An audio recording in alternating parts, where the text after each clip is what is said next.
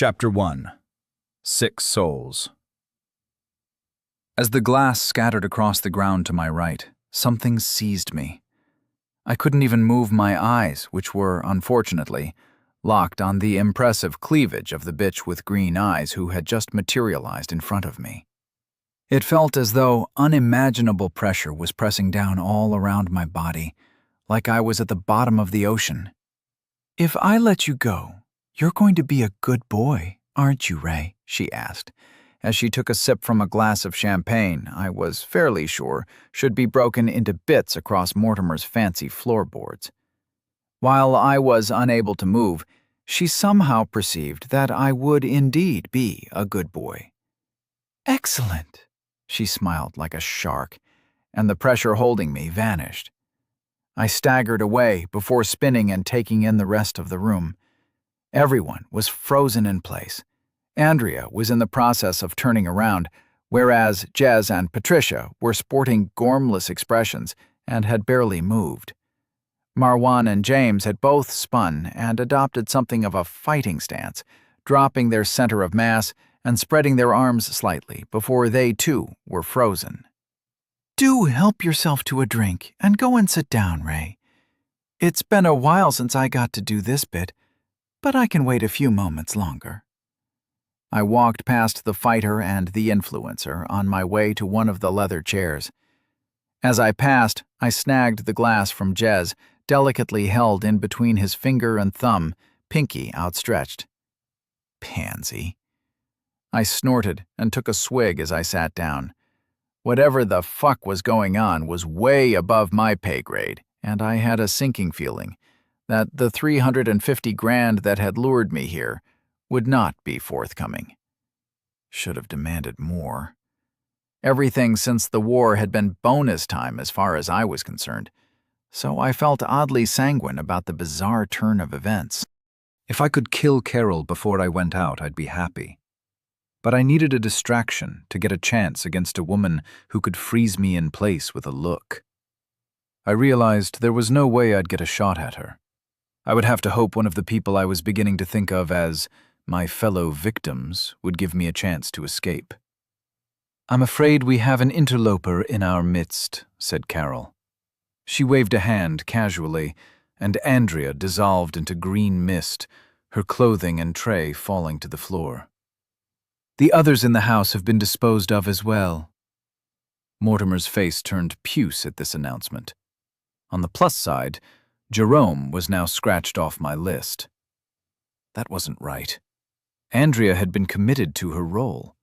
The pile of clothes revealed Andrea had been wearing very pink and very lacy undergarments. I narrowed my eyes as I glared at Carol, who smiled beautifully in my direction. "I trust we won't have a problem," she asked pointedly, as the door to the reception hall slammed shut. I raised my glass in a shaky hand and drained it. I shook my head, but whoever or whatever Carol was, she was now comfortably at the top of my "dickheads I'll kill for free" list. She'd knocked my ex-wife into second place with one dissolution of a hard-working woman. "Excellent," she repeated, like she could read my thoughts. I have been known by many names over the years. Perhaps the most common was Poseidon. She glanced at Patricia, whose face had turned an interesting shade of pink. "Just try to remain calm, Patricia. What do you want to say?" Patricia sagged and bounced off Marwan as she righted herself. The man didn't move an inch. She took a deep breath and opened her mousy mouth. "Poseidon was male, according to all the texts." The last was added hastily as Carol narrowed her weird green eyes at the woman. I didn't envy Patricia at this moment. If Carol looked at me like that, I'd be throwing myself out of the window and disappearing into the distance like Wile E. Coyote. What kind of weirdo decided that was the most important thing to ask in this kind of situation? Zeus turned himself into a swan in order to rape a mortal. He was always getting up to hijinks like that. Do you really think mortal sexual dimorphism applies to gods? Carol raised a perfect, arching eyebrow. Ah, when you put it like that, I suppose not. I take it you claim to be a god, then? Patricia asked carefully. I do not appreciate your skepticism, but I can understand it. A historian faced with the reality of powers beyond their understanding. I'd be more worried if you took it all at face value. Carol flashed a perfect smile that quickly dropped into a deathly serious expression. That was what had disturbed me at our first meeting, I suddenly realized. That pitiless gaze lurked under the charm and beauty. Humans, I would appreciate it if you would please operate on the assumption that I'm not full of shit. While we've largely stepped back from meddling in the lives of you people, eternity can be so tedious without the odd spot of entertainment. So we've let you all get on with it and started organizing the occasional games to amuse ourselves instead. Games? I asked. Games, Ray. You like the fights, yes? UFC, boxing, martial arts? I nodded. No point lying about shit like that. Well, this is our equivalent of that kind of thing. How many of you are there? Gasped Patricia. I blinked slowly. The crazy woman was forgetting that Carol had just locked her in place with a thought and was now operating on an, oh, this is an interesting turn of events, let's look deeper mentality. I shook my head and waited for Carol to dissolve the academic as well. Oh, lots. People like you, sea green eyes narrowed into a glare, are part of the problem. I told Thoth it was a fucking stupid idea to let you all start down the science road, but he and Osiris swayed the vote. Pricks. A tinkling laugh echoed out from Carol that sent chills down my spine. Like me? Patricia asked in a stunned voice. Yes, like you. For our sake. Your sort is so boring. Let's hear from Mr. Thornton, shall we? Jezza, any thoughts? Asked Carol. Patricia scurried over to the armchair next to mine and sat down with a thump, leaning forward with her hands clasped together under her chin, as she visibly struggled to remain calm. She wasn't doing a very good job. Can I go get my camera pack? I can record this on my phone, but I really want a high-quality feed. As soon as he could move, he pulled out his phone and tried to unlock it. Shit. What have you done to my phone? He demanded, which I felt was an extremely foolish choice. Whatever she wants to, you giant fucking wazik, I snarled from my comfy leather chair. He turned and glared at me. The help stole my drink. Robert, I want it noted that this servant failed to treat me with the respect I deserve. 1 star, this motherfucker. Find out his name and I'll run it through the mud. I've canceled bigger men for less. Jez continued in a whiny voice while still trying to get his phone to work. He looked up briefly and stopped when he realized Mortimer was still frozen. Bob? It seems you haven't grasped where the power currently lies, Jeremy, said Carol sadly. The young man's eyes flicked between Mortimer and the sea-green witch. I'm not going to be allowed to stream this, am I? He asked in a sad voice. God damn it, it's so unfair. I'd get fucking billions of views, he complained in a whiny tone. I moved him up my kill list on general principle. Hopefully he had some skeletons in his closet that would allow my code to accept him as a viable target. Assuming we both survived whatever the hell this was, of course. No, you won't. Perhaps Mr. Gallagher might have something useful to offer to the conversation, Carol asked in a sweet voice. The man moved fast for about 1/3 of a second. As soon as Carol unfroze him, he blurred towards her for a moment, then locked back into place. Perhaps not. Colonel, she asked, glancing over at the soldier. Patricia's right hand moved and grabbed my left forearm in a tight grip. I glanced down, then up into her cross-eyed gaze. She offered me an uncertain smile. Whether it was the simple familiarity of human contact or some kind of snapping back to reality.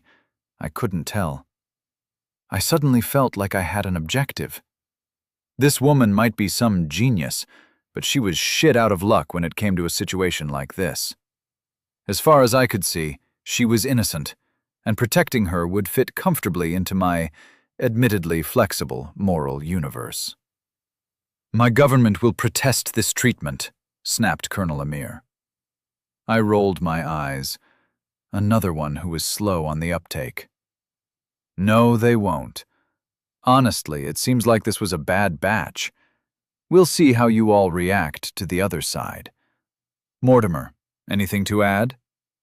She didn't bother to unfreeze him. I thought not. As charming as getting to know you all has been, I have a few disclaimers to cover before we get on with the show. Firstly, you all came here of your own free will. Some of you were harder to convince than others. Poseidon's eyes locked on me briefly, and Patricia snatched her hand off my arm. Nonetheless, you all volunteered to be present. We gods have made something of a sport out of these things. There are rules we all agreed to thousands of years before your births. We like to mix cowards and killers together in the game. Sometimes, the hardest people in this world go all soft and cuddly on the other side, and vice versa. It helps make each new game a unique experience. What the fuck was the other side? I had a sinking feeling about where this was going. Carol seemed entirely at ease as she pontificated, waving her hand about gracefully as she spoke. "I'm going to kill you all in a minute," she said casually. I tensed and suddenly found myself unable to move again. The pressure of the deep surrounded me. "Then we're going to ship off your souls to the other side.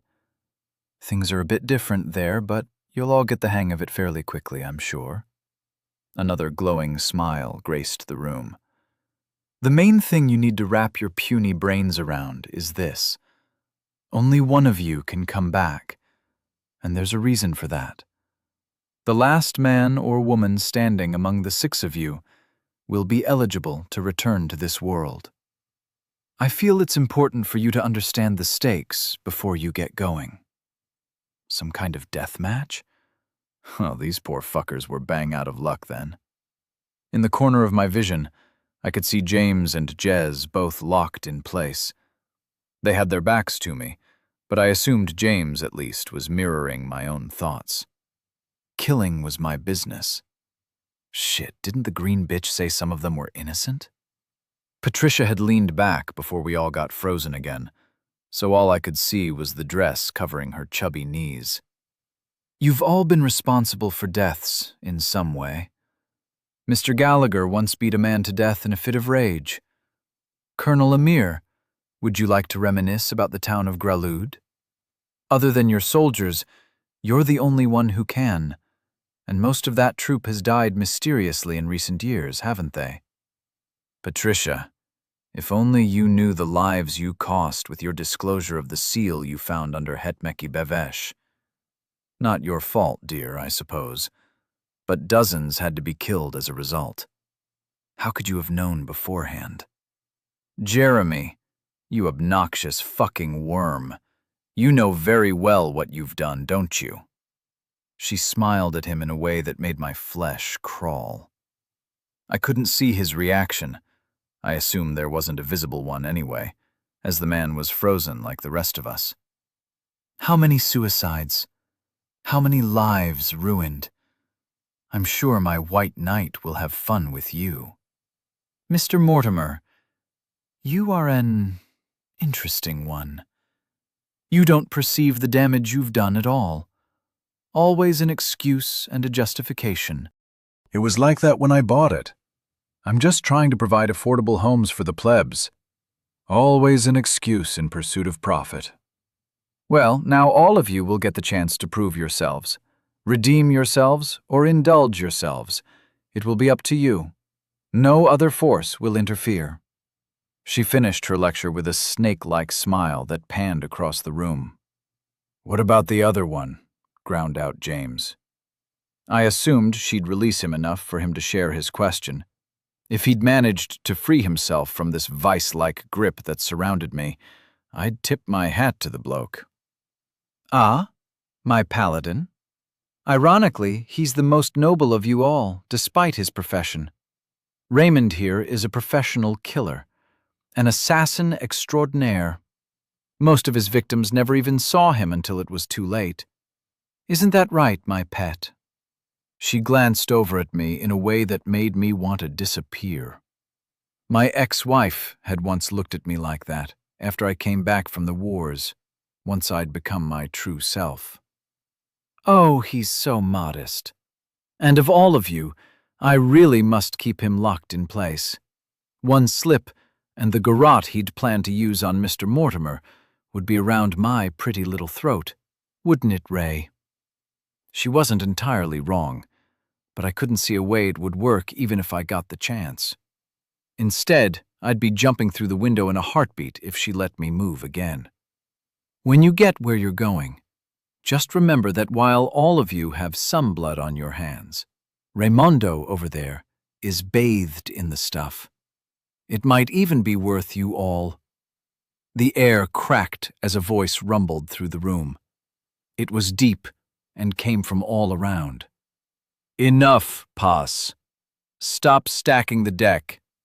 Send them on their way, and let's get the game started.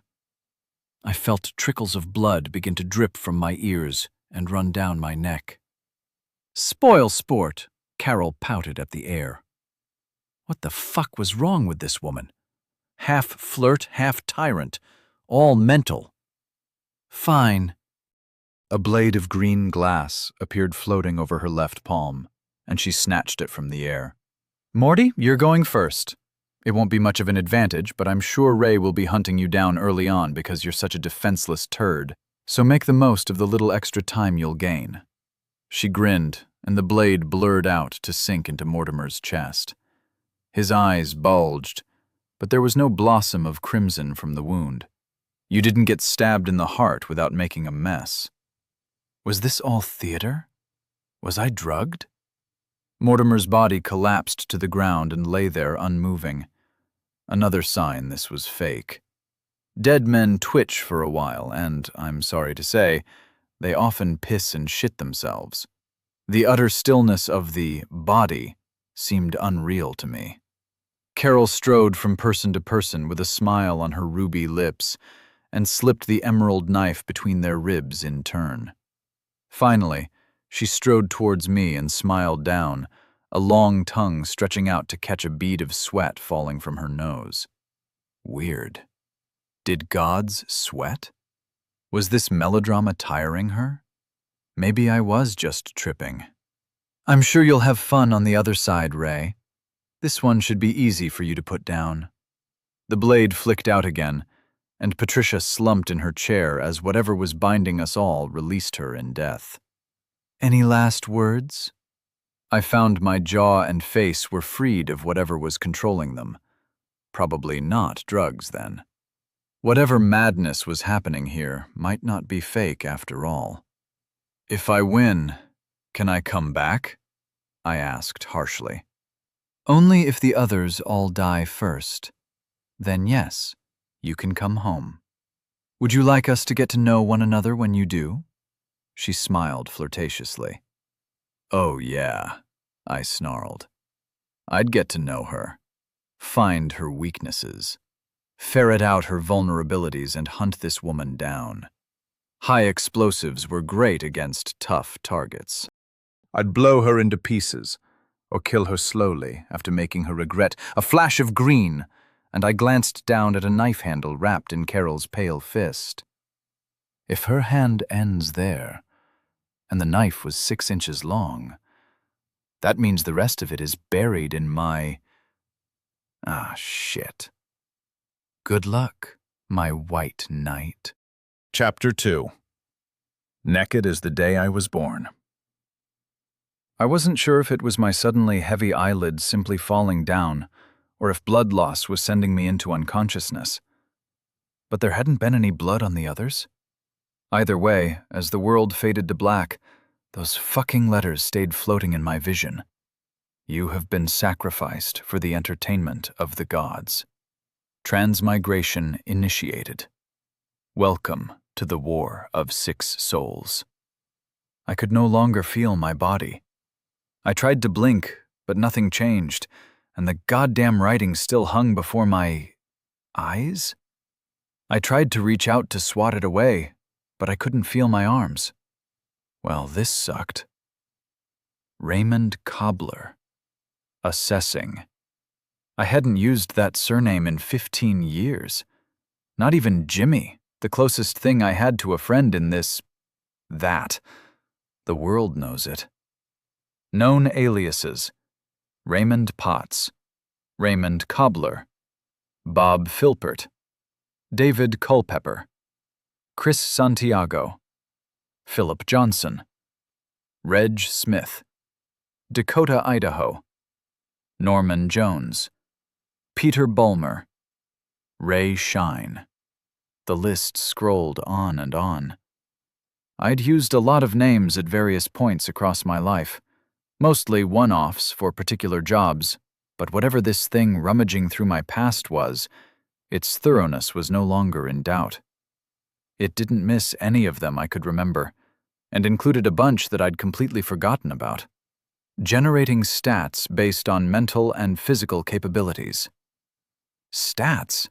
What the actual fuck? The War of 6 Souls is an altered reality. In order to make things more interesting, you will have access to certain abilities you would consider abnormal in the mortal realm. While on other side, you will have access to affinities and a soul shop.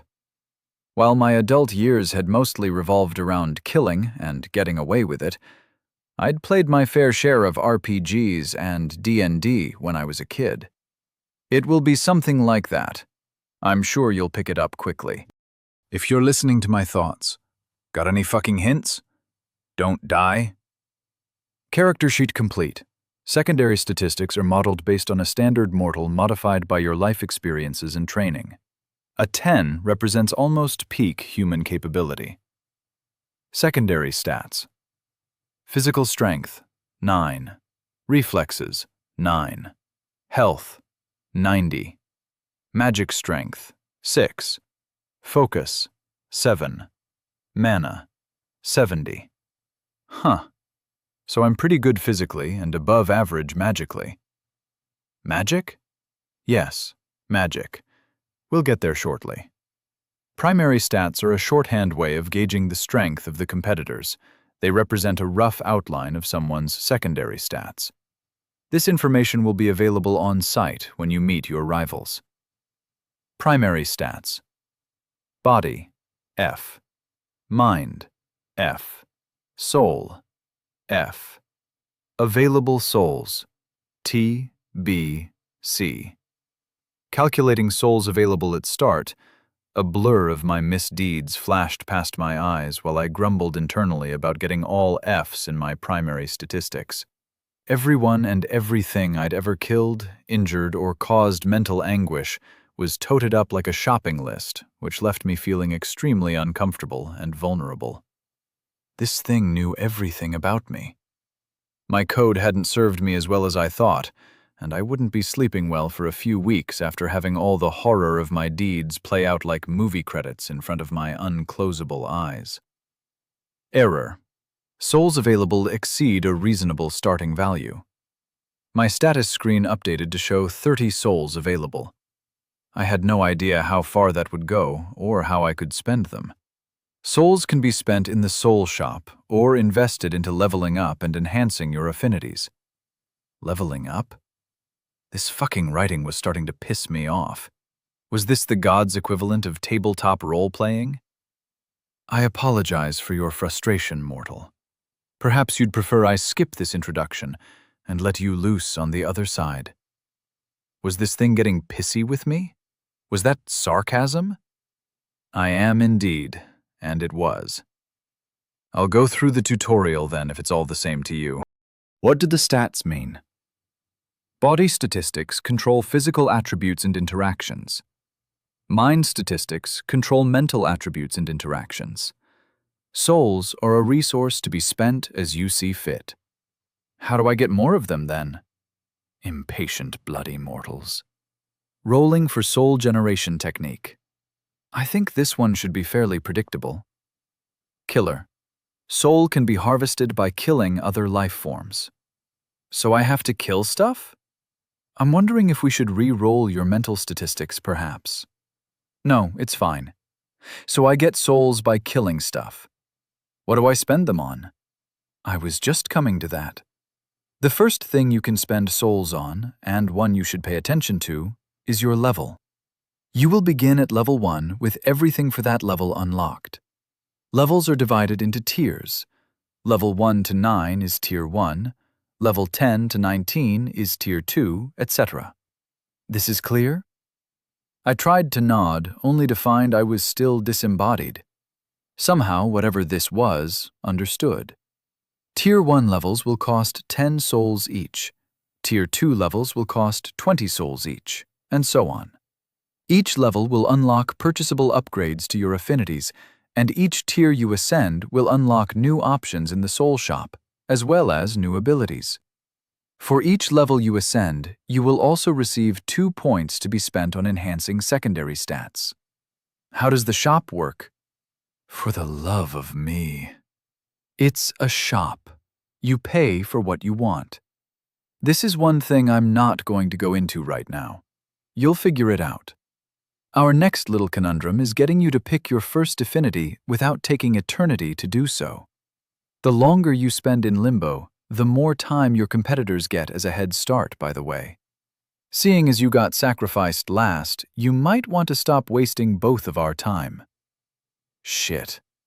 I wasn't sure how I felt about having to hunt down the others, but it wouldn't be my first rodeo, at least. I'd have that advantage over most of the others. That's the spirit. Now, on to affinities. You'll receive 1 affinity per tier up to Tier 3. After that, you'll have to discover what happens for yourself. You can choose from the following affinities. Please make your selection. Fire, ice, lightning, light, darkness, life, death, time, space. What's the difference? Fire is hot and ice is cold? Would you like more information? I was pretty sure the thing had sighed in my brain at the end there, but I mentally nodded once more, and a stream of information flashed before my eyes in what appeared to be a spreadsheet. The realization that some prick had installed Excel in my brain proved to be the crowning turd in the water pipe of this day, and that included getting stabbed in the heart by a goddess. It could not get any worse. Each affinity had 1 or 2 abilities, like spells I assumed, per tier. The elemental ones were all pretty similar. Tier 1 was just conjuring the element, a blob of fire for fire, etc., and the upgrades increased the strength and range at which said blob could be summoned. Tier 2 for the elemental affinities had projectiles, making me think of fireballs due to the detonation statistic that was included, as well as walls of the element that could be cast over a set area. No new abilities for Tier 3, so maybe that was just upgrades for previous skills? Tier 4 introduced some kind of shield power and a summon. Some of the affinities got a bit more interesting at Tier 2. Light had an illusion ability, and Dark had something called Cloud of Shadows, which seemed fairly self-explanatory. The ones where it got weirder were Life, Death, Time, and Space. Life offered healing, enhancement, a heal other, something called rapid growth, and at Tier 4 I could get enhance other and minor shapeshifting. Death didn't interest me. Rot and corrode seemed to do the same thing to people and stuff, respectively, and at Tier 4 you could reanimate defeated foes. Time and Space both offered interesting abilities, but seemed too weak at the start. I had a gut feeling that it would be a good idea to pick an elemental affinity to start with, and then choose something later on that I could hopefully boost up fairly quickly. You will receive all the free unlocks for your level when you choose later affinities. The purchasable upgrades will be locked until you pay the soul cost for them, and have unlocked them by gaining levels. So the God voice seems to agree with my thoughts. I do. Piss off. That meant if I picked light at Tier 3, I'd start with projectile and illusion already available. Only at the lowest strength for sure, but it would be a big step up. And if I happened to have a few souls floating about to spam into the tree, I could boost it in strength quickly. I was starting to feel more confident about my chances. Then hurry the fuck up. More confident. I ignored the voice. Still, magic. What should I pick? What will it be like when I get there? The starting location is variable. Equipment. Only what you can purchase from the shop. Huh. So it was going to drop me off naked in a whole new world. Yes, mortal. Pick an affinity. I'm running out of patience. I would like to point out that time doesn't flow here like it does on your world or your new one. Minutes here could be days or weeks where you're going, and the rest are already there. I could just randomize the selection if you like. Damn it. Okay. What would be most useful if I'm appearing buck-ass naked in God knows what kind of world? The shop offered some hope of being able to equip myself with weapons and clothes. Touch wood. What was the most important thing to have in any survival situation? Water, food, and shelter, in that order. Getting water in the wild wasn't usually an issue outside of arid climates. Not shitting myself to death from dysentery was likely more of a problem as a result of drinking unsanitary water, but I could cross that bridge when I came to it. Food, like water, wasn't too tricky if you know what you're doing, and I very much did. Again, not poisoning yourself and catching nightmare-inducing intranal parasites that would eat you alive ass first was the problem. Shelter? All about keeping warm. The water problem could be solved by boiling, and the intestinal nightmare worm issue could be solved by cooking. Shelter was all well and good, but keeping warm might take some work. You've made up your mind? I chose fire. The first level of the fire affinity unlocked. Tier 1 fire intensity. Heat, 4%. Range, touch. Resistance, 2%. Thank me. Righto. Rolling for starting location. Names of places blurred past my eyes like I was stuck an inch from a slot machine. Marquette City, Hualnem Town, Plains of Grethu, Bucktoon Legion Encampment, Southern Frontier, Jimrak Mountains, Slavers Archipelago, Bridgetown. Endless villages and cities and place names scrolled past. The names rolled on and on. Some of them were familiar-ish and understandable, while others seemed alien and menacing. The rolling names gradually slowed and came to a stop. Starting location, Plains of Grethu. Bye! Suddenly, light and sound returned. The cold wind blew across my body. Yes, I was naked as the day I was born. The rustle of leaves as the chilly wind moved, shuffled about, filled the air. Below me and off to my right stretched a small forest. I had been dumped about halfway up a hill. I could see the forest off to one side, and in the other direction, endless plains of grass stretched away from me. My hands flashed over my body to make sure everything had come along for the trip. I appeared to be whole and unharmed, despite the grim memory of that knife sticking out of my chest. Bird songs assaulted my ears. I'm assuming it was bird songs, but they were discordant and alien to me. Out on the plains below me, I could see herds of large animals moving slowly across the vast grassland in the distance. I glanced around to check my surroundings, old habits and training taking over as my brain was overwhelmed by what had happened to me. A cave disappeared into the hill a few meters further up the slope.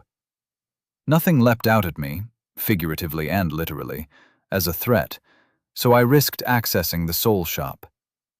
Words once more hung in front of my eyes, an effect I got the feeling I would come to hate in the near future. 30 souls to spend. I began to suspect I wasn't as rich as I wanted to be. Sure enough, I wasn't. From what I could tell, I'd been thoroughly shafted. If the brief glimpse I had caught of the total number of souls I should have received in payment for my misdeeds was right, I should be able to jump dozens of levels and purchase all the good shit in the shop. As it is, I was functionally broke. The shop was divided into equipment, affinities, and crafting. The affinity section was blanked out, presumably until I hit level 10, so my first stop was equipment. This was the point where my blood began to boil. It was all Stone Age stuff. Sure, I could get a knife, but the most expensive one, at 50 souls, was made from fucking obsidian. Axes, spears, atlatls, cordage. I was back in the fucking Paleolithic. The shop did have a clothing section, thank Christ, featuring shit that would look great on extras in Conan, but was way below the kind of thing I was used to having available in a survival situation. I selected a rough wool cloak for 4 souls and a crude flint dagger that cost 6. I checked the crafting section to find I could buy almost anything I might want relating to pottery, up to and including various sizes of kilns. The largest kiln would set me back the princely sum of 300 souls. Some other time, then.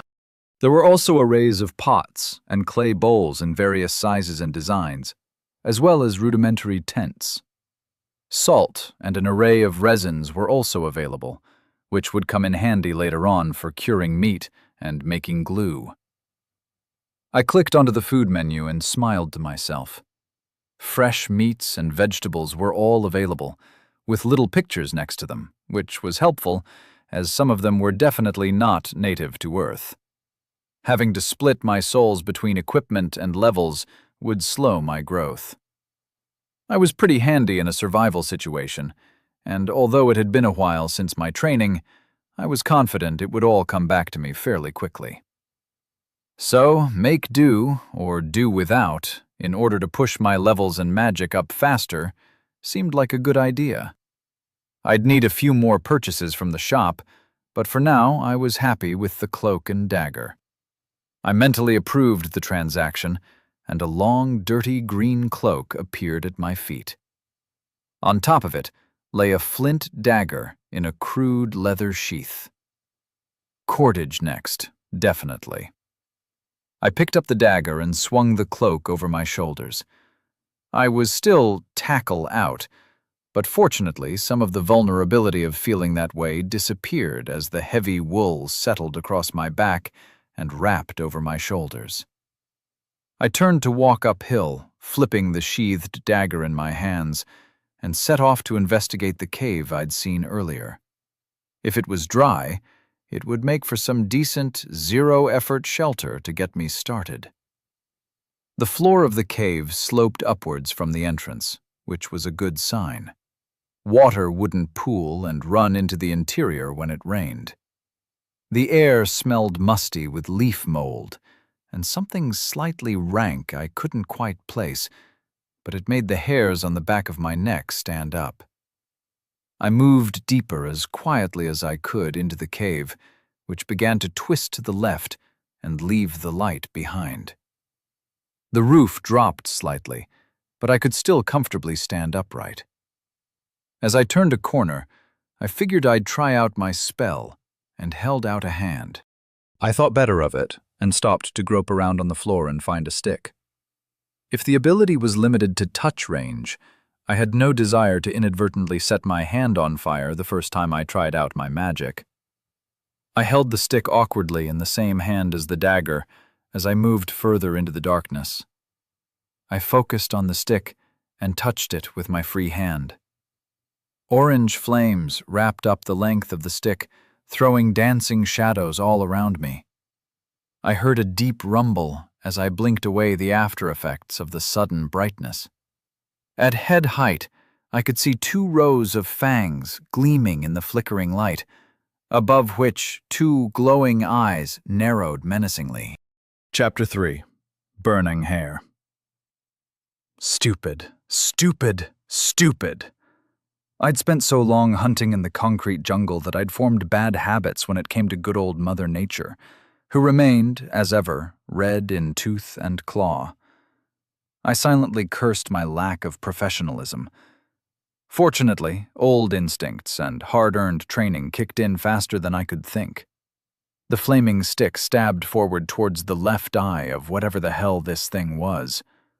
A blunt stick isn't as good as a pointy stick in this kind of situation, but when it's on fire, the difference is negligible. As the burning brand hopefully punched into the delicate tissue of the beast's left eye, I had already released the dagger from the 2-fingered grip I'd kept on it at the base of my fiery stick. As it fell, my left hand swept out to catch it.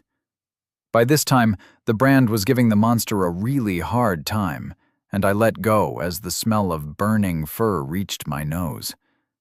I spun to the left, pulling my right side away from a shadowy shape sweeping towards me out of the dark, and snatched the sheath off the stone dagger with my now free right hand. I wasn't going to get this all my own way, as I could now see long ivory claws moving towards me from the gloom to the right of the nightmare visage my fire had illuminated. I continued my spin and drove the dagger upward with my left hand towards where I hoped the thing's remaining eye was. I felt the blade bite into something and used my fire ability again. The dagger was coated in flames as it plunged into the right side of the beast's face. A paw slammed into me. Not as bad as it could have been, thankfully, but it still hurt like hell. My impromptu pirouette had moved my center of mass and reduced the impact, but the claws still sliced into my back. I felt lines of burning pain where they had dug into my flesh, but perhaps the thick wool cloak and my quick reactions had spared me from critical damage. I was thrown to the side and bounced off the cave wall in a daze. I fought down the fog in my head and jumped back to my feet, operating completely on autopilot at this point.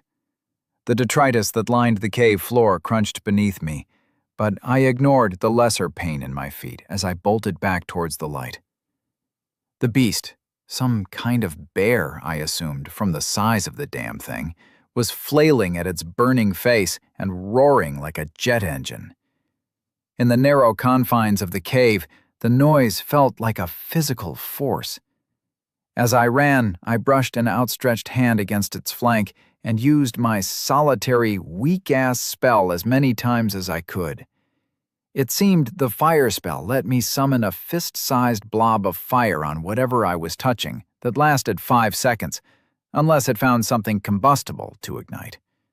In this case, the shaggy fur of the beast was dry and greasy, perfect tinder for my nascent ability.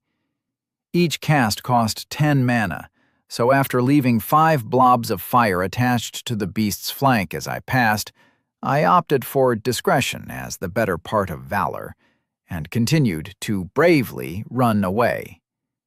I hoped the blind bastard wouldn't be able to chase me down before I could get outside and put some distance between us. As I emerged into the bright afternoon sunlight, I spun and gasped for breath. The smell of burning fur clung to my skin and my nose. No, it didn't. The fucking thing was stumbling along behind me, throwing strange shadows on the walls from its fiery flank as it charged like a burning bull out of its subterranean home. It was a bear, which, on some level, I found reassuring. This was a new world, and I had almost been expecting some Cthulhu-esque chimera to be chasing behind me. It was far larger and heavier than anything I was aware of on Earth, dwarfing even the mighty Kodiak bears, and it seemed to possess the belligerence of the most dangerous ursine species I might have bumped into back home. I was out of mana, and while I was fairly confident the monster was at least partially blind, My only weapon was sticking out of the thing's right cheek. I backed away quickly and quietly while accessing the shop. I had 20 souls left. What would make a difference here? Axe? Handy for survival later on, but less than ideal for fighting a giant fucking bear. Mace? Trying to batter something with a skull that was probably an inch thick seemed like a losing proposition. A sling or a bow? No thanks. Spear it was, then. I ran through the options quickly and cursed under my breath, just as the monster exploded out into the fresh air of the hillside. The wind caused the fires burning on its face and sides to spread briefly, and then began to put them out. Fuck you, wind. The giant rose up on its back legs and let out a deafening roar. I swallowed my pride and paid 12 souls for a 2-meter spear of hardwood, tipped with a finely crafted shard of razor-sharp flint. The weapon appeared in my hands just as the bear batted the last of the flames from its face with one paw and took a long sniff. I really hoped all it could smell was the acrid odor of burning hair. If I had to suffer through it, the least that could happen was the disgusting smell would cover my scent as well. Another long sniff, and I began to sidle carefully to the side. Sharp stones dug into the soles of my feet as I moved as quietly as possible, trying to get into position to aim for the giant's heart. The big bastard kept cocking its head from side to side. I could see that one eye was completely destroyed. The left eye I'd struck with the brand was milky and clouded, but hadn't been completely ruined like the right. Although the dagger was somehow lodged in the bear's right cheek, the eye just above it was burst and weeping white pus. I made my way round it to the right, trying to exploit the certain blindness on that side. Another sniff, and it shifted its head again. Fluffy button ears twitched just as I decided to stand on a brittle twig, and then it lunged, both forepaws swiping at where I had been. As soon as I heard the quiet snap, I'd dived forward and to the side, ignoring the sharp stones and branches that stabbed me in the back as I rolled to my feet. My spear flashed forwards, aiming to slide between the third and fourth ribs. I left a deep gash along its side as the stony tip met impenetrable bone and skittered along the creature's flank. I leapt away to buy some time as the beast righted itself and spun, snapping at the air with massive jaws.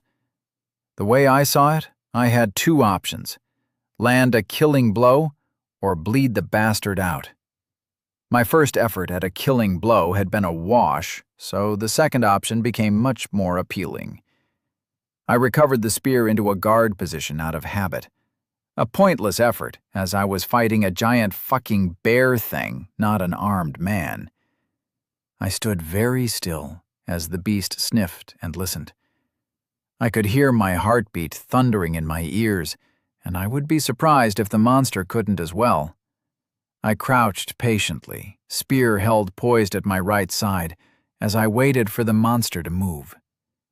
After a few incredibly tense seconds, the head swung away from me, and it shifted its weight. The spear flashed once more, only this time I wasn't aiming for its heart, but at the joint connecting the nearest back leg with the bulk of the body. Rear legs tend to have at least a couple of major blood vessels running down them, and even if I missed those, with a bit of luck, I would mangle the tendons the bugger needed to move about. The shiny black tip slid through the fur and bit deep this time. I twisted frantically to disengage the blade and leapt back once more. The spear was still clutched tightly between my fists as I landed badly and stumbled to the side, a stone stabbing me in the heel. The bear tried to spin after me, following the noise I'd made, but the leg I'd injured gave way as it tried to place too much weight on the now knackered limb. It snarled and lunged blindly, but missed me by a safe margin. The spear flicked out again, aimed at the now exposed throat. As soon as the refractive stone began to bite into the bear's throat, it reared back and roared. I was forced back, and the slice was merely superficial. I crept backwards as quietly as I could. I was leaving bloody footprints in front of me. The stones must have cut deeper into my feet than I'd thought. I began to slide to my left, circling the thing on its blind side. The head snuffled and turned as I moved, but it wasn't tracking me. It twitched and turned at every sound, most of which were coming from the nearby forest, which served as an excellent distraction for me to begin to slip into a position to strike. I made it round the rear of the beast.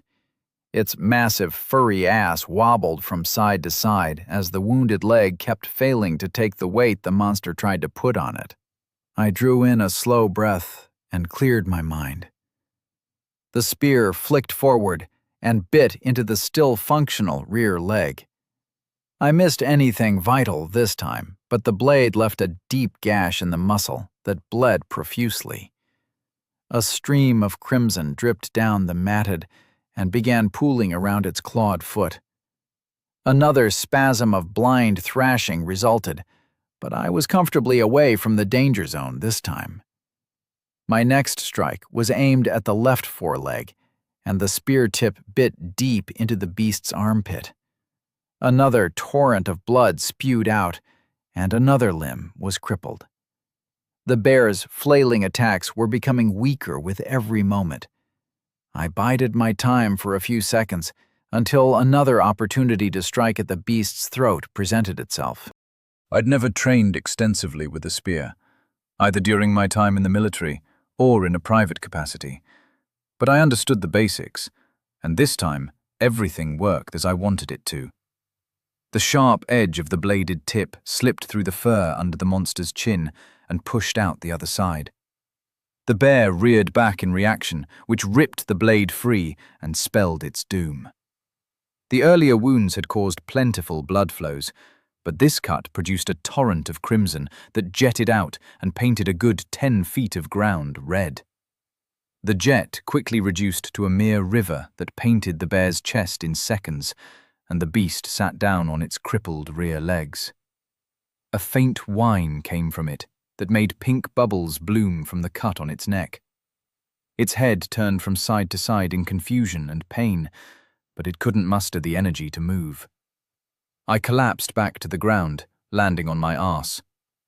Its head twisted towards the noise I made, but all it could do was lean slightly in my direction. "Sleepy time, big fella," I muttered, as the adrenaline faded and all my aches and pains hit me with full force. My back was burning, and I hoped to hell the thing had cleaned its claws recently. I raised a blackened and blood-soaked hand to my face and felt the bruises and lumps from when I'd face-planted into the cave wall. Good job I'm not vain. Both my hands had first-degree burns from my magic, and the skin cracked as I flexed them into fists. After clenching them for a painful second, I released the hold with a groan. I'd been in this world for less than 15 minutes, and I'd already come so close to joining the local carbon cycle in the form of bear shit that it didn't bear thinking about. I giggled semi-hysterically at my choice of words. This was not acceptable.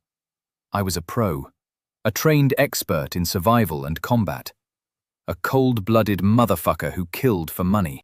Sure, a gun would be useful in general, but against an animal that big? I'd need a high-caliber rifle to put it down in one shot. An anti-materiel rifle would have been at the top of my wish list for this job. A big rifle, capable of putting holes in armored vehicles, and a comfy place to hide half a mile away would have been ideal. Pistol fire would just have pissed it off. A shudder passed through me as I realized how lucky I'd been. I'd need to focus on all my close combat and primitive survival training if I wanted to stand a chance. I needed to be better. The bear shuddered and collapsed to the ground at last. A faint burbling noise escaped as its chest finally stopped moving. I'd give it a couple more minutes just to be sure the thing was properly dead. On the plus side, my food situation was covered for the near future. I began checking the shop for the price of salt to cure the meat. Vilis Ursa slain. 16 souls gained.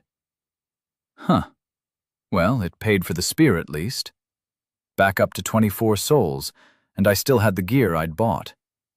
I looked at the tattered remains of my brand new cloak and sighed. Then, despite the pain running through my body, I grinned to myself. I decided to take a few minutes before I did some shopping and tried to process the ton of protein I'd just inherited. Chapter 4. Resentment and Resignation. I stayed still for a few minutes as I let the aches and pains wash over me. The cuts across my back itched, and the burns on my hand made the skin painful when I moved. My eyes followed the wisps of smoke rising from the huge corpse of the partially burned bear as the heat finally dissipated. I kept a watch on the tree line. Fool me once, shame on me. As my pain had started to fade into the background, still there but no longer distracting me, I climbed slowly to my feet. I looked down and sighed loudly. Walking normally proved a challenge, but I managed to hobble over to the carcass and made my way round to the head. The fur had been largely burnt away across its face. The long snout hung open, showing 1.5-inch long fangs that were partially yellowed by age. Buried in the right cheek was my dagger. 6 souls worth of useless. I grasped it, doing my best to avoid making the burns on my hand any worse, and tugged. The leather wrapping on the handle flaked away, and my hand slipped off. The fire had ruined it. Now I was left looking at a crudely shaped lump of stone sticking out of an animal's face that I suspected would slice my hand to ribbons if I tried to hold it tightly. I shuffled back to the spear and shucked the cloak off my shoulders. The bear's claws had helpfully sliced almost half of it into fairly even strips. I used the spear tip to trim them off cleanly, hoping fervently the bloody thing wouldn't unravel as a result. Once I had 6 decent-sized strips, I put one to the side and began wrapping my feet. Cordage. It would make keeping the impromptu shoes on my feet a lot easier. I opened the shop, then complained loudly and at length. The cheapest cordage was some kind of string made of plant fibers. 2 fucking souls for 5 meters of Stone Age garden twine. I fought back my annoyance and bought it. A couple of slices later, and I was sporting the shittiest shoes I'd ever worn in my life. But as I rose to my feet, I could feel the difference. The cordage was surprisingly not shit as well. I'd tested it by pulling as hard as I could on a length, and it hadn't stretched or snapped. I was still pissed off about the price. 22 souls left in the bank. The thought of buying the crude but undoubtedly more effective footwear I had seen under the leather items section in the shop was an itch in my mind that I refused to scratch. Everything I bought meant less souls on my levels and abilities. I needed to min-max this shit if I was going to get home, and that meant extreme frugality was all that lay in my future. I needed to spend my souls on me, not items I could cobble together myself. Health, 58/90. The bloody bear had half killed me, and I was going to get my revenge. Sure, I'd already killed the bastard, but now I was going to make the damn thing useful in death. With my stylish new boots, I walked a little more easily and went to retrieve my knife. The stones still dug into the bottoms of my feet, but it was considerably less painful. I wrapped the last strip of my cloak around my hand and gripped the stone jutting out of the giant's face tightly. I leaned back. I pushed it in, then pulled back again. The thing was very definitely stuck. I tried to tease the knife from side to side ever so gently. While I was more used to carbon steel, I wasn't completely ignorant of the nature of stone weapons. They could be wickedly sharp, but they were invariably brittle. With a gentle twist and lift, I managed to free the short dagger, leaving several chips from the sharpened edge behind, judging from the now ragged shape of one half of the blade. It would still do its job, though, so I clutched my prize tightly. I looked around to keep an eye on the tree line as I carefully moved the wrapping from my fist to the handle of the knife, winding it around before tying it off roughly. The sun was still high in the sky. I probably had a few hours of sunlight left, so the question became what to do with my time. I weighed the still functional dagger in my palm and sighed. I needed the sheath. That meant going back into the darkness, but I was out of mana. It had ticked up slightly, but it seemed the rate of recovery was slow enough that I'd never be running about throwing fireballs willy-nilly. I went and picked up what remained of my cloak and pulled it back on. I was now flashing my left butt cheek at the world whenever I moved, but I had a plan to solve that issue. Bearskin undies were in my future. First things first, though. I moved off to the nearby tree line to look for firewood. I was assuming I'd been dumped into this world in the middle of summer for this latitude. The air was pleasantly warm when I was out of the breeze, and I was happy to find plenty of dry deadfall. I was leaning on my spear with my left hand, and in my right I held the dagger loosely. I propped the spear against a tree and began dragging dry branches and leaves into piles. Despite the throbbing pain, I was paying attention to my surroundings. I'd been an idiot when I'd wandered into the cave, mistaking the musk of the resident monster for the musty smell of rotting vegetation. Very much a virgin error, and I couldn't afford anything like that again. I probably wouldn't be so lucky again. Birds chirped and chittered and whooped around me, but they all fled almost as soon as I saw them. The weird bird noise was already starting to fall into the background of my attention, but the noise was a sign that no threats were close by. I had just dropped another bundle of sticks onto my growing pile when I spotted a ball of fluff on a nearby tree. Its coloring was almost a perfect match for the bark it was standing on, which was why I'd failed to notice it before. One end was a fluffy tail, and at the other a beady black eye was carefully not staring at me. I paused for a moment as I nudged the sticks into a slightly neater pile with my foot. I gauged the distance carefully and moved my right hand, the one still holding my dagger, back behind my body slightly. I felt the balance of the knife in my hand. An underhand throw would be less than ideal, but a half spin at this distance should be doable. As I continued to turn away, it looked like the little guy relaxed slightly. His location and state became the focus of my attention in my peripheral vision. I pivoted smoothly back towards him, and the little shit moved to run up the tree.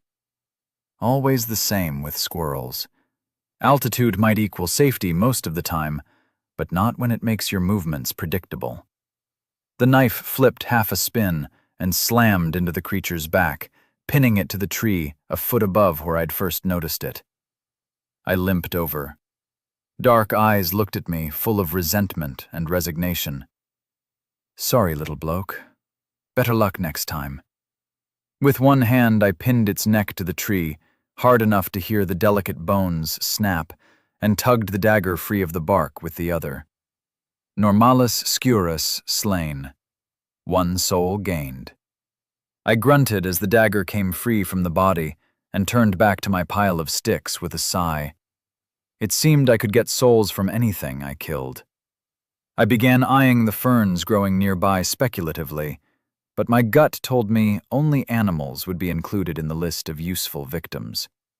This opened up some opportunities that almost made my heart race, despite my exhaustion. I could think of a few ways to abuse that loophole. Unfortunately, my how not to die list had a few points that needed to be covered off before I could begin to harvest souls properly. Clutching my fluffy prize and dagger in one hand, I stooped and gathered an armful of sticks under my right arm before grabbing the spear with my spare fist and limping my way back to the cave entrance. The bear carcass was going to be a problem. Currently, it partially blocked the approach to the cave mouth, which was fine. But soon it would start to smell and attract predators and scavengers. I was already pretty beaten up and wasn't feeling like fighting off wolves and hyenas or whatever this place's equivalent of those animals might turn out to be. I started building my stock of firewood a few feet into the cave. I moved the cordage I had left to the opposite wall and put the dead squirrel down next to it. It took me 5 more trips to fetch the rest of the wood I'd gathered, and I sat down to rest, leaning my back against the uncharred side of the bear corpse. It was surprisingly comfortable. The next bear bit would be messy, though. After a few minutes just breathing and gathering my strength, I checked my status. Health, 59/90. Mana, 11/70. Well, that was a good start. I'd been worried I'd have to buy potions or something to recover. 1 health and 10 mana every hour or so if my guess was right. I rose and eyed the massive body of the bear. Before the light faded, I needed to be in a position to skin this big bastard and harvest what I could from it. The larger bones would make passable maces or handles for improvised tools. The tendons would be cut free and set aside to be used as better cordage than the crap I'd bought in the shop. Much of the viscera would go to waste, but the liver, kidneys, heart, and balls would all go in the pot when I got round to making or buying a pot. I quietly prayed that meat would be edible. I knew from experience that some predators' flesh tastes utterly vile. I looked over my hairy, smelly, and unprocessed potential larder, then sighed. Even if the meat was tasty, there was too much here to eat before it began to rot. I'd need to drag it far enough away that I wouldn't be constantly pestered by scavengers. So much to do, and so little time to do it. Before anything else, I needed water. My endurance was good, and the pain was little more than an annoyance now. But I was building a mighty thirst. I could get a water skin in the shop if I had to, and with a lot of reluctance, I accepted that was most likely inevitable. But for now, I'd hang on to my souls. I retrieved the spear and dagger, wrapped my cloak around me as best I could, and hobbled deeper into the woods that surrounded my little cave. With a bit of luck, there'd be a stream nearby, or a pond at the bottom of the hill. I was starting to feel a little more like my old self. The absence of consumer electronics, in particular things like freezers, was weighing on my mind, but the clean air and what I was gradually coming to think of as melodious bird noises helped perk my mood back up. I kept a careful watch as I picked my way down the forested slope, making note of a few things that caught my eye. Animal runs for what I guessed would be Normalis rabiticus wove their way through the undergrowth, and I followed the largest one I found as it led downhill. I spotted a variety of berries and plants that interested me. The berries were deep red, and I carefully tested them on the skin of my forearm, then the inside of my lower lip, before waiting half an hour. As I waited, I used a stick to scratch at the base of a plant whose leaves reminded me of the potatoes my grandfather had grown in his allotment when I was a kid. Sure enough, a few inches below the surface, I found large white nodules of tuber. I sliced one open and sniffed at it. Seemed like a potato to me. I dug up half a dozen more and bundled them into my cloak that I held closed with one hand. Having experienced no obvious ill effects from the berry, I picked a few handfuls of them and popped one into my mouth, chewing carefully. They were sweet and juicy. My thirst ordered me to gobble the rest, but I fought down the urge. I needed to wait and see if I felt sick before eating any more. I optimistically added a few more handfuls to the pouch I'd formed in my cloak, trusting I would survive the first one and have a source of vitamins for the future. An hour later, I was starting to worry, but then I found what I was looking for.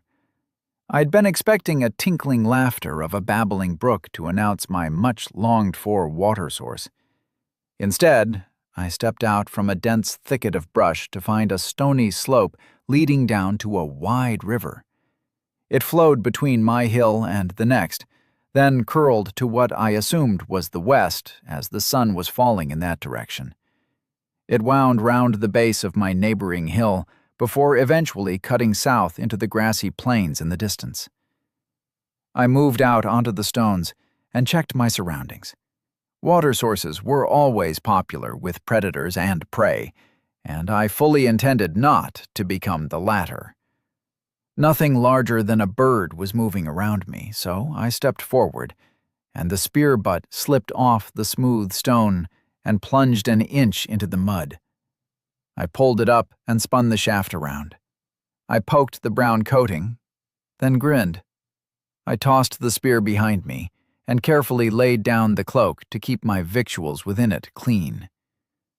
Once I was free of my burdens, I carefully heaved aside one of the large, shiny stones and scraped at the muck beneath. It was firm and tacky. Clay. Fuck you, shop. I'd still have to get some basics, but I could now make my own bowls and simple storage items, a useful saving on my outgoing soul balance sheet. I moved further onto the stones and approached the edge of the river. It was a good 10 meters across, running deep and fast. Not suitable for swimming, then. I desperately wanted to dive in and wash the blood and stink from my body. I checked upstream and could see a decent distance, but wasn't going to get fooled that easily. Again, I controlled my thirst and checked the shop. Fuck you once again, shop. In the leather items section was exactly what I needed, but once again, it wasn't cheap. I grumbled as 2 leather water skins appeared on the ground in front of me. 5 souls apiece, but they could hold 3 liters between them, and they came with handy straps to let them hang from my shoulders. I refused to drink as I carefully filled them, keeping the open mouths right at the surface to minimize the sediment they picked up. The wooden stoppers were quickly jammed back in place, and I slung one under each arm. By the time I'd made it back to my cave, the sun was much lower in the sky. I scanned around, but couldn't see any evidence my property rights had been violated. No scuff marks in the litter covering the ground on the approach, other than ones I was sure I'd made myself. I went into the entrance of the cave and laid down my weary load. Some of the smaller twigs I'd gathered were piled together, and I laid a few larger branches over them. I had to snap some of the longer ones against my knee to break them into useful lengths, which made the burns on my hands sting. Once I had a simple fire arranged, I bent down and wormed a finger into the tinder at the heart of the crude construction. With a thought, I spent 10 mana, and a blob of fire appeared. Snatching my hand back as my finger began to burn, I leaned forward to blow gently onto the tinder. It caught, and soon enough I had a merry little blaze going in the mouth of my new home. I kept feeding it wood until I was confident it would stay lit, then eyed the bear. Not yet, I concluded. I needed a drink, and I had no intention of shitting myself to death due to some waterborne amoeba or other microscopic rascal. I had 13 souls left. With a grimace, I spent 3 souls on a crude clay pot that could hold a liter or so of liquid. I built up the fire a bit more and filled the pot from one of my water skins. I shook it and found it was still about 1/3 full. I laid it back down by the cloak and nudged the pot over till it rested against the burning wood. Soon enough, you thirsty bastard. Soon enough. While I waited for the water to boil, I picked up the dagger and made my way over to the bear. Still big, smelly, and dead. I'm not sure why I was worried about it not being dead, but seeing as I could now conjure fire with a thought, I figured I had best not take anything for granted. After a few experimental kicks and pokes with the knife, I was satisfied the thing wasn't going to rear up during what came next. With a blank face, I crouched down and slipped the unchipped edge of the knife into the bear's exposed stomach and slowly pulled the blade up towards its chest. As the knife moved, the already swelling guts spilled out over my badly wrapped feet, and I cursed. I set about skinning the giant animal with a vigor that surprised me. Some hidden source of strength fueled me. It may have been spite stemming from all my aches and pains, Chapter 5. My Last 10 Souls. It turned out, to no one's surprise, that the bear meat tasted bad. Once my pot of water had boiled for a few minutes, I let it cool, then drank my fill.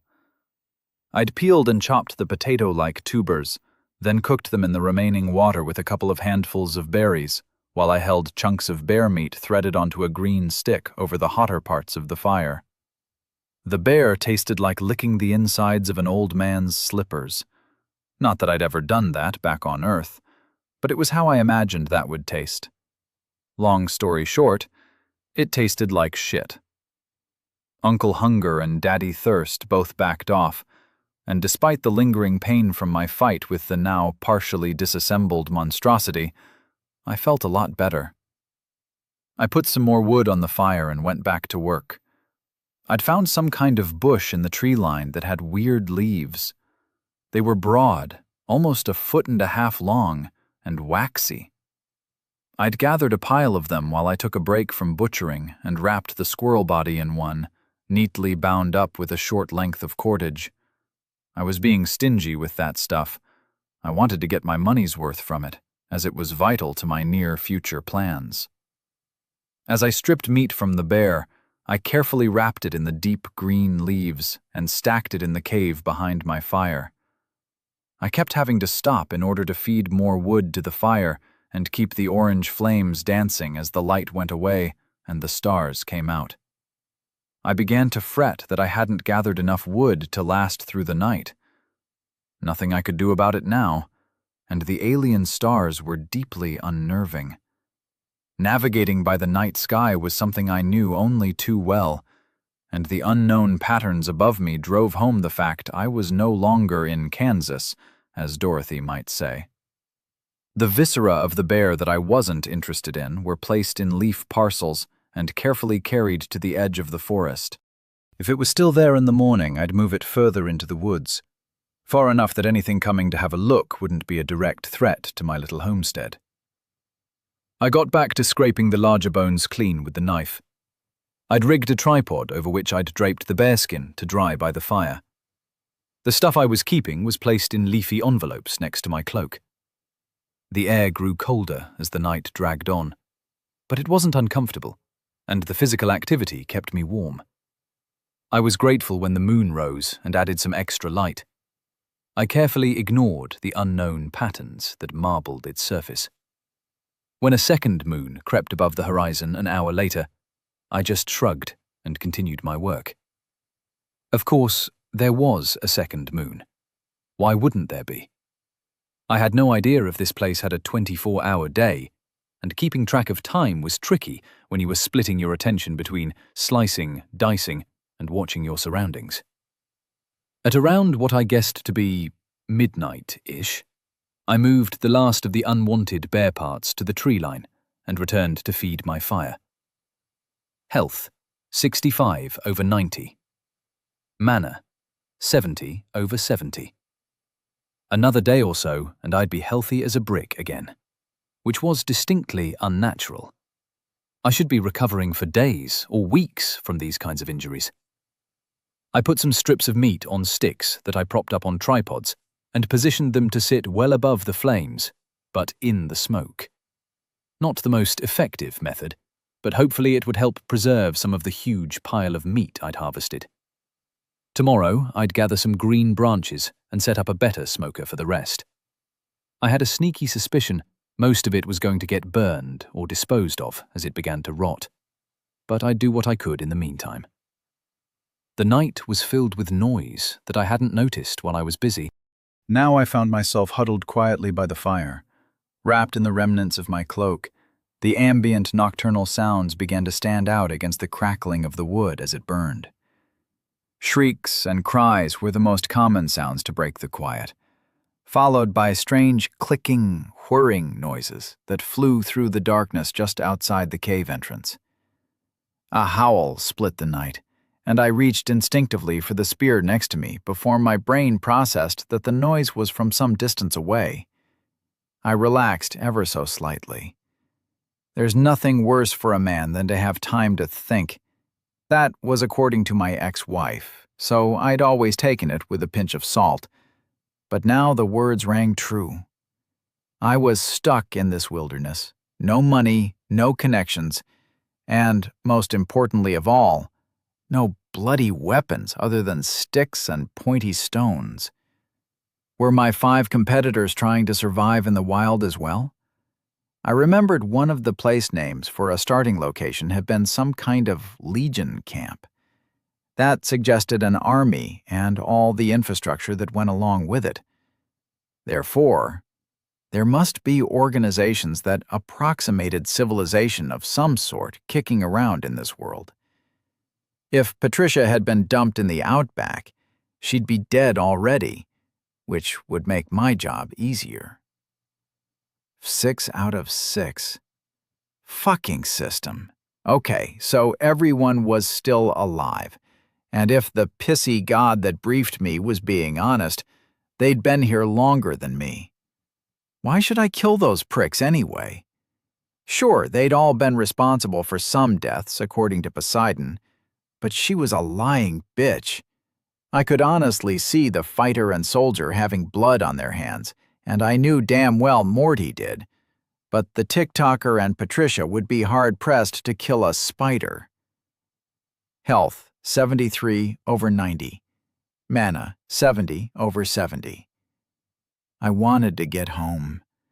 The feeling rushed over me suddenly, and I took a moment to stoke the fire to try to calm myself down. It wasn't that I had much going on back home. I killed a few people a year so I could live an easy life. No friends, no living family. None of the things normal people use to justify their pointless existences.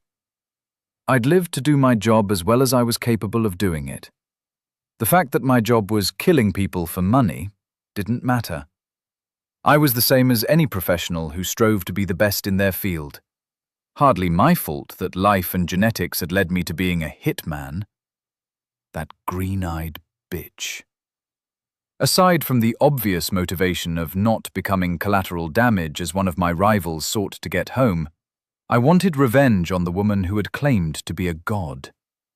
As I considered the long-term situation, I could see a couple of the other competitors becoming a real problem if they managed to get their feet under them. They'd go out of their way to hunt the rest of us down, so I'd probably have to deal with them sooner rather than later. The longer I could make them wait, the stronger I'd be. But the soldier and I were going to have it out, I was sure. And he would be dangerous when I finally found him. The others were a different issue. If I wanted to find a way to stick a knife between that wavy-haired whore's ribs, assuming that was even possible, I'd have to be the last man standing. Then I could take my time and figure out how to kill a god when I got home. My thoughts rumbled round and round in circles as I dozed in my cloak and fed wood to the fire until my pile ran out. I'd smoked a few kebabs worth of bear meat, but the vast majority of it was still neatly wrapped in waxy leaves in a pile slightly further into the cave. As the moons began to set in the sky, the cold became sharper, and I huddled closer to the embers of my fire. I didn't fancy stumbling about in the dark looking for more fuel.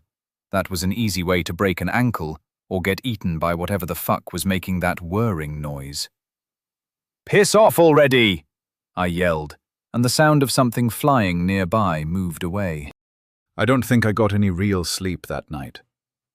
At best, I dozed fitfully, constantly jerked awake by some unexpected sound or that weird feeling of falling you get on the edge of true sleep sometimes.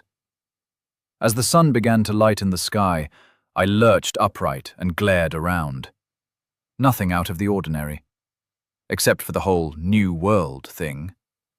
I staggered into the tree line and relieved myself downslope of my new home. As the steam from my piss rose into the air, I began planning the day's activities.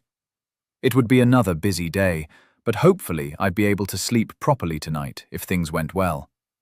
My feet felt much better, but when I sat by the remains of my fire and peeled the wool strips away, they were painted red. Oh, right. The bear's guts. Hope I don't get an infection. I poured a little water into my pot and used another scrap from my cloak to rinse the worst of it off. Beneath the mixture of my own and the bear's blood lay clear skin. I stood up tentatively and shifted my weight from foot to foot. Much better.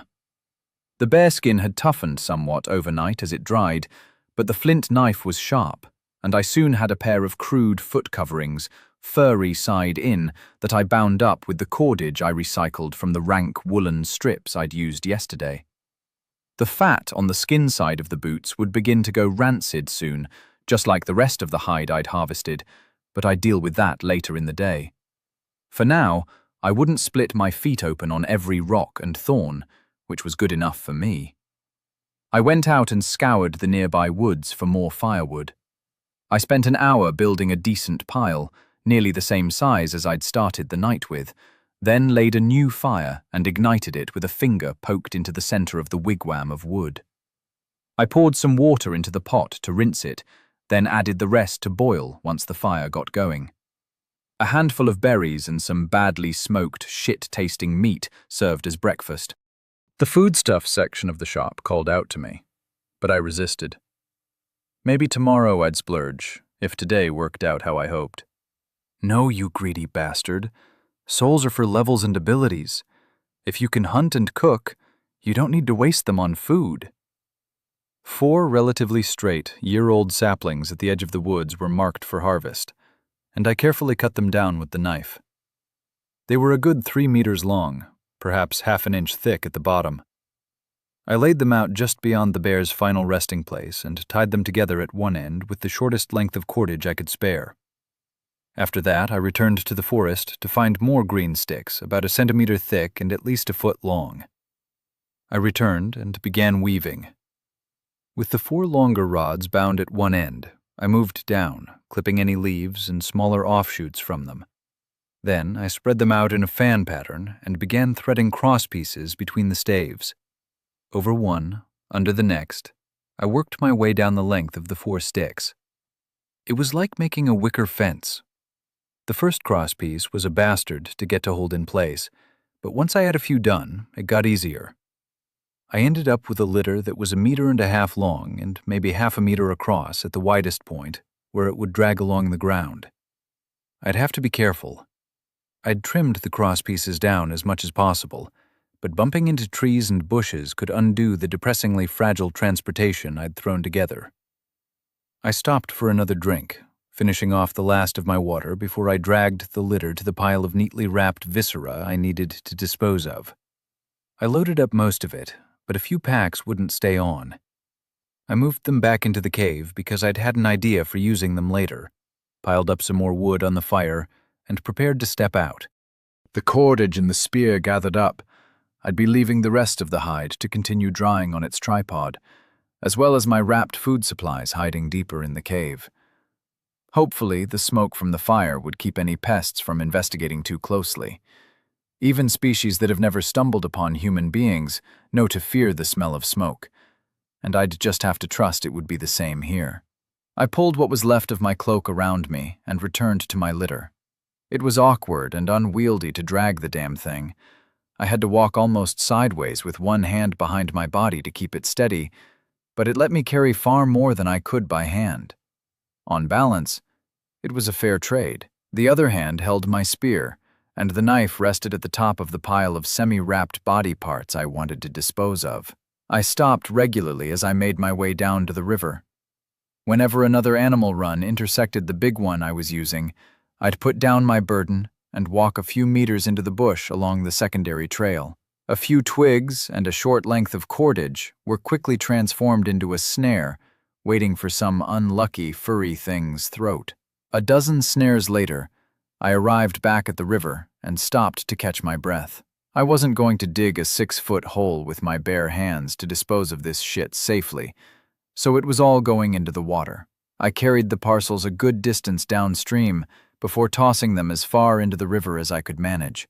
I wasn't sure how my physical strength stat worked, but I was pretty sure I was able to lob the offal a lot further than I would have been able to back home.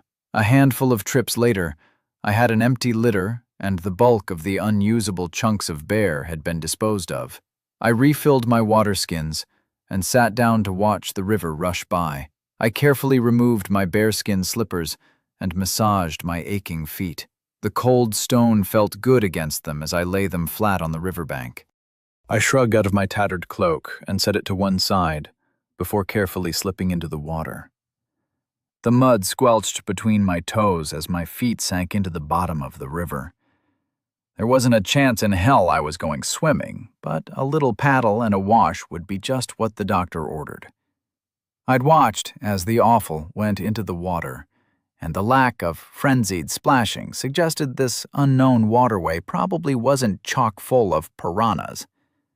I dunked my head into the icy water and scrubbed at my skin with some sand I pulled up from the bottom.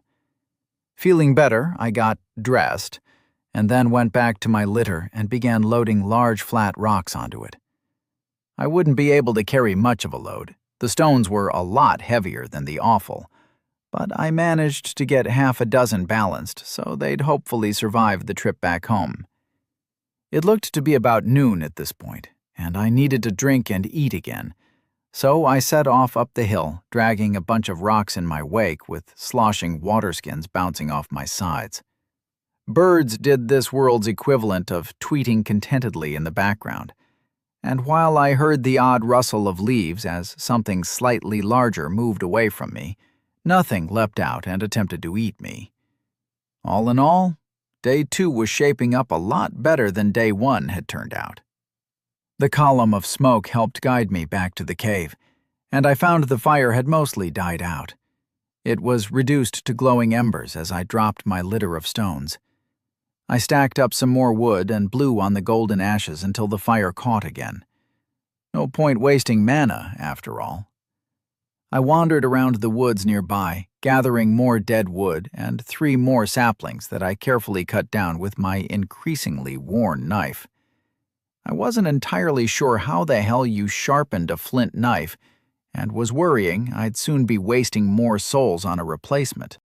Once I'd built a pile of firewood 3 times the size of the one I'd put together last night, I began sorting through my stony loot.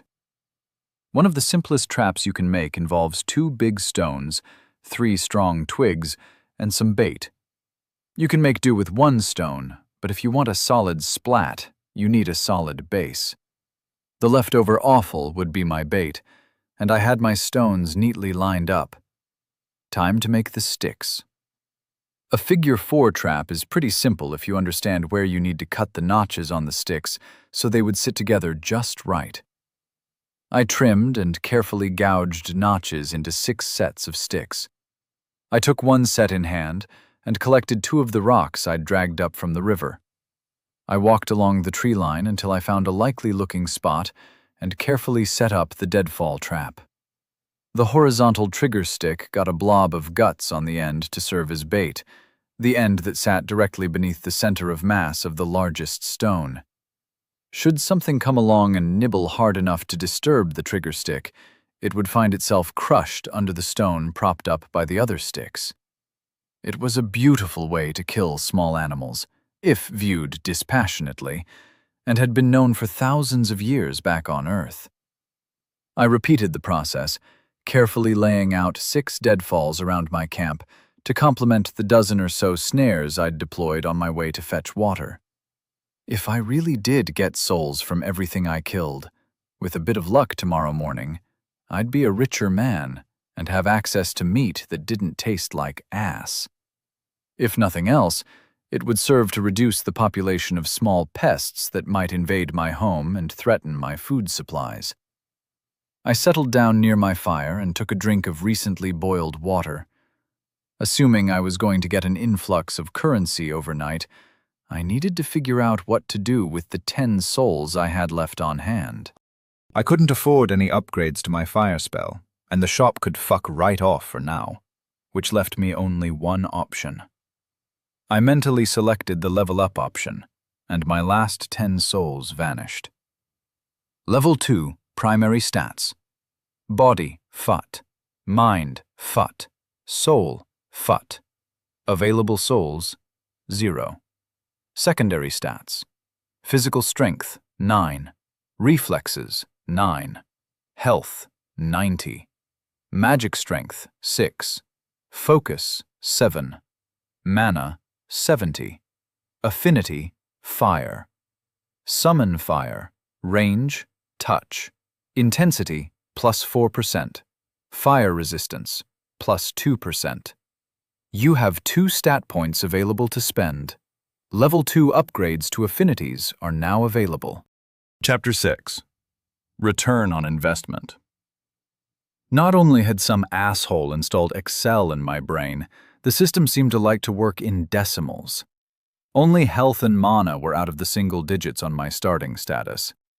I mentally reached out and clicked on my health to spend a stat point. Health. 76 over 100. Okay, so I'd get 10 points to health and presumably mana per point. I wasn't terribly interested in improving my mental stats at the moment. Maybe it would bite me in the ass in the future, but right now I felt like I was living on the ragged edge. Magic was great and all, but making a slightly hotter flame or... being able to summon it a meter away from my body might actually be helpful. Ah, shit.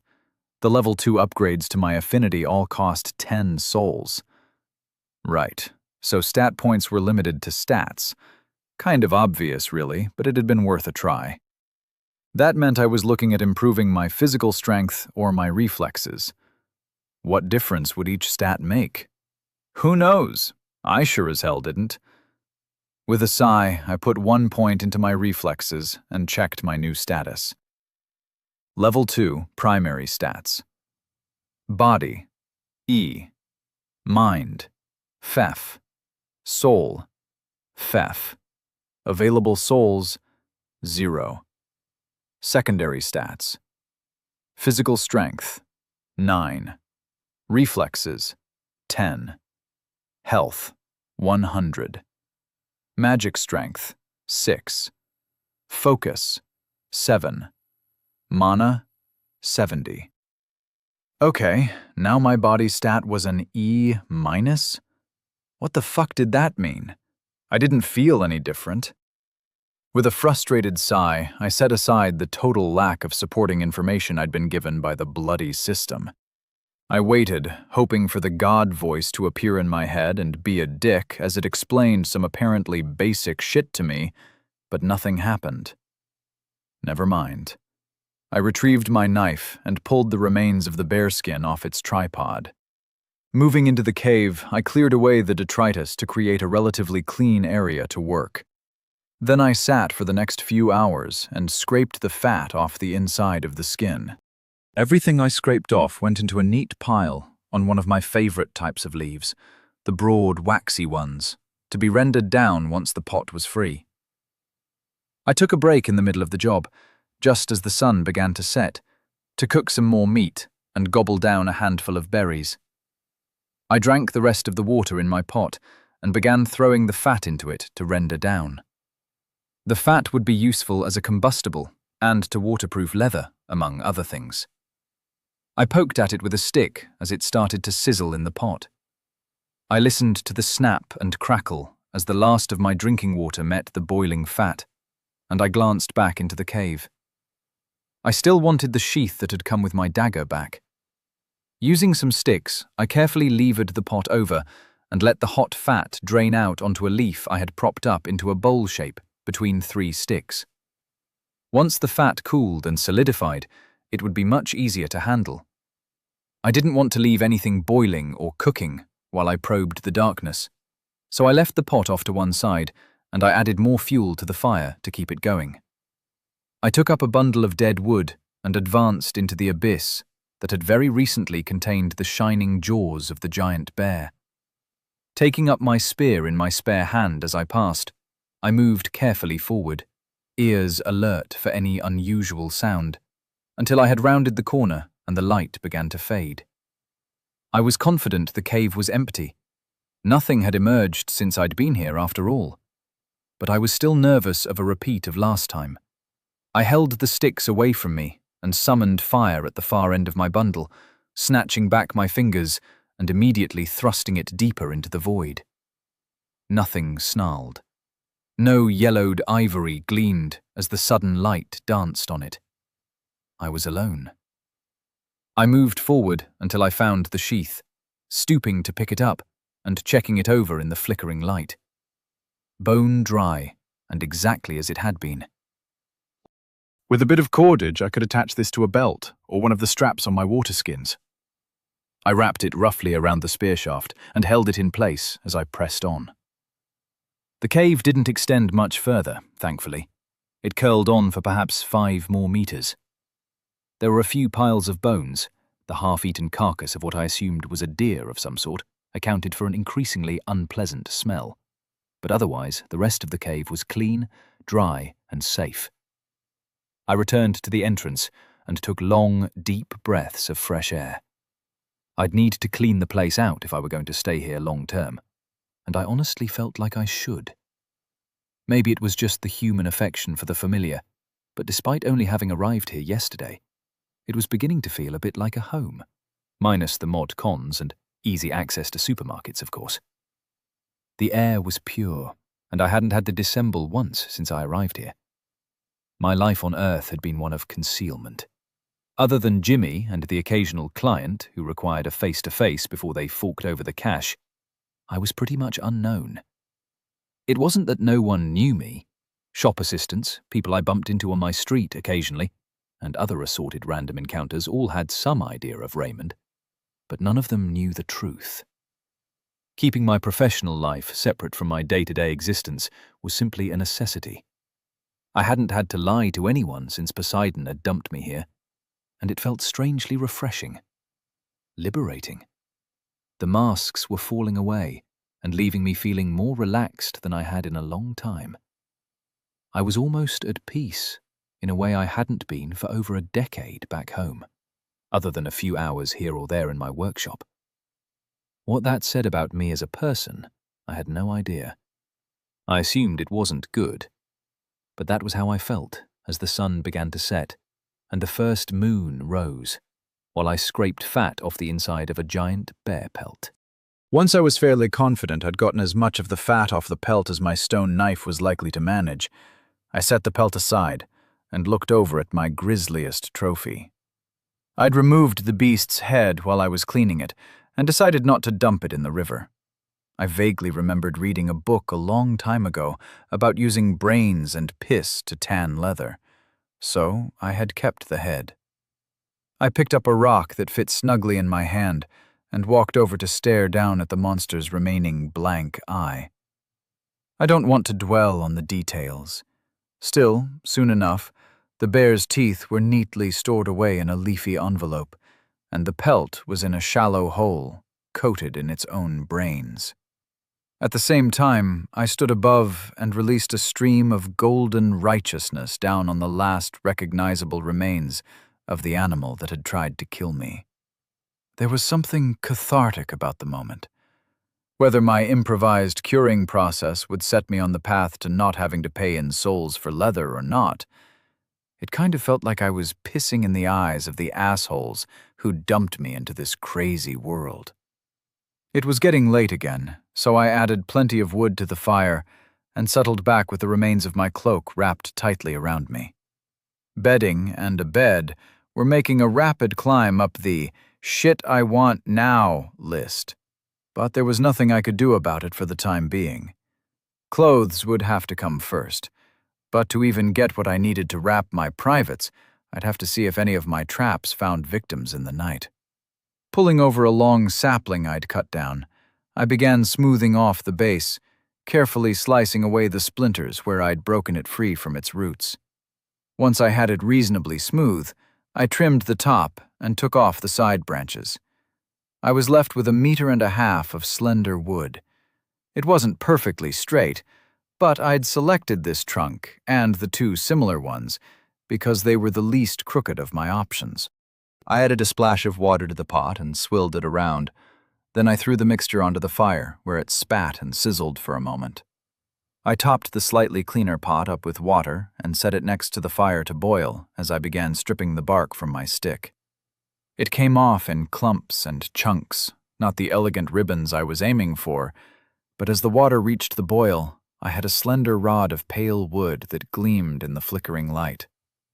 Sighting down the length of the stick, I rotated it to spot as many of the curves as possible and began holding the slight deviations in the steam from the boiling water.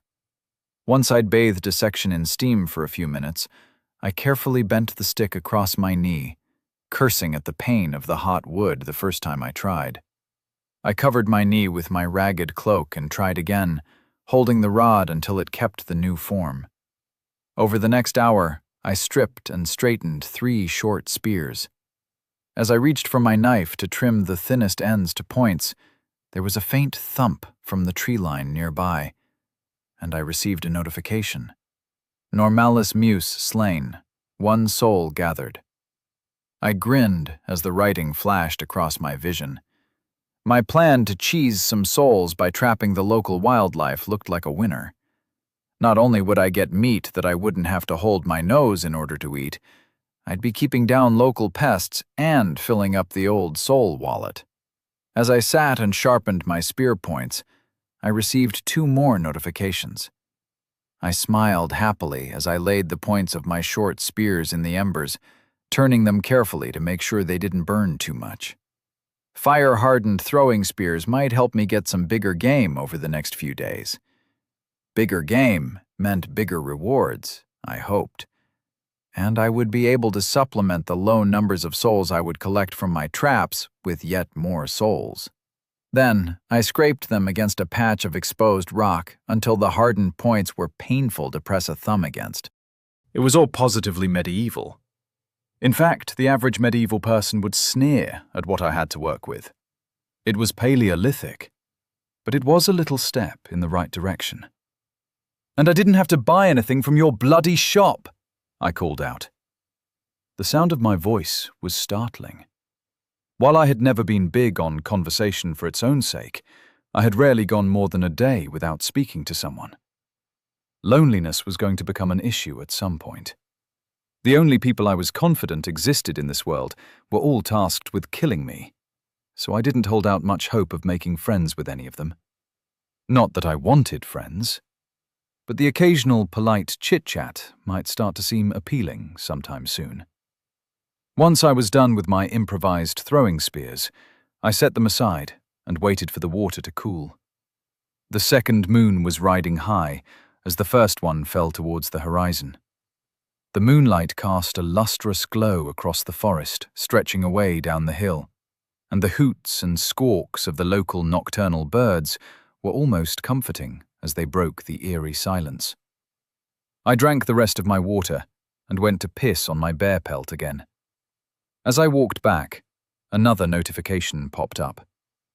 Vilis lepus slain, 2 souls gathered. I had no idea what a lepus might be, but it was apparently worth 2 muse in terms of souls, and could be killed by a snare. I was up to 5 souls again, and the night was still young.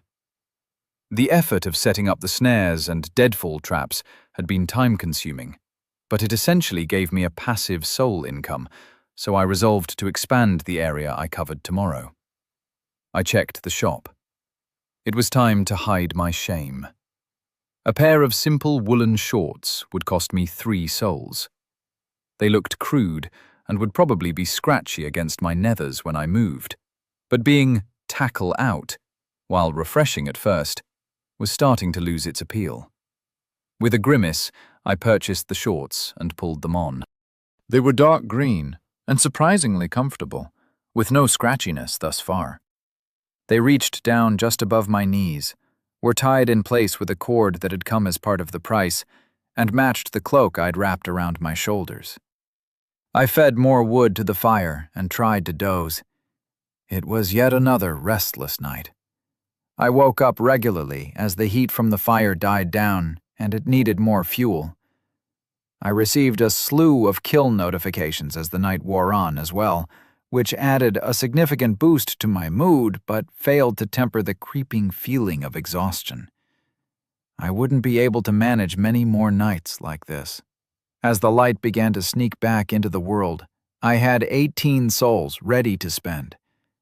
I put the last of my water on to boil and stretched. I watered the pelt once more to relieve my bladder and put some chunks of the foul bear meat onto a stick to roast over the rebuilt fire. Damn, I'd forgotten to set up a smoker. That was amateurish, and it filled me with irritation. I sniffed at some of the meat, carefully unwrapping it from the green protection I'd used to seal it up. Happily, none of it had started to turn yet, but that wouldn't last much longer. I decided to buy some more cordage, 2 souls wasted, but the return on investment was good as long as I could find some more animal runs. Back down to 16 souls, I checked the option for decent footwear. My bearskin booties were starting to fail across the bottom after just one day, and while I wasn't unfamiliar with a rank odor emanating from my feet, this was considerably beyond my previous experience. The cheapest footwear was 3 soles. Crude wooden soles, a bit like topless clogs with some leather straps to hold them in place. I stamped my feet in my new shoes and grimaced. There was certainly no comfort in the design, but I'd now be immune to the thorns and sharp rocks that had been able to poke into my delicate skin with almost every step I took today.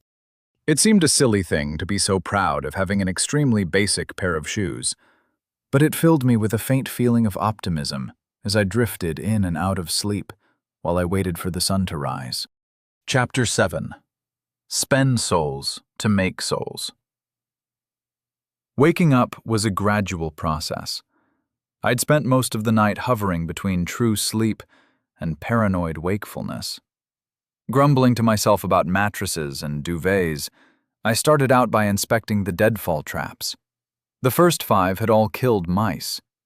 The mice were now very flat, but I gathered them up anyway, heading towards the last trap with them swinging from my left hand. This one had been triggered, but whatever it was had been a lucky son of a bitch as it had made a clean getaway. I took my booty back to the cave and picked up 6 berries. I didn't have many left, so I made a note to gather some more when I went for water later. I reset the traps, baiting them with berries that I squeezed slightly to free some of the juice. Hopefully, sweet fruit would work just as effectively as bits of bear guts. From my notifications, I confirmed that normalis mus must mean mouse. 5 dead mice and 5 souls from normalis mus. I'd also killed a single Vilis lepus and 11 normalis lepus while I dozed. Fervently hoping that a lepus had nothing to do with leprosy, I grabbed my gear and set off down to the river with my litter in tow. I took the new cordage and stopped regularly to set new snares. When I got to the first of the traps I'd set yesterday, I found it was undisturbed, so I continued on with a shrug. Next, I found a strangled rabbit that I slipped free from the noose and chucked on my litter. I reset the snare and continued towards the river. By the time the rushing water spread before me, I had 11 regular rabbits and 1 big bastard of a rabbit, twice the size of the others, laid out neatly across the top of the litter. Vilis must mean steroid addict or something, and would explain why the bear had been such a monster. I'd reset all my snares and added another dozen along other nearby animal paths. Hopefully, tomorrow I would reap the benefits of purchasing the extra cordage. Slipping off my uncomfortable footwear on a stone, I sat down and rubbed my feet. The wood was polished smooth and waxed or oiled in some fashion, so I hadn't suffered any splinters. But the loop that held my big toe in place and the thongs that tied the shoes to my ankles had rubbed the skin raw as I walked. I stripped down and walked into the water for a wash. As I was splashing water across my chest and shivering at the chill, I froze, locking in place.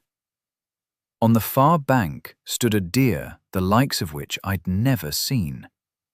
It stood 6 feet high at the shoulder and was covered in long, shaggy green-brown fur. A rack of antlers, nearly 3 feet long, grew in delicate whorls from its forehead.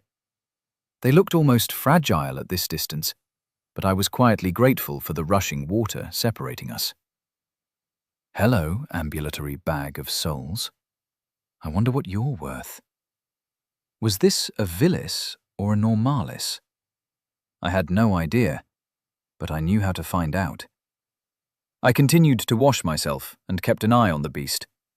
It didn't seem to be scared of me. The stag kept an eye on me as it drank, but otherwise paid me no mind. Perhaps there weren't enough people in this part of the world for the animals to have learned to fear us.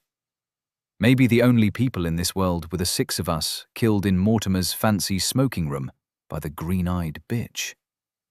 I finished my crude ablutions and went back to shore to dry off and get dressed. I started pulling out clumps of the clay-like mud that lined this side of the river. I formed them into rough bricks and flattened them out before adding them to my litter. Once I had as much as I was comfortable to risk loading on my fragile construct, I turned to check on my new friend and future victim. But it had moved away without me noticing, and I was once more alone. With full water skins and having rinsed off the mud that had caked to my fingers, I set off back towards my camp. As I walked, I began to hum a song I'd liked many years ago. I couldn't remember the words, but I could hum the tune. It was about being a survivor, a veteran of 1,000 wars or something. I whistled the tune happily as I climbed back up the hill, stopping occasionally to dig up some tubers or pick some of the berries I was now fairly sure were safe to eat. The off-pitch tune I hummed was strangely soothing, and I arrived back at camp in a much better mood than I'd felt since being dumped on this world. I dropped my sleigh of goodies just beyond the tree line and went to boil some water.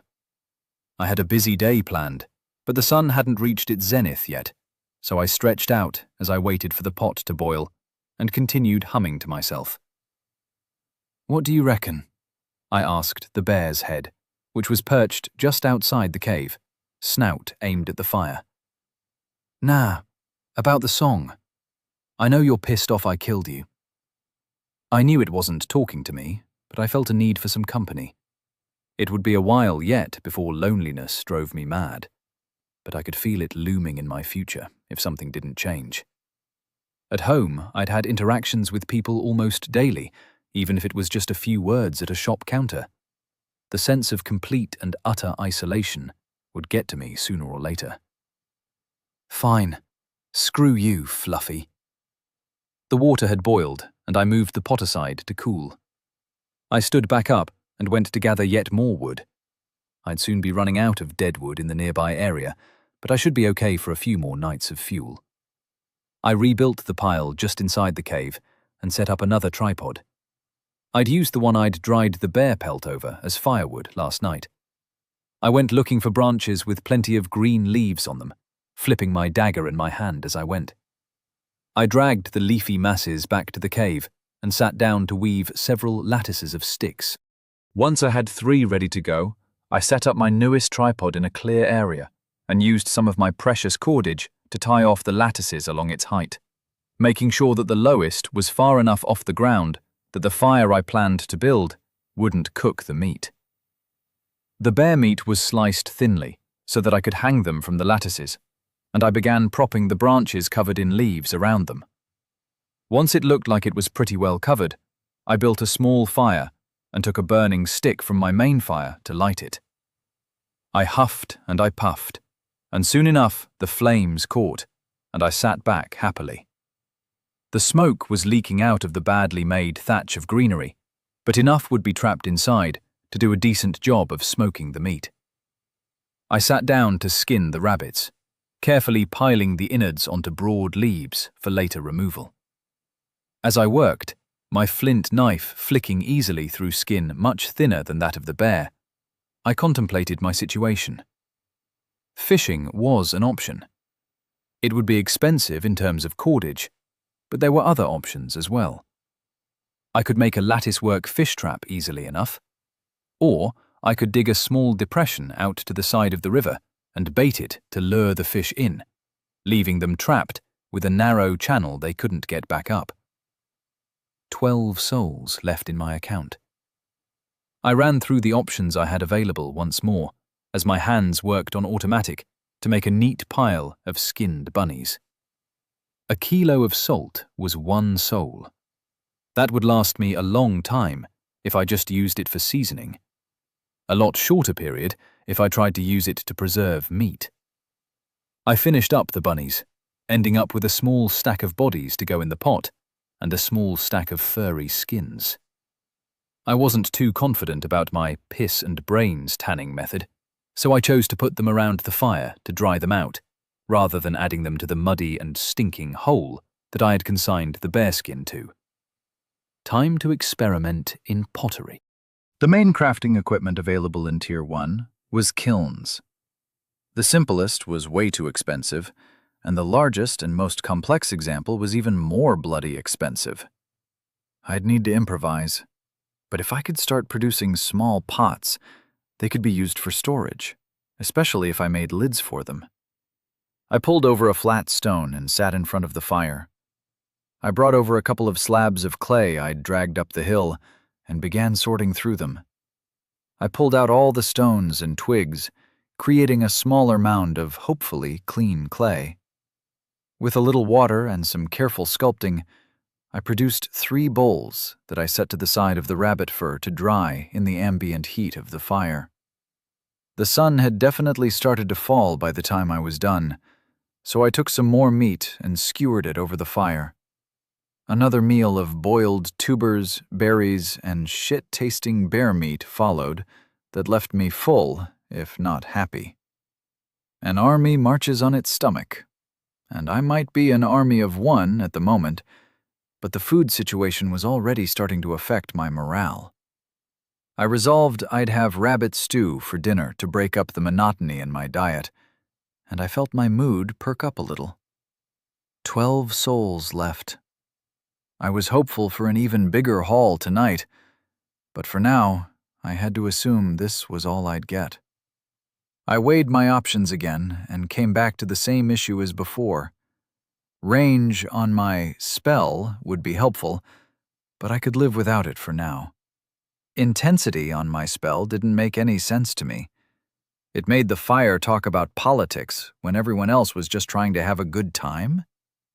As an unknown, I ruled it out for now. After some pondering and popping over to check on my smoker, I sat down and made up my mind. A kilo of salt appeared in front of me in a flaxen bag. Bonus. If my pots worked, I'd transfer the salt into them and have a free bag. Then I spent 10 souls to go up to level 3. I picked physical strength, bringing it up to 10, and put a point into mana. I was pleased to find it went up by 10, just like health had. My new stat sheet now floated before my eyes. Level 3 primary stats. Body, E. Mind, F. Soul, F. Available souls, 0. Secondary stats. Physical strength, 10. Reflexes, 10. Health, 100. Magic strength, 6. Focus, 7. Mana, 80.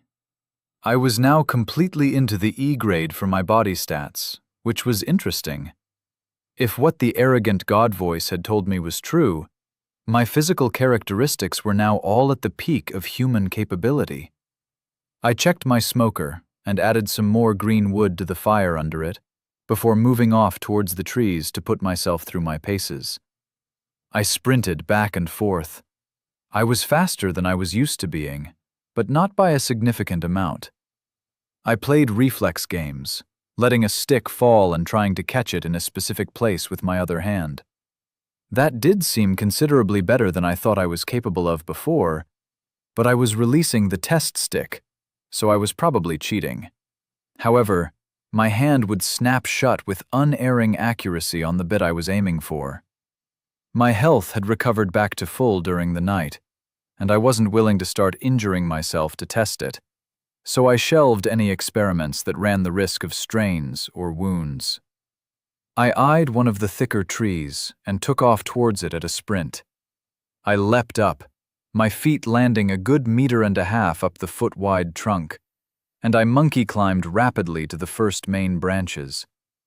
That was definitely an improvement of some sort. Not that I had spent much time doing similar tasks back home, but I felt the fluidity and strength in my muscles more clearly than I ever had before.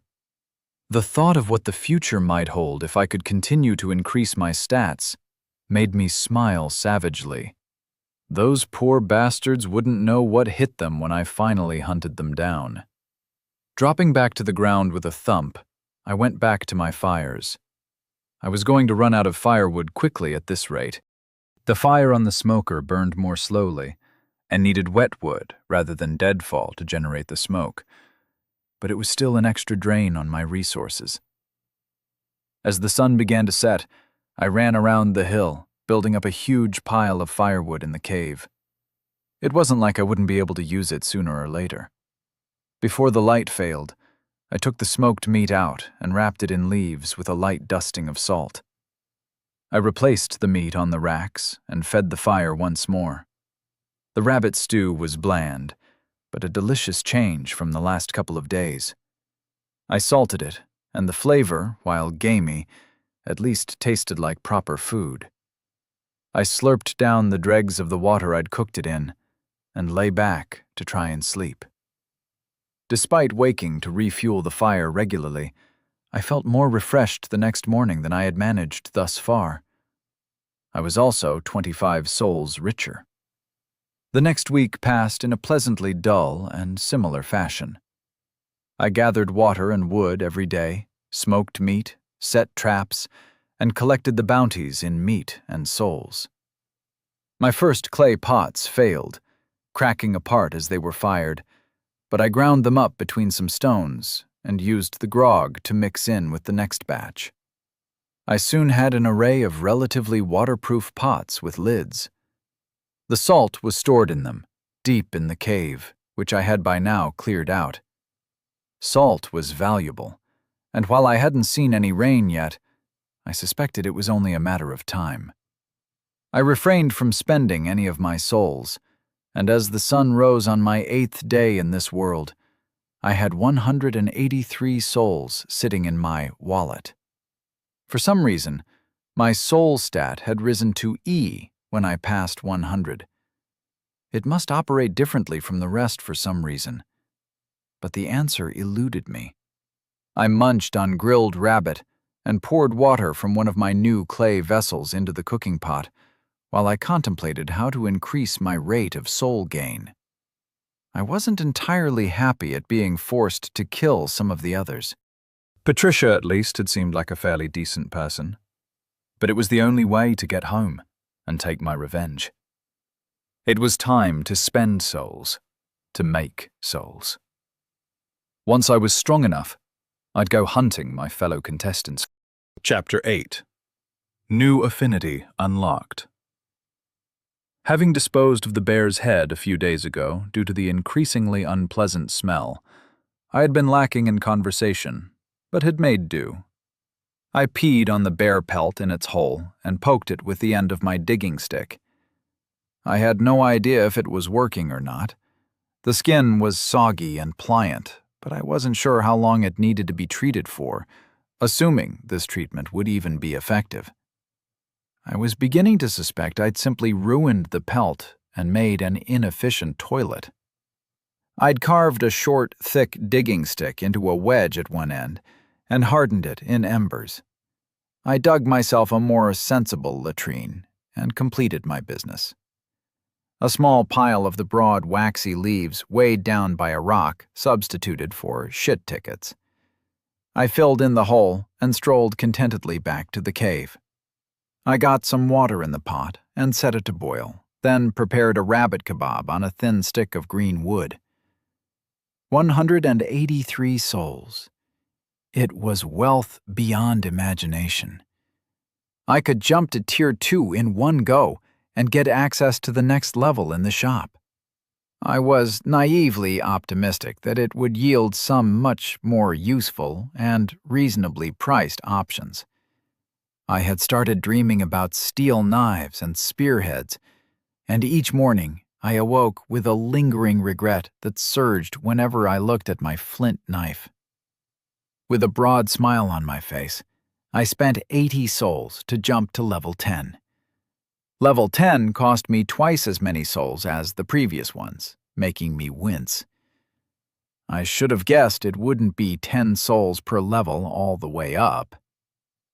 Level 10. Primary stats. Body, E. Mind, F+.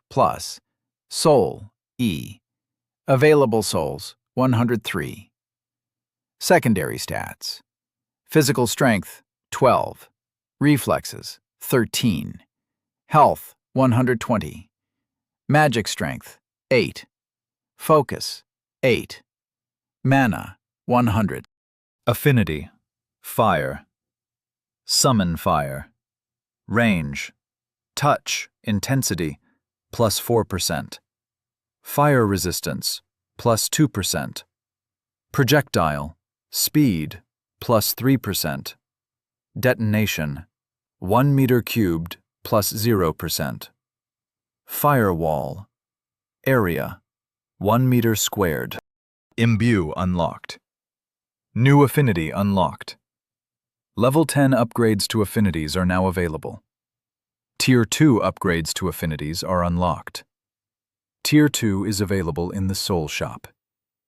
I had put 2 of my points into mana, 2 into health, 1 into focus, 2 into magical strength, 3 into reflexes, and 2 into physical strength. My mind stat had bumped up to F+ for some reason, possibly because mana had reached the peak human level. Body was now in E grade as well, and all 3 stats were beyond peak human, so I was starting to suspect that the more secondary stats crossed a decimal threshold, the higher the primary stat rating. My new spells looked interesting, but I was only really excited about the projectile. I moved away from the cave and pointed a finger at a nearby tree. A blast of fire scorched the tip of my finger and flew away at the speed of a thrown stone. It was the size of my fist, but when it struck the trunk, it exploded with a boom, and a ball of fire engulfed the nearby area. The flames didn't stick and quickly died down, leaving a scorched section of trunk, but not achieving anything particularly spectacular. I had hoped for more. Having to summon the damn thing on my fingers was a painful irritant, and I checked my options on summon range. Each level would cost 10 souls, but the first would allow me to summon the flame an additional meter from my body. Then each level gave an extra 2 meters of range. I bought 3 levels in range and 3 in intensity, just to see what it did. Affinity, fire. Summon fire. Range, 5 meters. Intensity, plus 16%. Fire resistance, plus 2%. Projectile, speed plus 3%. Detonation, 1 meter cubed. Firewall, area 1 meter squared. I cast another fireball, summoning it at a comfortable meter in front of my outstretched hand, and it flew gracefully into the next tree along from my first victim. It erupted like last time, but on this occasion it burned noticeably brighter and hotter, leaving a darker char on the bark. Neat. It was incremental, but the improvement was apparent. I got giddy and began lobbing fireballs at the nearby trees until I ran out of mana. Wasteful, but it was satisfying to vent my frustration and loneliness on something. Down to 63 souls, and each cast of fireball cost me 20 mana. This halved my number of shots versus simply summoning a blob of fire. More mana would be needed in the near future. I finally gave in to the temptation and pulled up the shop in my mind. "Fuck you, shop!" My voice echoed back at me from the cave. Sure, the stuff was all bronze and copper now, a marked improvement over stone, but the price had skyrocketed. The most basic copper knife would cost 30 souls. I knew damn well copper was shit for fighting. It could be honed razor sharp, much more easily than tougher metals, but it would lose the edge after just a few cuts. The forge equipment was also far too expensive. The option to buy a primitive smelter and blacksmith setup was tempting, but it would cost at least 700 souls to get the basic equipment I would need. I thought longingly of the workshop in my garage, with its tiny gas-fueled forge and all the wonderful machines that made shaping wood and metal so simple. I had options for bronze armor and weapons as well, but again, they were prohibitively expensive. I wished I still had the bear head so I could kick it into the forest in a fit of rage. There were new options for everything, but it was all too... Something in the crafting section that was new caught my eye. Health potions, mana potions, all sorts of potions and poisons. I had no idea how much health or mana I would recover, but at 100 souls, I hoped it would be fairly significant. Couldn't afford them at the moment, but the prospect of a quick and easy way to recover health and mana lifted me out of my funk at the extortionate prices for everything else. I decided to hang on to my souls for now. I'd aim to keep 100 souls in reserve from now on, just so I could buy a potion in a moment of desperation if I needed one. Imbue was interesting. I could impart my fire summoning ability to an object for double the usual mana cost. I couldn't put the item down, or the charge would dissipate in a couple of minutes. I frowned suspiciously at how helpful this particular entry had been. Maybe the god voice was warming up to me and throwing me some extra info. I'd put a lot of thought into what my second affinity should be. Ever since I'd passed 60 souls and realized I had enough to jump to level 10 and unlock it, the dilemma had weighed on my mind whenever I had a quiet moment. I'd reduced it to 3 options, and now that I was faced with finally making the decision, I was frozen. I had days' worth of probably preserved food, but smoking and salting weren't perfect, and it would still rot eventually. I'd had to dispose of the last of the bear meat, so I wasn't particularly upset to see that foul meat leave my diet. However, the wastage had bothered me on some level. It was inefficient and amateurish to waste food simply because I couldn't keep it fresh for long enough to eat. The ice affinity would make some kind of primitive freezer viable. I had envisioned a low container with thick mud walls filled with ice that could freeze my food and make it last weeks or months. Occasionally, when I daydreamed about this idea, a bottle of chilled beer would somehow appear in my imaginary freezer. Light was tempting as well. I could move about in the night without the constant risk of breaking my ankle, and the illusion of power seemed tempting. I wasn't sure how it would work, and I didn't expect to get any kind of hints from the bloody system. So, while it was tempting, I was uncertain about making it part of my repertoire. Finally, I had considered life. Healing would be a huge boost. Mana regenerated 10 times faster than health, and a mechanism to convert it into health was very tempting. The aches and pains the bear had left me as mementos of our brief relationship had faded surprisingly quickly. I suspected the system gave me some kind of regenerative boost based on my stats, but it had still taken days before I felt like myself again. On Earth, without medical assistance, it would have taken weeks, I was quite sure. Speeding up recovery in the future could be decisive. Ideally, one should take an opponent by surprise and hit them first, thus reducing the risk of taking any injury yourself. But I wasn't hunting in the concrete jungle anymore, and it seemed likely I would take damage on occasion. Rapid growth didn't really interest me. I assumed it would let me grow plants faster, which could be great if I wanted to plant a farm, but I had no plans to set down roots. I would have to go to my enemies, and that would preclude spending the time to raise crops. Enhancement was a nice bonus. I expected the boost to be minor to begin with, but if it scaled as I increased my physical statistics, it could make me extremely dangerous. Finally, there was the distant goal of minor shape-shifting. Simple tricks like dyeing my hair or changing the color of my eyes with contact lenses had long since been part of my skill set at home. Vital parts of my skill set, if I were honest. While I was largely unknown to my victims beforehand, and afterwards their knowledge was buried with them, bystanders and witnesses always had to be taken into account.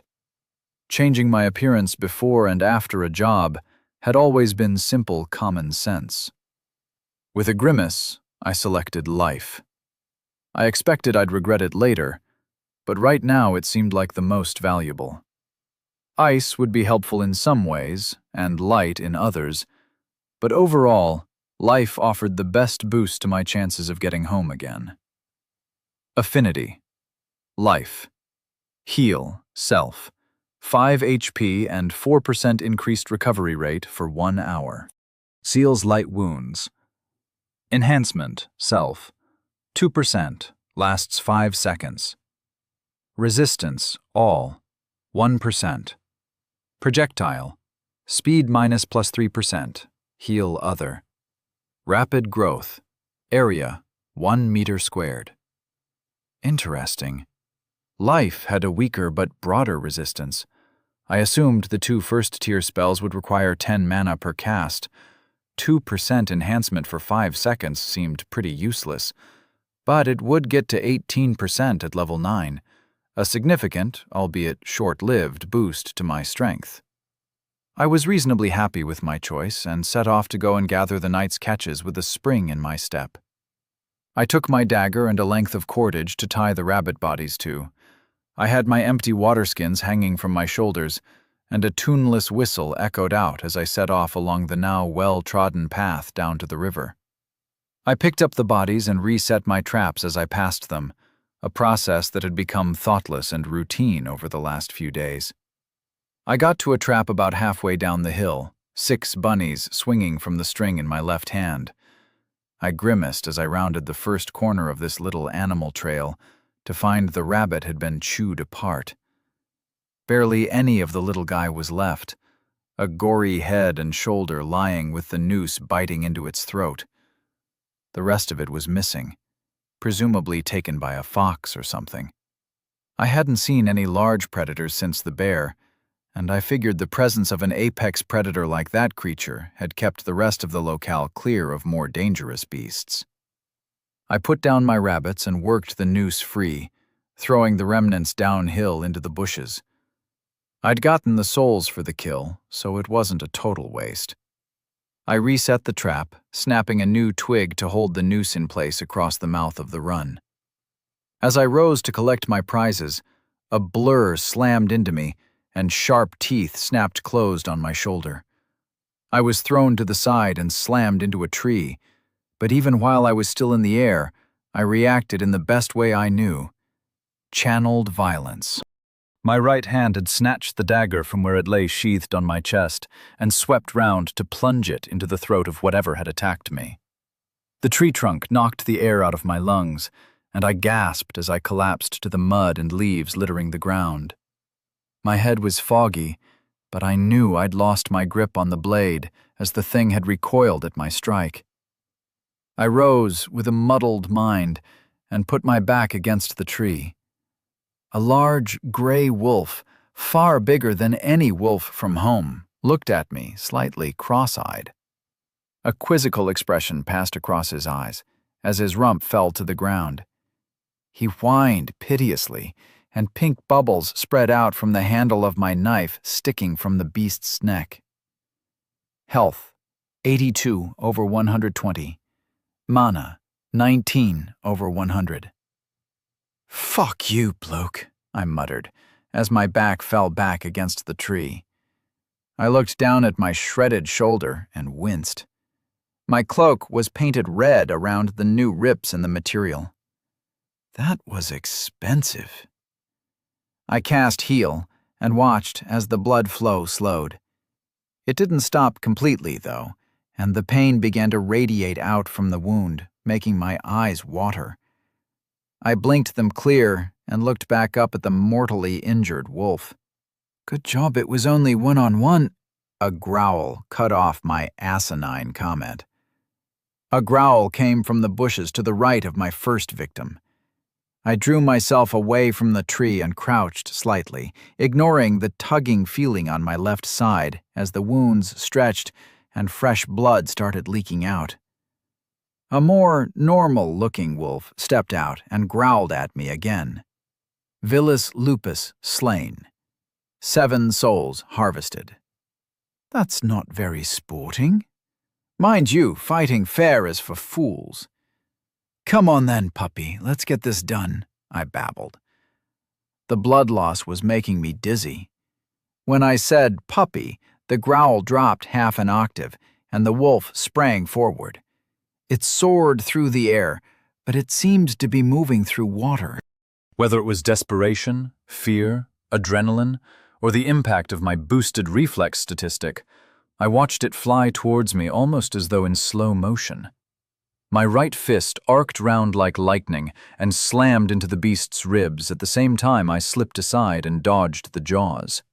There was a satisfying crack as the wolf changed direction and went tumbling through the scrub and out of sight with a pained yelp.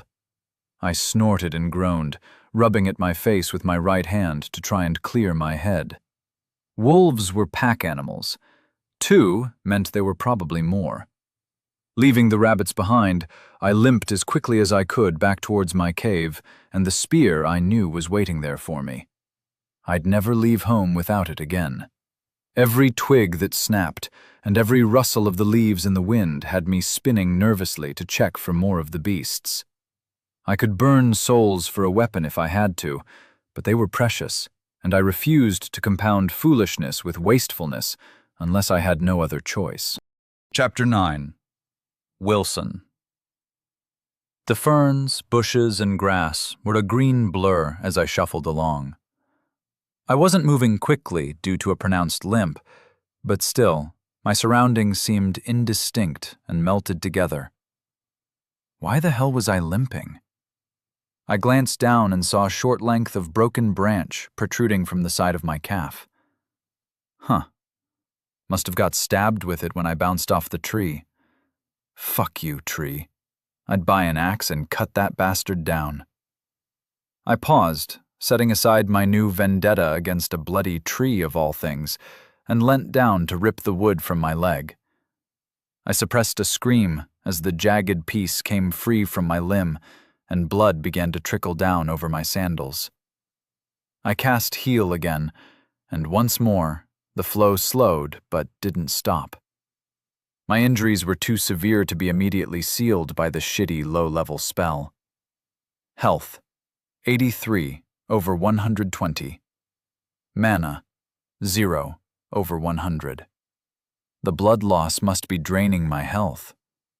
My thoughts were feverish as I resumed my ragged flight to what I hoped would be the safety of my cave. The pain was like hot irons held to my leg and shoulder, making my eyes blink away tears and my muscles shudder. The now familiar stench of rotten brains and rancid piss greeted me as I emerged from the forest. I really should have sighted the tanning hole somewhere further away from my regular path. Despite the agony, new energy filled me as I saw my home, and I sped up to reach the edge of the cave. I snatched up my shop-bought spear and the 3 short throwing spears I had made, but not yet had reason to use. Dumping more wood on the fire, I hoped it would catch quickly and scare away the rest of the pack. My mind was convinced more wolves were even now slinking through the undergrowth towards my refuge. My imagination populated every shadow with gleaming eyes and powerful jaws. I backed behind the fire and leant against the wall, the throwing spears falling from my numb left hand, but the stone-tipped spear was clutched tightly in my right. I put my back against the wall and propped the spear horizontally in front of me, point leveled towards the woods, as I searched desperately for the enemies I was sure were eyeing me hungrily. Long minutes passed, and nothing happened. Eventually, my back began to relax, sending fresh bursts of pain through my ruined shoulder. I lowered myself down and examined the damage carefully. Strands of wool seemed to be embedded in the wounds, jagged tears in the muscle that had dragged short gouges of flesh away as the beast had recoiled after my knife found its neck. I gently peeled away the now completely ruined cloak. It clung wetly to my skin, leaving large splotches of crimson behind. I used the spear tip to awkwardly slice what was left of it into strips.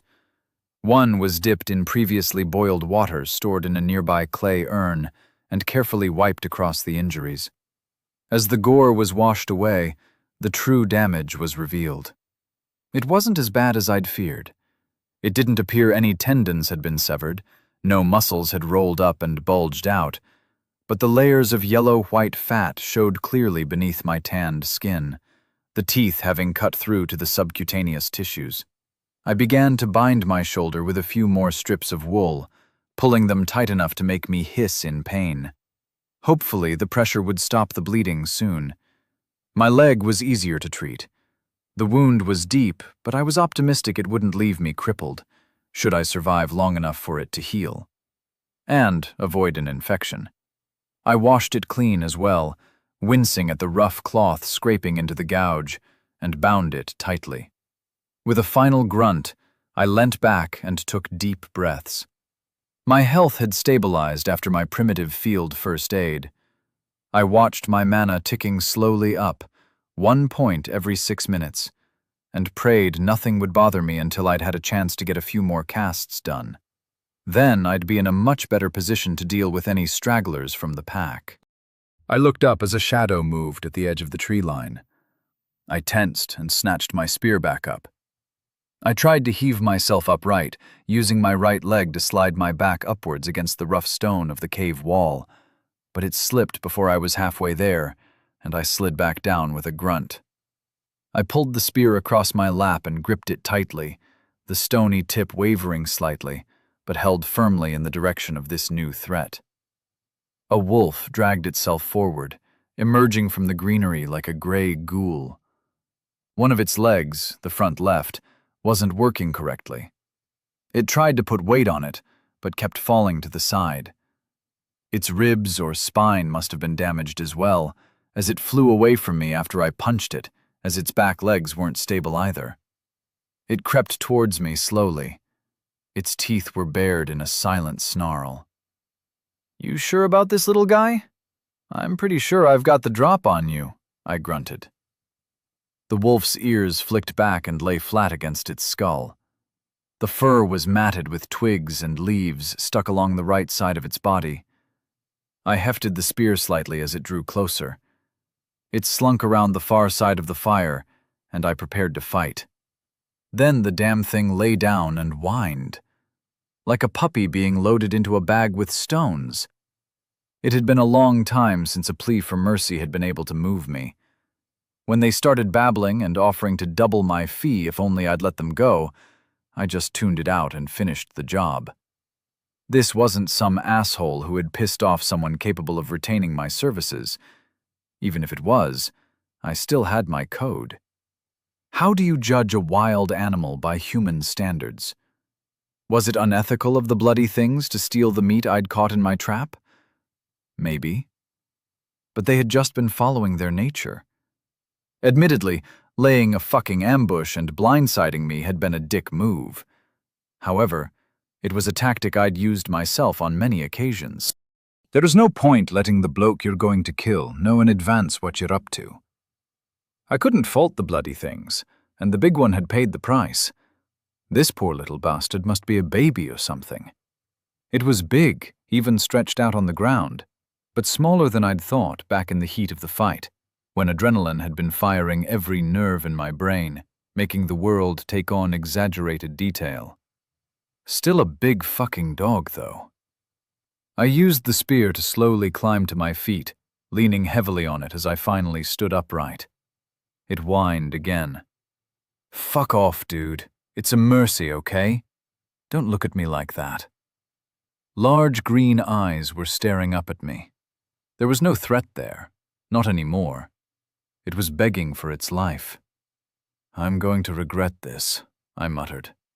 I painfully picked up an empty bowl, wrapping my armpit around the shaft of the spear to keep my balance, and scooped it into the slightly bloody water I'd used to dip the cloth that had cleaned my wounds.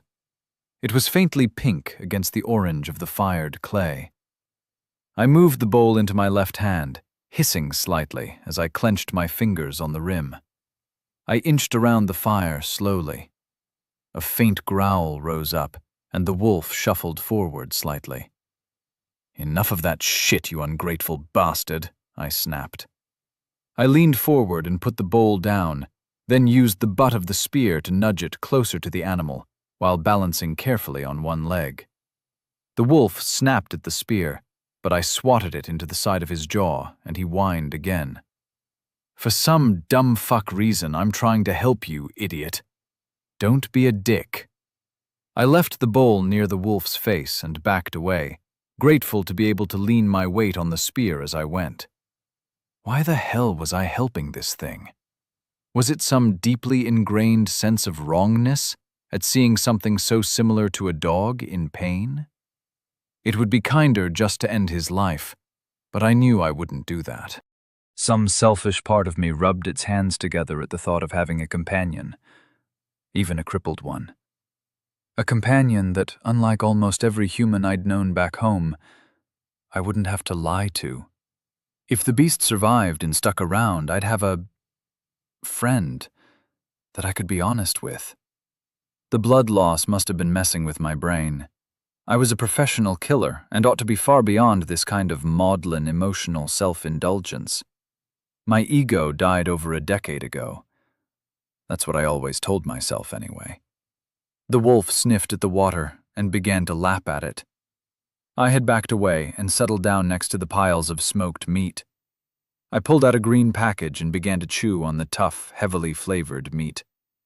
The wolf finished the bowl, knocking it over at the end as it tried to get at the last few drops. It looked at the meat in my hand, and its tongue lolled out as I slowly took a bite and chewed. "Hungry fella?" I asked. A whine followed by a growl was my answer. He crept slightly closer, his belly pressed to the ground, and kept his eyes locked on the scrap of rabbit flesh. "I guess you've got a taste for the bunnies, eh? Seeing as you stole my kill." The wolf heaved itself up and snapped forward as far as he could manage, but the butt of the spear flicked out almost without thought and swatted him away. "Bad dog," I muttered. It turned sad green eyes, misty with pain, on me, and I felt genuine pity for the poor bastard. I reached back, resting the spear carefully across my outstretched legs so I could snatch it up in an instant if I needed to, and pulled out another strip of meat. I tossed it in front of the wolf, who sniffed it suspiciously. "If I wanted you dead, I'd not bother feeding you, mutt." He cocked his head at me, glancing up from the morsel I'd offered. With a clomp, the meat vanished. A short whine and a pleading look followed, making me sigh loudly. "When did I become so soft?"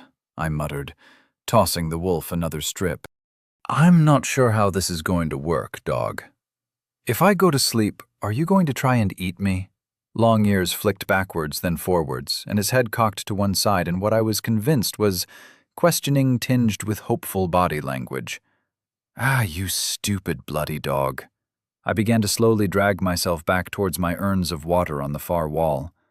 When I was halfway, the wolf jerked forward towards the meat, and once again I smacked him in the snout with the base of my spear.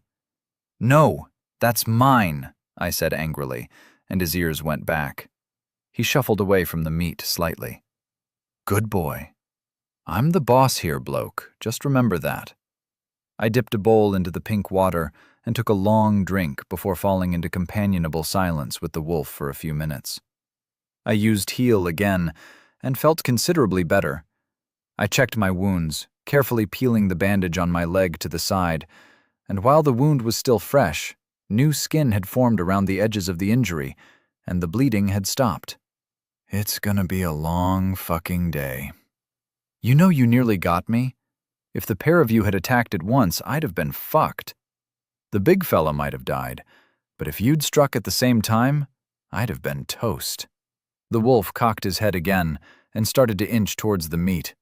He stopped as I slapped the butt of the spear against the stone of the cave floor.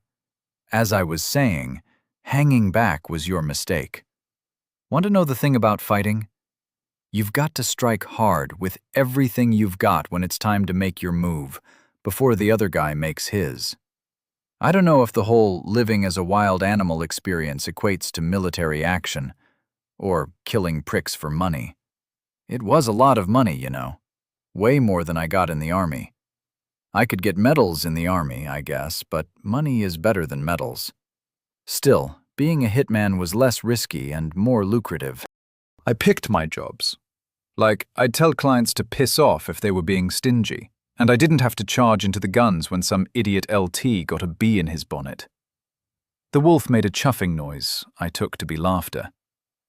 It was safer, better paid, and I got to keep to my code. I'm pretty sure all the Hajis were pieces of shit. The ones I knocked overseas, I mean, but maybe some of them were like us? Just following our nature. Who fucking knows? I muttered, taking another bowl of water and drinking deeply. We need to come to an arrangement. The wolf had lain down, resting its head on its functional forelimb, the other stretched out crookedly to the side. For some reason, it perked up and turned to look at me. You're a good listener, mate. I bet you'd be handy in a scrap as well, as long as you learn to strike when the iron's hot and not lurk at the back like a pussy. How about you and me team up? I'm kind of woozy from the blood loss, but if we're both still alive in the morning, how's about it? Can we give it a go? My words were slurring slightly at this point. The adrenaline, pain, and blood loss, all adding up, leave me rambling insanely to a wild animal that couldn't understand me. A faint whine answered me, and I smiled. It would be nice to have a friend. A real one who didn't need to be kept at arm's length. Someone I could be honest with. No pretense and no lies. You're gonna need a name. How about Wilson? I chuckled. Chapter 10. A Whole New Dynamic. It was supposed to be another story of a boy who dies on Earth under unfortunate circumstances. Summoned by the goddess of another world, granted exceptional powers, tasked with defeating the Demon King. A story of magic and fantasy, dwarves and elves, swords and blood, lovely allies and terrible foes. Monsters and men, heroes and villains, a tale told countless times.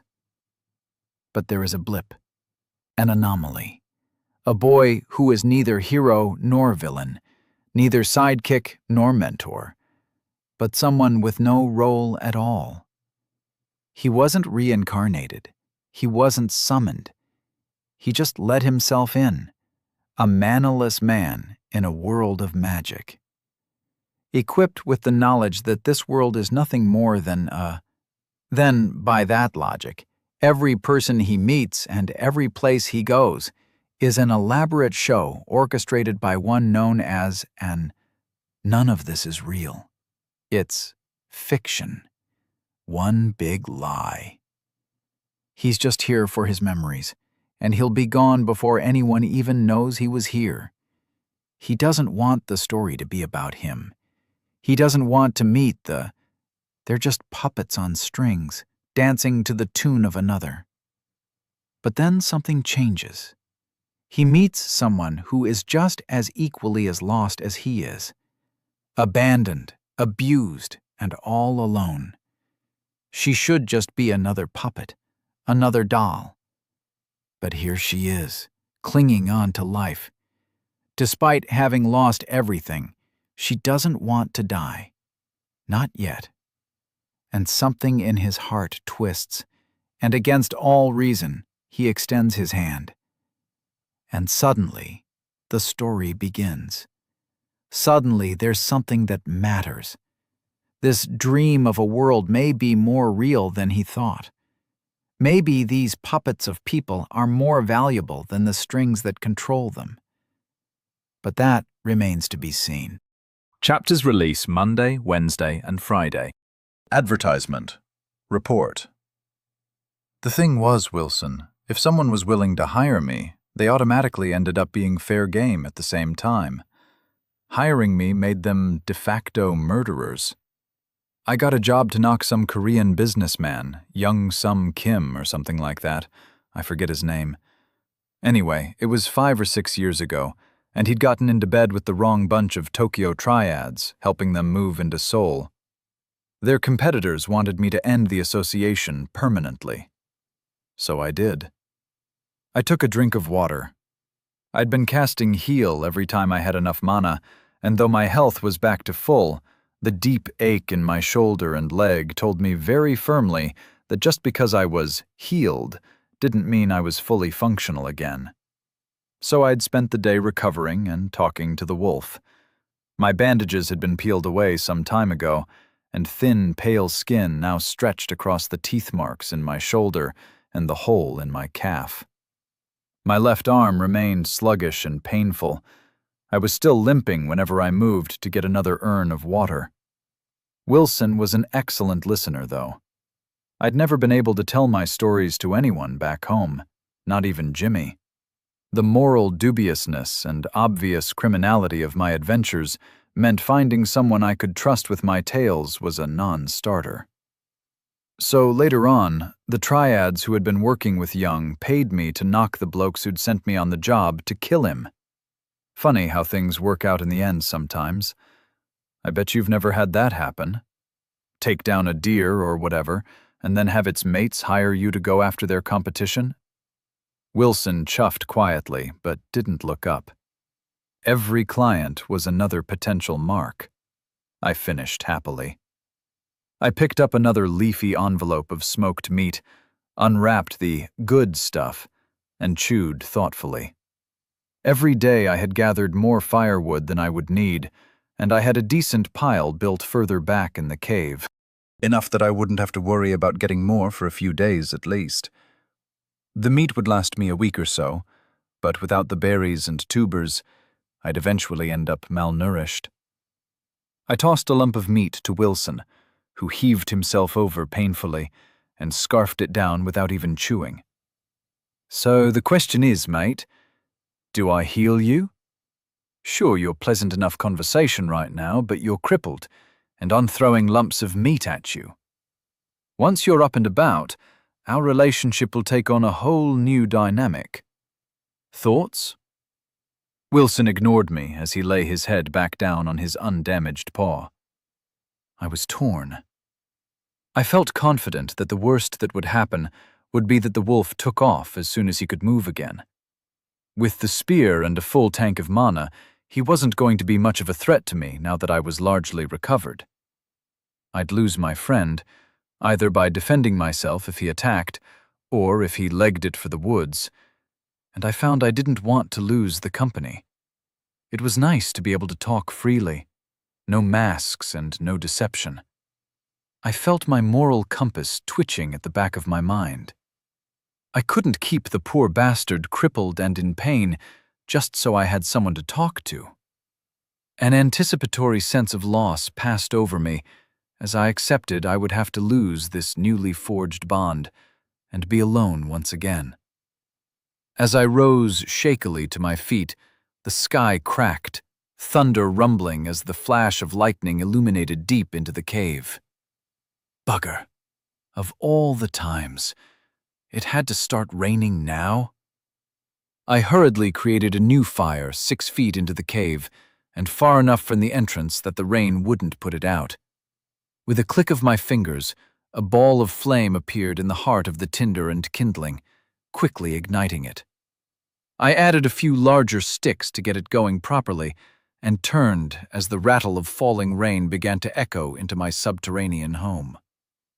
Wilson whined and shuffled forward before stopping and staring up at me. Big green eyes. Intelligent and cautious, they pleaded with me for shelter. Fine, come on in. As I backed away to indicate he could move out of the rain falling like a waterfall, I cast Heal Other. A bolt of green light appeared at the tip of my finger and shot into the wolf's face, startling him and eliciting a snort and a sneeze. He shook his head, then tentatively rose to his feet. His legs were steadier, and he breathed more easily. He looked at me with what I could have sworn was gratitude. He slunk in and moved towards the pile of stored meat he'd seen me fetching him snacks from earlier. "Ah!" I admonished, wagging a finger at him as he looked up at me. Wilson whined faintly, but moved away from my larder and stretched out by the fire. "Well, that completely ruins the rest of the day," I muttered. "I wouldn't be able to get out and reset my traps, so I wouldn't get a windfall of souls in the morning." All in all, this setback wasn't too significant, but it still frustrated me. The others were out there somewhere, getting stronger every day. The rain passed in what I estimated to be under an hour by tracking my mana regeneration, but by that time the sun was fading to the west, and night would be on us soon. "If I get some shut-eye, can I trust you to leave the meat alone?" Wilson glanced up, then put his head back down without a sound. That was as much as I could expect. A great listener, but not much of a conversationalist. I had enough mana to throw another heel at the wolf, who chuffed in a way that suggested he was far more comfortable as the green bolt vanished into his flank. I had water for a couple of days, meat for a week, and firewood for 3 or 4 nights. Tomorrow, I'd have to retrieve my knife and reset all my traps. Some more water wouldn't hurt either. Wilson started twitching and whining in his sleep, probably dreaming about stealing someone else's rabbits. The wolf was closest to the mouth of my cave, with the fire between us. If anything came at us, he would be first on the menu.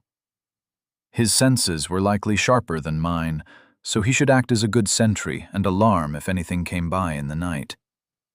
Leaning back on the pile of crinkly furs I'd collected from the rabbits and crudely stitched together into bedding, pulling a stretch of it across my legs, I contemplated sleep.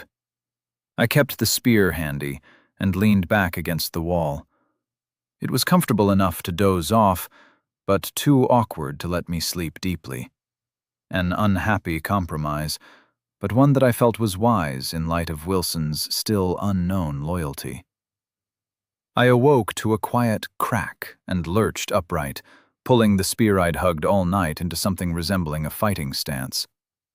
Wilson looked up guiltily, then bent down to drink from the urn he had knocked the lid off to get at the water within. I hadn't woken up when he started moving around, so I did a quick inventory of my limbs and fingers. Yep, I had not been nibbled on. "Good boy," I offered. I was pleasantly surprised he had left the meat alone while I was asleep, so I pulled open a couple of leaf-wrapped packages and put the contents of one in a bowl that I popped down at his side. I made a note not to drink from the urn he had used myself, and pulled over another to slake my thirst. As he turned to his breakfast, I decided to leave the lid off Wilson's one to mark it out as dog water. He shied away slightly as I reached across him to pick the lid up, but he kept his snout in his food bowl and didn't bolt. I needed a piss, so I walked out towards my experimental tannery. The warm sunlight hitting my face and chest robbed the morning air of some of its chill. I no longer limped, but I felt a sharp pain in my left calf whenever I bent my left ankle or knee too much. My shoulder still ached constantly. The rain hadn't helped my experiment. The mixture of rancid brains and old piss had largely been washed away, but I watered it anyway. Wilson came out of the cave and sniffed around. He shook himself vigorously and trotted over to join me, cocking his leg and adding his own precious urea to the mixture. I went back and picked up my belongings. Water skins were slung over my shoulders, and I winced as the one over the left settled into place. I didn't want to take the litter, even though it might make it easier to come back with full skins. I was going armed for bear this morning, or at least I'd be armed for wolves. I took a pair of the throwing spears I'd made and used imbue on one of them. 10 mana ticked away, and I knew the next thing it struck would get a blast of fire summoned at the point of impact. I eyed Wilson suspiciously, but he returned a perfectly innocent look my way. "Don't eat the meat," I told him firmly, earning a confused look and a quiet yip. With a shrug, I set off for the river. It wasn't as though he'd be able to eat too much if he hung around the cave. I was only planning on being away for a couple of hours, and he'd already had a decent breakfast. As I headed onto the muddy path, I marveled at how the brief wash of rain had changed the once familiar woods. Nothing had visibly altered, but there was an aura of growth and vitality that the cold water had stirred from slumber. The air had smelled incredibly good to me before. The complete absence of pollution left it fresh in a way I'd never known on Earth. But now it had a loamy odor that smelled of future growth. Wilson followed along a short way behind me. He moved quietly, slipping along without a sound as only feral creatures can. He waited as I reset my traps and tossed away the prey that had been left on the ground for longer than I was willing to risk. He shot into the brush after the first rabbit and came back with it hanging from his jaws. Whenever we stopped, he would tear at it, pulling the fur back and chewing at the meat within. At the third trap, he approached me with a leg hanging from his jaws and laid it at my feet before backing away and looking at me expectantly. "I'll eat this later. Thanks, though." I tucked the mauled limb in my left hand with the throwing spears and decided to find a suitable location to dispose of it without offending my new friend. When we reached the site of the fight, Wilson whined and crept past me. He crawled along on his belly as he approached the body of the much larger wolf. Another high-pitched noise, and he shoved at the prone beast with his snout. The body had stiffened overnight. A faint growl escaped him as I stepped past and shoved the head to one side. "I just need my knife back, bloke. I'm not going to hurt him. Maybe we can come back tomorrow and bury him, okay?" Green eyes blinked, and the wolf chuffed quietly, clearly unhappy.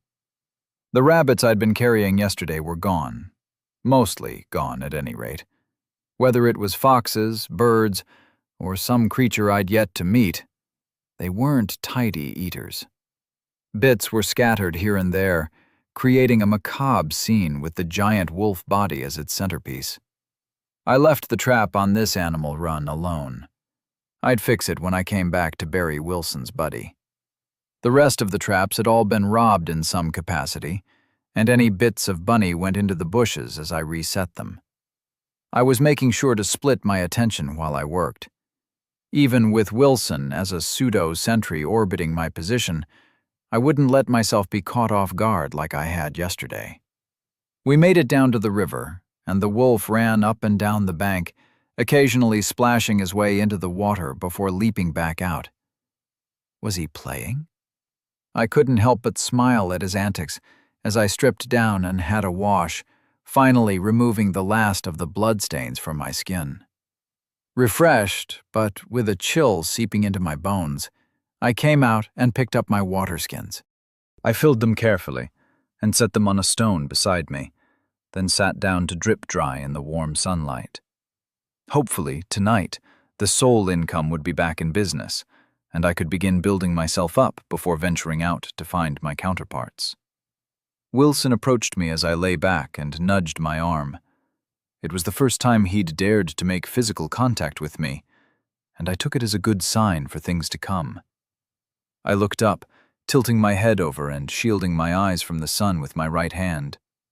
The wolf ran off a short distance, then ran back and yipped at me. "Get lost, kid. I'm not playing." Again a nudge and a run and retreat. "You want me to follow?" I sat up, then stood and slipped my shorts back on. I picked up my gear and headed off after the wolf, who fled further away this time before stopping to wait for me. Wilson led me down the bank of the river in this fashion. "What's got you so excited, buddy?" I asked aloud. We came to an animal path I hadn't found before. The wolf had dragged me farther downriver than I'd wandered on my own. Wilson crouched low and began to slink into the bushes upslope. I moved quietly behind him, focusing on placing my feet carefully to avoid making any noise. The steady wind was blowing down the hill and pushing our scent to our rear. Was he trying to teach me how to hunt? Off to my right, I could hear the gentle burble of a small stream, and the ground became damper as we moved uphill. He stopped and lay down on his belly just ahead of me, so I crouched low and snuck up to his side. With the tip of my spear, I shifted a broad leaf hanging in front of my face to one side. Before me lay an idyllic pool, lined with young trees and young vegetation. It was perhaps 3 meters wide, and on the other side stood a stag the equal of the one I had spotted across the river. I moved very slowly, painfully aware of every tiny noise, and brought my imbued spear into my right hand. This was an awkward position from which to throw. I had to hope my improved reflexes, coordination, and strength would counter the poor stance. The spear crept back behind my ear, the tip hovering in my peripheral vision for a moment. Then it sped forward as I put my whole strength behind it. I had not fully appreciated how improving my statistics improved my capabilities until that moment. The spear shot forward like it had been launched by a ballista, unerringly zooming towards the stag's heart. As it left my hand, it burst into flames and left a streak of smoke in its wake. The prey's head snapped up, and I watched almost in slow motion as it tensed to flee. Before it could do more than tighten its muscles, the spear slammed into its flank, piercing it clean through and exploding out of the far side in a red mist. The momentum of the blow knocked it off its feet, and the stag was left pinned to the ground as it died almost instantly. Chapter 11. My next victim. Villas Service slain. 6 souls gathered. Wilson shot past me and splashed his way across the shallow pond to inspect the deer. After a cursory sniff to ensure it was dead, he shook himself, throwing droplets all around him. I was still standing where I'd thrown from, locked in surprise at how much more effective my movements had been. Despite the twinges and throbbing aches left over from yesterday, I had felt more powerful than I ever had in my life. Physical exercise and maintaining what I thought of as a fighting trim were old habits long ingrained in my daily routines, but I'd never been this physically capable. Exercise hadn't been necessary since I was dumped here, due to the constant physical exertions needed to eke out an existence on the edge of survival. I still ought to have lost some of my muscle mass and general fitness due to the relatively poor diet and repeated injuries. Whatever else the body stats did, they had made exercise obsolete.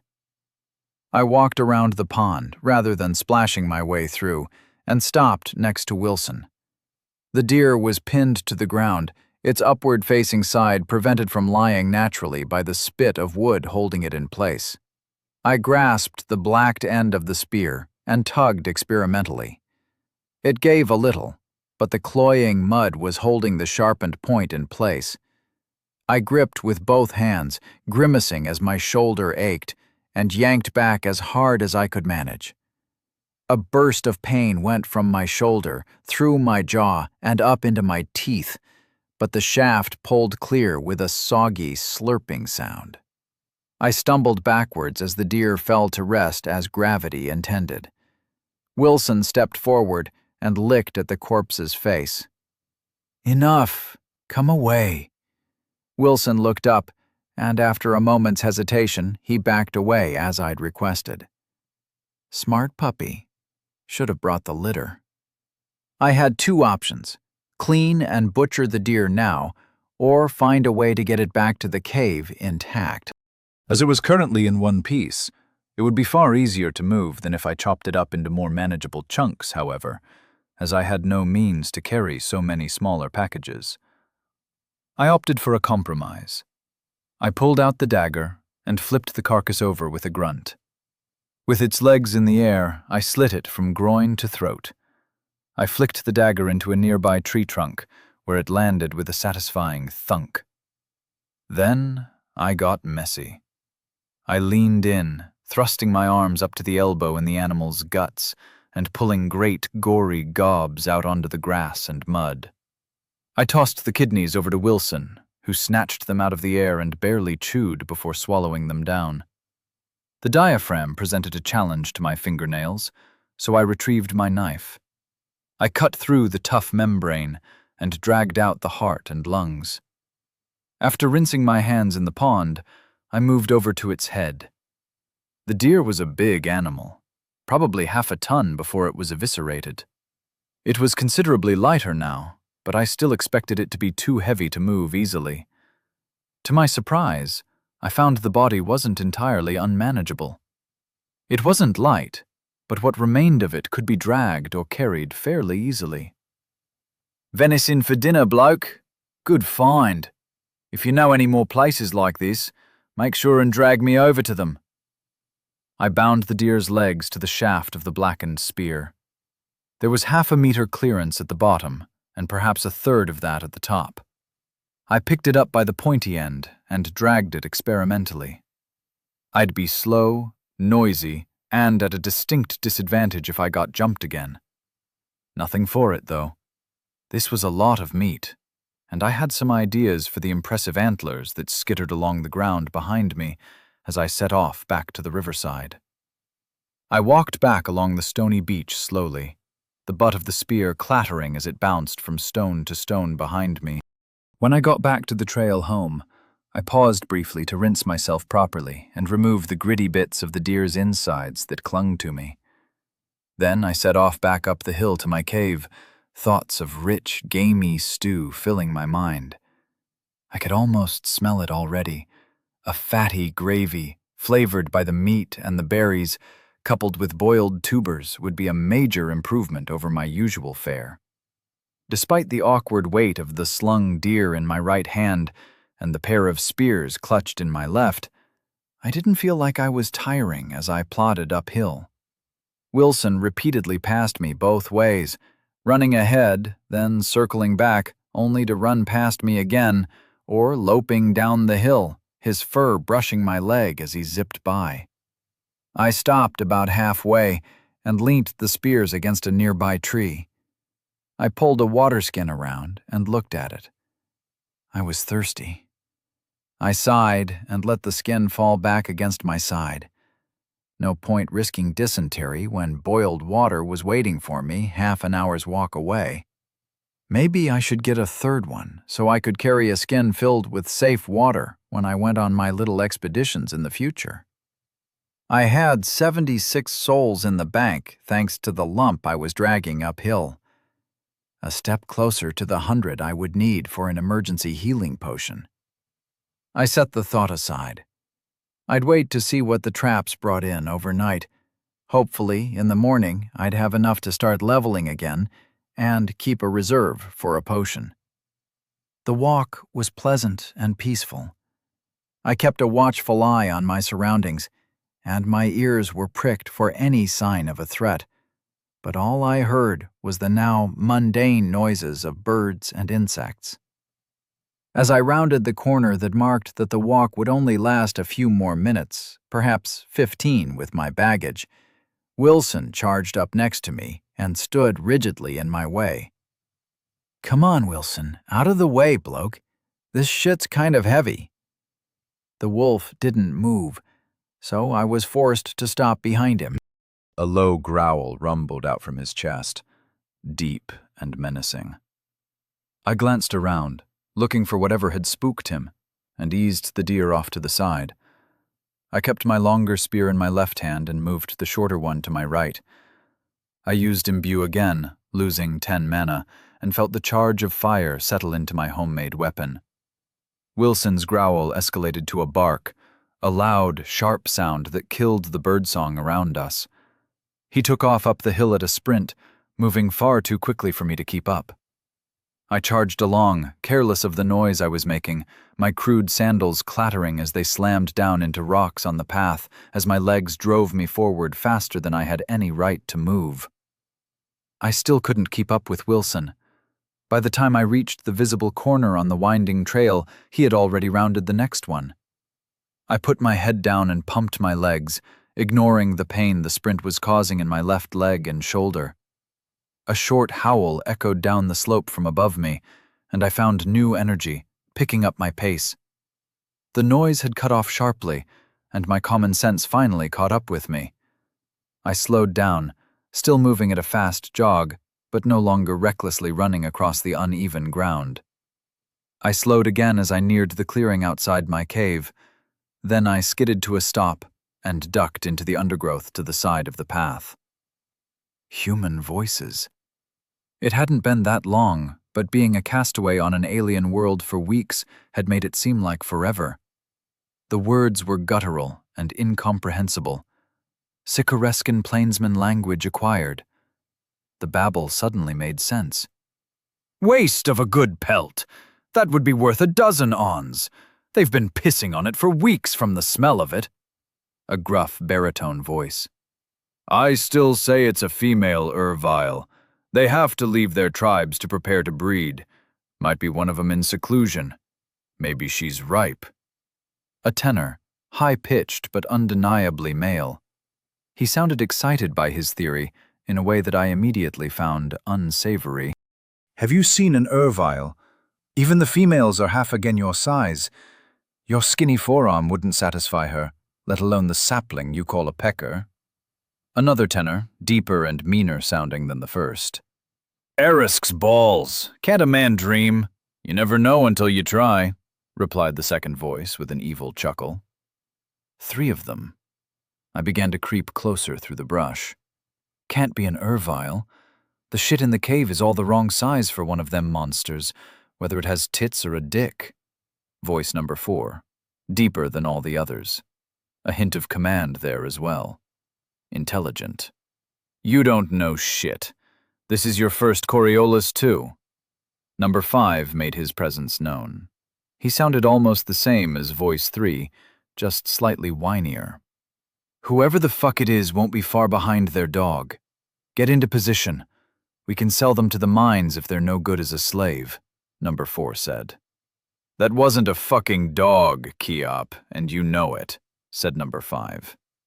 I ground my teeth together in frustration. Even with my new strength and painfully limited magic, taking on 5 men at once was a losing proposition. Fights aren't like what you see in the movies. A dozen dogs can kill a lion easily.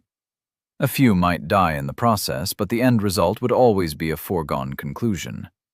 Slipping farther into the bush, I began to creep forward slowly. The spear in my right hand meant I could even the odds a little at the outset, and Wilson would be around somewhere as a potential backup. Maybe he'd come to my aid when the time came, maybe not. I wouldn't blame him for staying out of this. The necessity to attack was plain.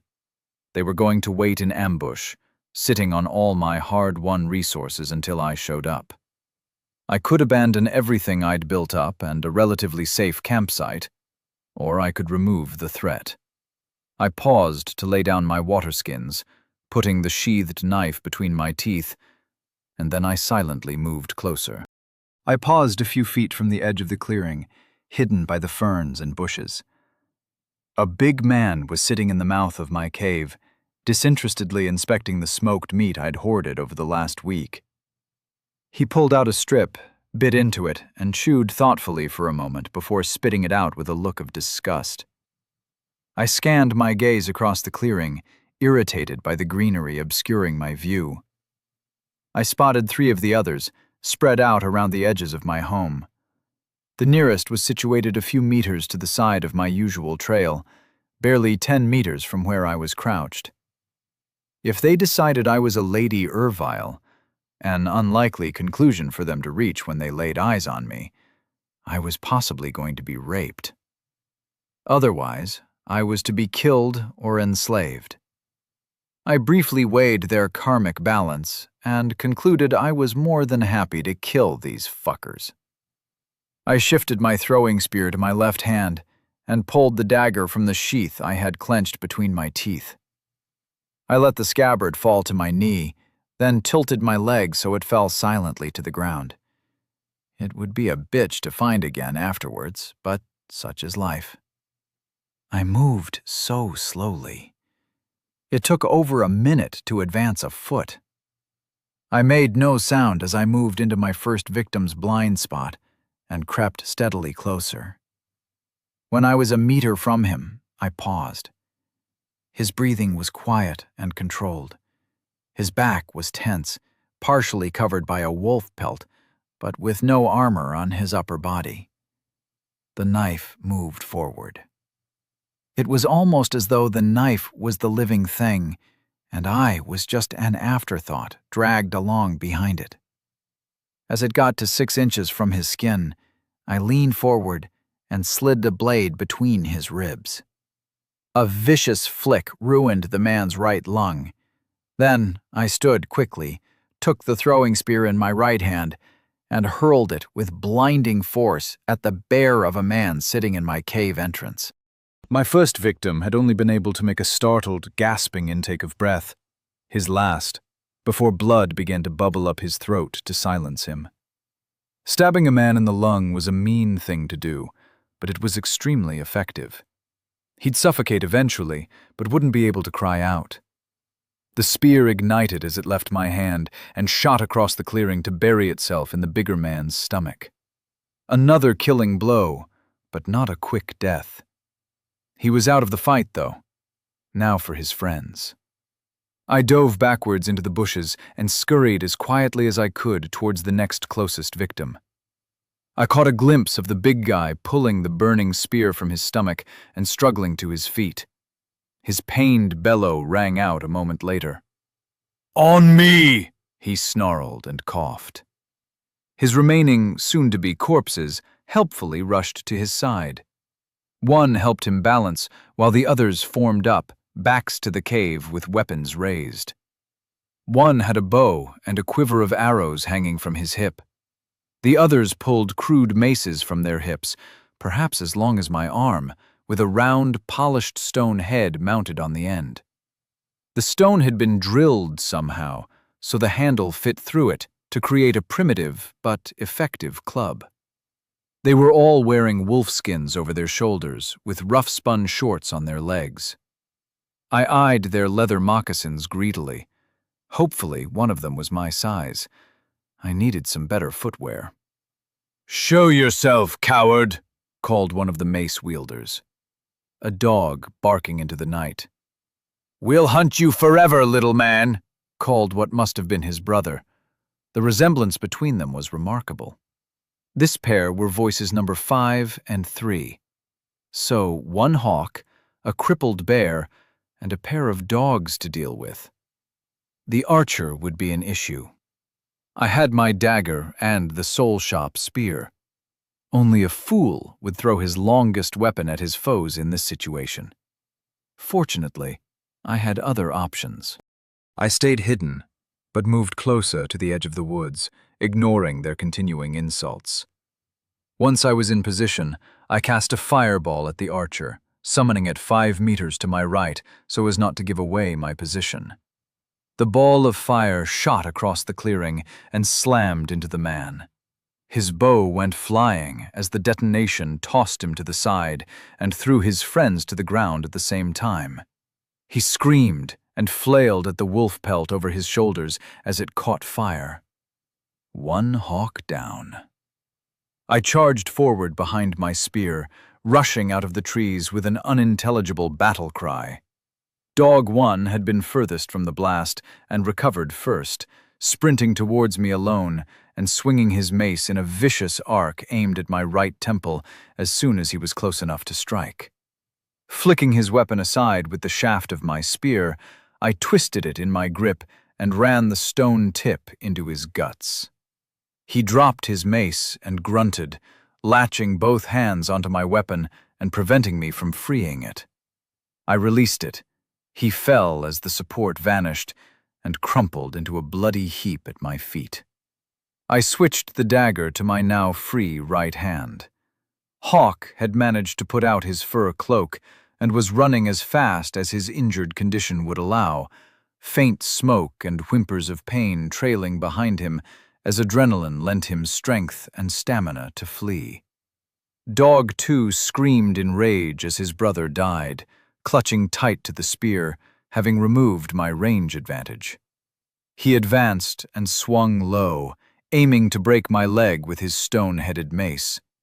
I pivoted around it, shifting my weight effortlessly to let the blow whiff past my knee, then shifted my weight so I could drive my other leg into his side as my body spun round to add force to the blow.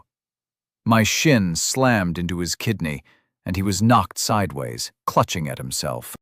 Before he could move again, I was on him, pulling back on his hair so I could drive my brittle knife through the thin bone at the base of his skull into his brain via his throat. I gasped for breath and checked my surroundings. Bear was looking at me with terrified eyes, shivering as a puddle of piss spread out to mix with the blood escaping his stomach wound. To one side of him, I saw Wilson's body, 2 arrows protruding from his chest. He wasn't moving, and I could tell at a glance that he would never move again. A stone mace had partially stoved in his head. Fury boiled up inside me. Normalis humano slain times 3. 30 souls gathered. With cold eyes, I pulled my dagger out of Dog 2's brain, letting his body fall to the ground limply, then flicked the gore off my blade before advancing on my next victim. Chapter 12. Shikriken. I walked past the dying man with cold disregard for his condition and picked up the bow from where Hawk had thrown it. I turned it over, examining it closely. It was well made and surprisingly sophisticated in its design. Horn and wood had been glued together to give the back and belly of the bow distinctly different colors. It had then been polished smooth and treated with wax or fat of some sort until it gleamed in the sun. The string was made from sinew? I couldn't tell for sure, but it looked a lot stronger than the cordage I'd acquired from the ever-damned shop. I tossed it on the pile of furs I used for bedding and retrieved a pair of arrows that had escaped the archer's quiver when he fell. "Well, fuck me. How were we to know?" grunted my guest. I turned and fixed him with a glare. "You're a Shikriken," said the last bar one of the raiding party. The word didn't translate directly into English. I didn't know why the system had given me access to the language, but it made the alien words make sense, and I wasn't about to look a gift horse in the mouth. The language sounded like a blend of Welsh and Turkish to me. I understood what the strange word meant, though. It meant harvester of souls. "What makes you think that?" I asked pleasantly, going back to my work. I built a pile of leaf-wrapped dried meat by the bow. "Hold that thought. You don't have anywhere to be, do you?" I asked. "You used magic. Only the great blue awaits me now, bastard. There's no need to toy with me." Jolly good. I went back outside and hunted down my sheath and water skins. A few minutes later, I came back to find him slumped unconscious. He'd dragged himself a few feet out of the cave. I emptied my skins of river water over his upturned face, making him cough and splutter as he was dragged back to painful consciousness. "What is a Shikriken?" I asked, as I began to fill my skins with boiled water. "A curse from the gods. You are all mad," he spat. "Where is your friend going to run to?" I questioned, pointing in the direction the man that I'd mentally tagged as Hawk had fled. "My brother is running to our forward camp. He'll return with a full war band," groaned the man. I squatted down opposite him and took a drink from my water skin. He eyed it greedily. The steady trickle of blood from his wound hadn't slowed. In a movement so fast I surprised myself, my hand lashed out and slapped him across the face. "Don't lie to me again," I growled. He spat and shuffled himself into a sitting position, his back propped against the cave wall. "Too fast. Too strong. You're not of this world for sure. Stranger, I would ask a favor of you for killing me." I looked at him blankly. Killing this man freed me of all obligation to him as far as I was concerned. I raised an eyebrow to invite him to continue. "When you hunt down my people, tell my father I died well," he grunted. "I don't give a shit about your people. I owe your cowardly brother for putting arrows into Wilson and planning to sell me as a slave, and possibly for being a rapist. After that, I don't give a shit about the rest." He took a wheezing breath and stared at me, seemingly trying to gauge if I was being sincere. I was. I had no intention of killing his tribe or clan or whatever it was. 10 souls per person was tempting, but I wasn't going to abandon my rules in a fit of pique. "Dilth hasn't had a woman," he groaned out, a laugh at the thought. "He isn't a man yet." "He looked like a man to me. Boys don't try to ambush and kill a stranger," I replied. 16 winters. He'd seen 16. I noted that the man was already using the past tense for his still-living friend. "This was our first Coriolis. You aren't a man until you return with booty.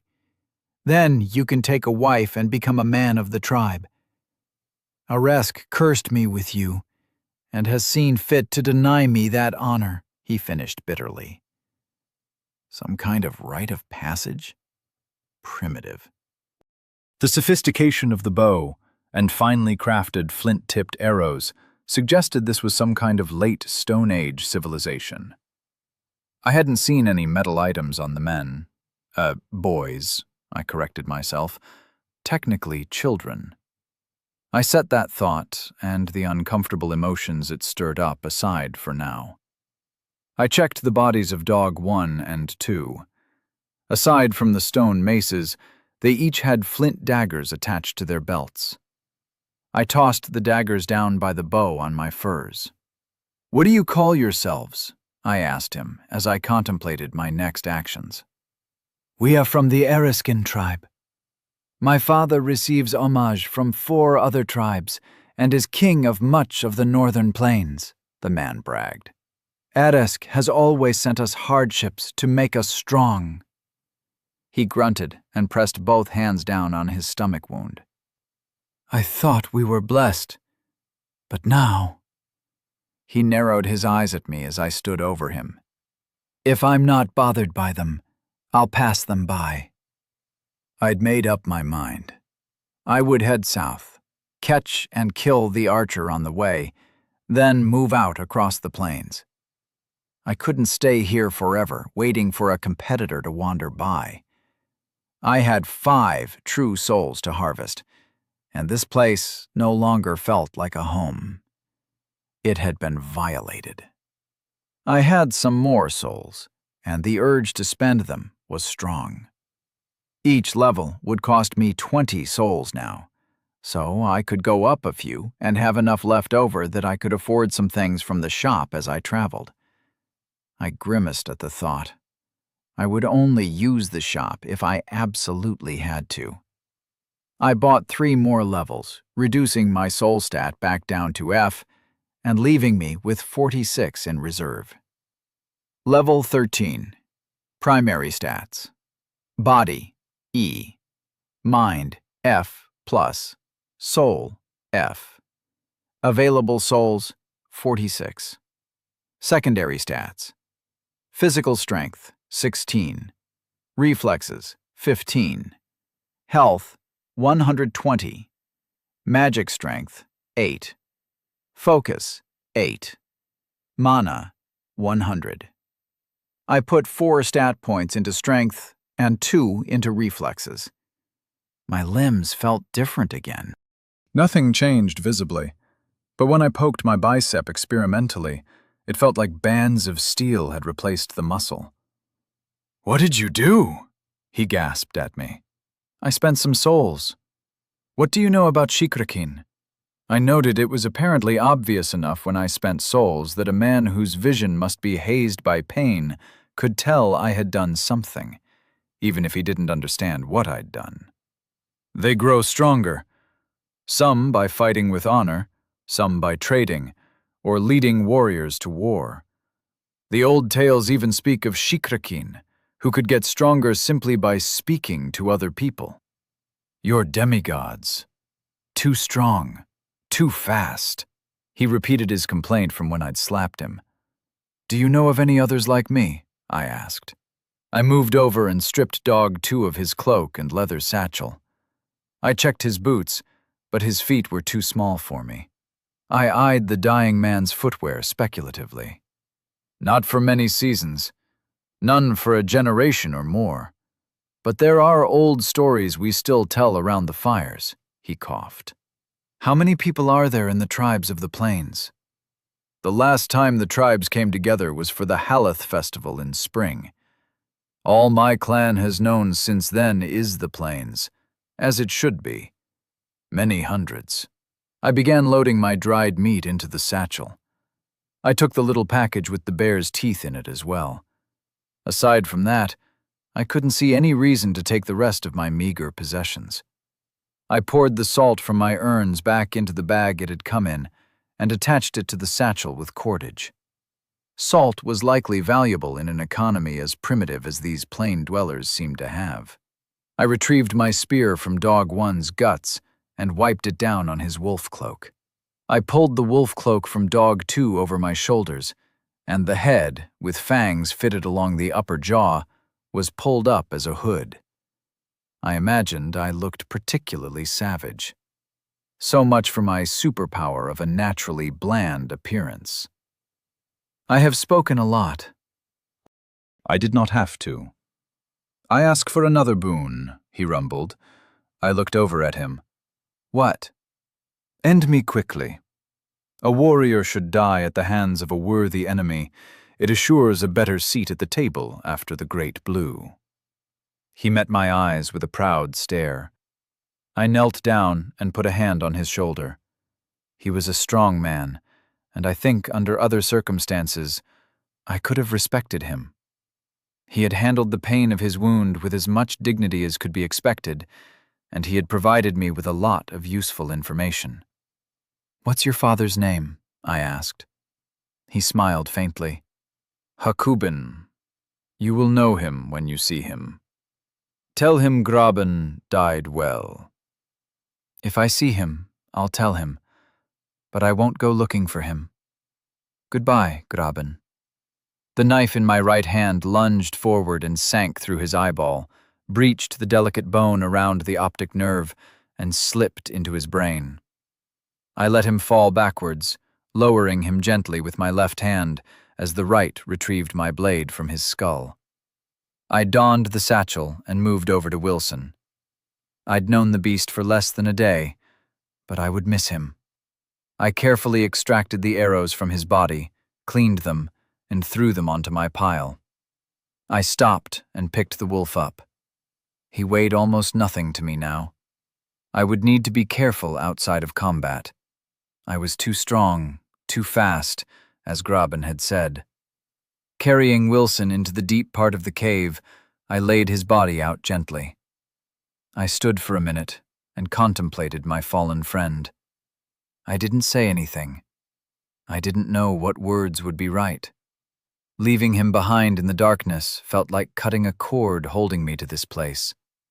I took the time to move all the wood I'd gathered back into the cave and piled it around Wilson. With a flick of a finger, the pile started to burn, and I retreated to the entrance. I stole Graben's moccasins, offering a silent word of thanks that the man had feet big enough that the leather wraps weren't too uncomfortable when I put them on. Taking the bow and arrows in my left hand, and with the spear in my right, I set off after the archer. My water-skins sloshed as I jogged along in the direction he had run. Once I reached the tree line, I slowed slightly so I could look for signs of his passage. In his panic, he hadn't taken any care to avoid brushing against the bushes and ferns, and the trail was easy to see. Broken leaves, snapped branches, trampled stems, and the still damp mud made following him a simple affair. If it had not been for the rain last night, I'd have spent less time preparing myself to leave my first home in this world. My thoughts were confused. The anger at the killing of Wilson bubbled in the background, but Graben's words troubled me more. The gods had used this world before for their fucking games. Was this a real world, or just some fiction they cooked up for my game? Was Graben a boot in the coal seam, a hint that this place was a new creation with an elaborate, fictional backstory? Or was this a genuine world, with real people living out their lives? At least I knew I wasn't alone out here in the wilds anymore. The prospect of Stone Age savages being my nearest neighbors took any comfort I gained from that thought away. As it was, I followed the archer for perhaps half an hour, masticating on my unpleasant thoughts as I ran to where he'd gone to ground. I found him, huddled with his back to a thick tree, flint dagger in his right hand, and his left arm curled across his badly burned chest. I stepped out of the brush with the spear leveled in both hands, having left the bow and arrows carefully on a dry stone to wait for me. This wouldn't take long. "Demon, go back to the hells you came from!" he barked. Perhaps I should have tagged him Dog 3 instead of Hawk. "Hello, Dillith. I owe you for Wilson," I said quietly, closing the distance carefully. He swiped his knife back and forth in my direction, which made me smile. "Fuck you, Horson. Our souls will haunt you forever." Again, the knife swished back and forth at me. "I think I'll probably just spend them." He paled and turned to try to run, but I crossed the distance in the blink of an eye, and the spear slipped between his ribs to destroy his heart. Normalis humano slain. 10 souls gathered. Now with 4 daggers on my belt, a man can never carry enough knives. I stepped out of the woodland at the base of what had been my hill, but was now simply an unhappy memory. The river wove its way across the steppe to my right, and I took the time to drink my fill, emptying 1 water skin. Refilling at the river, I surveyed the grasslands to the south. The rain had swept through, but the grass was still tinder dry, having sloughed off the heavy droplets. A few casts of summon fire, and I could probably set the whole area ablaze. The possibility of letting the plains burn before I stepped out to walk through the ashes towards whatever passed for civilization in this world was tempting. I could envision earning a lot of souls by doing so. Fighting down the urge wasn't as difficult as it might have been. Despite my greed, I was a creature of focused, channeled violence. Indiscriminate killing was for the artillery and the Air Force. My rules, my code, forbade me from acting so recklessly. The plains rolled gently away from me, and on most of the low hilltops, small patches of forest had grown up. I settled my gaze on one I was fairly sure was due south and set off to see what the grasslands had to offer me. Chapter 13. Goodbye, blandness, my old friend. My beard had grown out since I arrived in this world. I had passed through the itchy phase and was now moving into Grizzly Adams territory. I eyed the dead aurochs and hoped the arrow had survived. The giant bovine creature clearly had not, and fortunately, when it collapsed, it had fallen with the arrow sticking out at the top rather than snapping it under its weight. Normalis aurochs slain. 5 souls gathered. I used the dagger to cut away at the entry point and carefully worked the thin wooden shaft out. It came free with a sucking sound, and to my relief, it was undamaged. I was down to 2 arrows, having had half of my supply break while I had been hunting over the last week. This was the 4th aurochs I'd killed since walking into the grasslands. It was a waste of time to properly clean the guts out or harvest the meat. I'd never used that much, and I couldn't carry it with me. Instead, I put the knife into the cavity formed where the beast's uppermost rear leg met the torso and began slicing in a circle to remove the limb. Working the blade into the cartilage of the joint was a delicate process. My knives were brittle and could easily snap. The rest I would leave for the scavengers, large birds that always circled overhead. With the meaty prize slung over my shoulder, I headed back towards my latest campsite, a slight depression at the edge of one of the hilltop woods. A small lake, more of a pond, lay on the other side of the trees, and I had camped here for 2 days now. I didn't understand the villus and normalis denominators. I'd initially concluded that the bear and the oversized rabbits were given that tag as a result of being larger than they should be, but these aurochs were much bigger than the cows from Earth that they resembled. Yet they were normalis all the same. Sitting down beside the fire hole I'd dug, I began to strip the hide off the meat. I'd rigged up a pair of sturdy tripods on either side of my fire and rested a thick branch of green wood across the gap. It was simple enough to adjust the height, and thus the temperature, of the meat by sliding the tripod legs in and out. Putting the skin I had removed from the leg to one side to be buried later, I began slicing strips off the muscle to hang on my improvised spit. Once I had taken enough for tonight, I set the rest of the leg aside on a stone and balanced the long, thin strips across the crossbar. With a glance, I ignited the fire I'd laid earlier. I had realized that physical gestures felt natural and possibly looked very impressive, but they were unnecessary when it came to using my magic. I had managed to avoid spending any souls in the shop so far.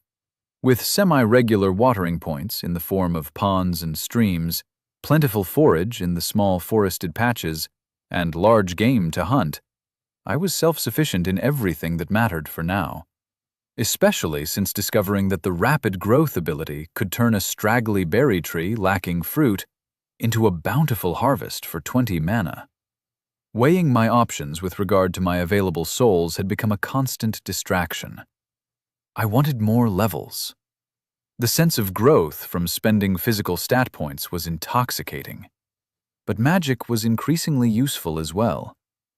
I was trained for physical combat, but with the addition of magic, I could be truly dangerous. It was limited. It would let me fight against odds that I shouldn't stand a chance against, as it had back at the cave, but if there had been 10 of them instead of 5, I suspected I would have fled rather than attacking. It was an advantage, but it didn't make me unstoppable. All my competitors would have the same advantage when I finally found them. The fat began to drip off the meat, spitting as it hit the flames and embers below. The smell was delightful. Aurochs tasted just like beef, and I had been unable to stop myself from searching through the foodstuff section of the shop for some horseradish sauce. No luck, unfortunately. I decided to take 2 more levels. The first tier ability points were only 10 souls per level, so I could improve 4 of them for the same cost. Tier 2 abilities required 20 souls, just like Tier 2 levels. The impact of the stat points was what decided me. Since reaching midway through E tier, I was so much stronger and faster. My endurance was far beyond anything I had been capable of on Earth. Perhaps one day I'd stop and save up to keep enough in reserve for a health potion, but access to the healing spell obviated that need for now. Level 15 Primary Stats. Body, E+. Mind, F+. Soul, F. Available souls, 43. Secondary stats. Physical strength, 20. Reflexes, 15. Health, 120. Magic strength, 8. Focus, 8. Mana, 100. Putting all 4 points into physical strength in order to confirm my theory, I was pleased with the result. E+ meant I had 1 D-tier statistic. When health or reflexes joined my strength, I would advance to D-. Waving the auroch's leg next to me in the air seemed to prove my theories about my statistics. It was noticeably lighter for sure. It felt like it was made of balsa wood, but the limb must weigh nearly 30 kilos. As before, nothing had visibly changed, but I felt the new power in every movement. I turned the meat strips and waited for them to start to blacken. I had stopped boiling my water due to the necessity of being on the move, and had so far not suffered any ill effects. But intestinal parasites were something I could still easily prevent. Thus far, the evil god called dysentery had given me a pass. The sun was falling in the west when I first heard the rumble. It sounded like a train heading my way, or being near a busy road. I had finished my meal and was quietly contemplating the first stars to emerge in the darkening sky at the time. The alien patterns still baffle me, but I was confident I had located an equivalent to a pole star. I'd watched the tiny spark circle above me for the last week on the plains, and at the end 3 stars in a configuration that resembled an axe, laid on its side when compared to the horizon, seemed to point to the most static star I'd found. Standing up, I looked around, but nothing was moving for miles as far as I could see. The rumbling grew louder, and I began to consider other possibilities. Was this some kind of geological event? A hidden geyser in the lake on the other side of the small hill? I was considering moving my campsite as a group of riders swept round the west side of the hill and began to fan out across the grass in front of my fire. I wouldn't call them horsemen based on their mounts. They were stocky ponies at best, and the mounted men looked more like adults riding donkeys at the beach than a formidable cavalry force. One of them rode forward slowly, taking his time to check the shadows behind me for signs of any threat. I felt the masks dropping back into place in my mind. Dissembling was second nature for me, but the brief freedom I had found alone in my cave and had affirmed with Wilson was something I didn't want to give up. Graben had seemed like a straightforward man. In the end, he'd been unafraid of death, asking for mercy where most would have begged for more time. "I'm alone. Would you like some food?" I called. Hospitality was my best option in this situation. A quick count revealed 15 of them, and they all carried short, stabbing spears in their right hands and a small hide shield in their left. The uniformity of their weapons was mirrored in their dress. Short green tunics of woven cloth covered them down to their knees, and sturdy leather boots covered their feet. There were no stirrups, and the saddles consisted of a thick blanket tied to the animals' backs with leather straps. The only control they seemed to have was reins that they held in their left hands behind the shields, but the animals reacted well, forming neat ranks as they spread out and stopped at a slight tug. "You offer me the meat of my own herd, from aurochs that you've hunted without my permission." The man raised his eyebrows at me in feigned shock. His voice was expressionless. "I don't recognize your accent, stranger. Where is your war band?" called the one I assumed was the leader in a flat voice. There was no inflection at all, and it was hard to gauge whether he was threatening or just being polite. This one's tunic was a bright red color, marking him as some sort of commander, no doubt. "I have no warband." "You're dressed for Coriolis. Are your brothers gone to the Great Blue?" He inched his pony closer and stepped down, dropping the reins in the grass. The horse stayed still and bent to crop the grass at its feet. "I am not with a warband, nor am I on Coriolis. I was attacked by a group of men wearing these skins, but I ran away after killing one of them and taking it for warmth."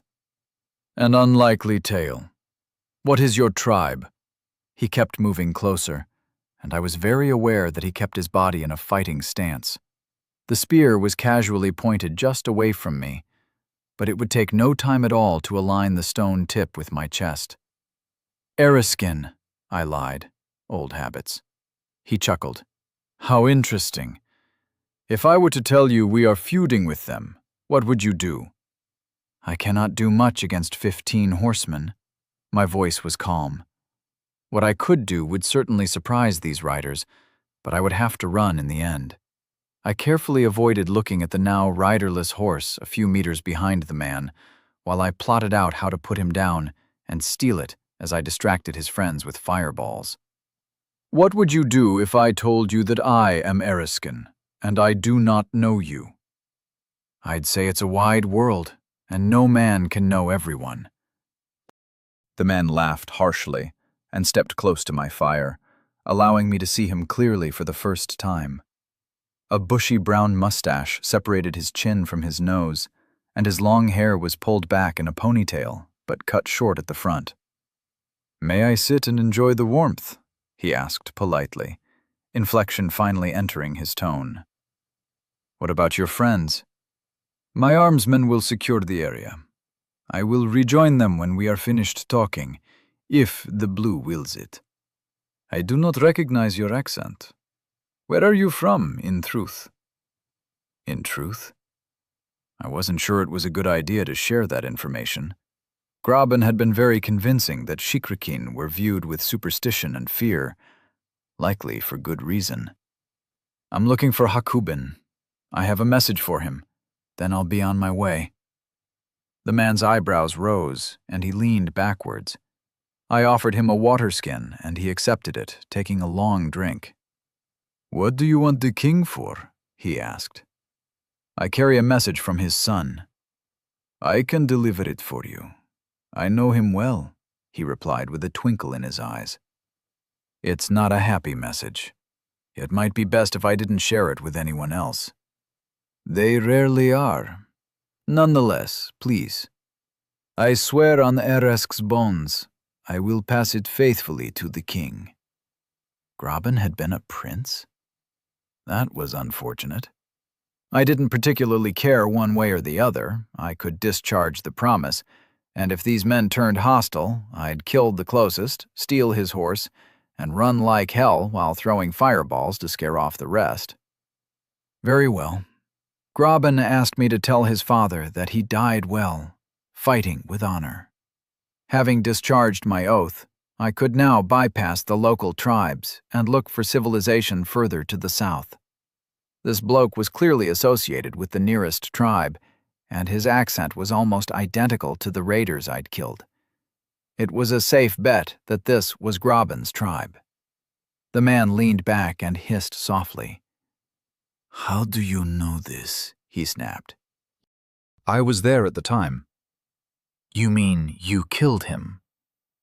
It wasn't a question. This man was direct, and I saw no reason to lie anymore.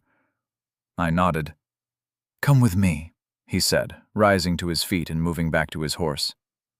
"Respectfully, I'd rather not," I said. "It wasn't an invitation, stranger." "Respectfully, no."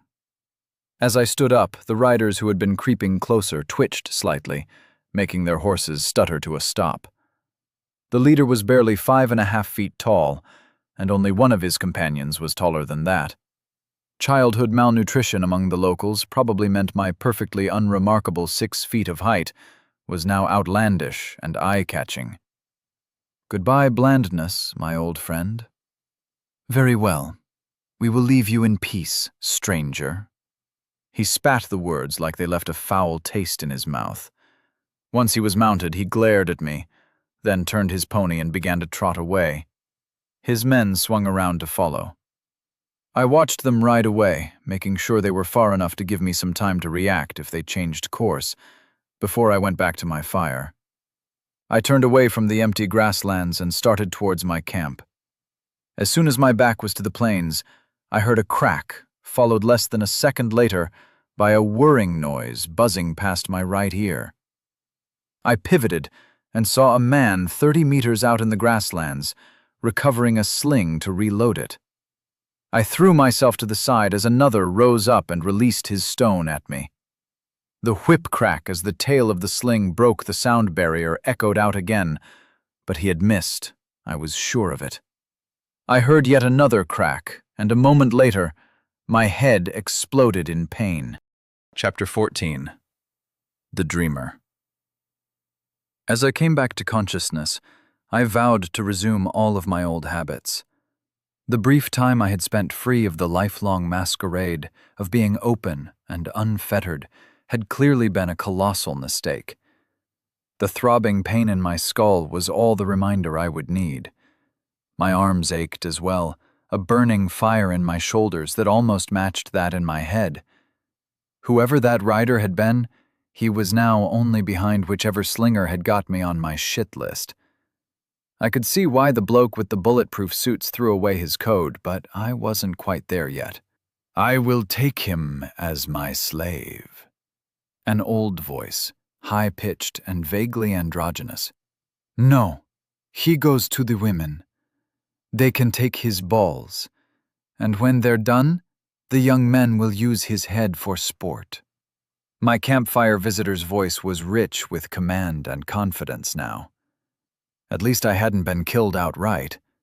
So far. Unfortunately, it didn't sound like that would remain the case. He survived 2 days tied to a horse, after taking a bullet to the head. Jaitik swears it was fired clay and should have been a lethal hit at that range. Something is amiss here, Hakubin. He might be the one from the dreams. An ally? At least someone who wanted me alive rather than gelded and my head turned into a football. I'd take what I could get in this situation. He killed Graben. Fuck your dreams. Hakubin's voice ground out.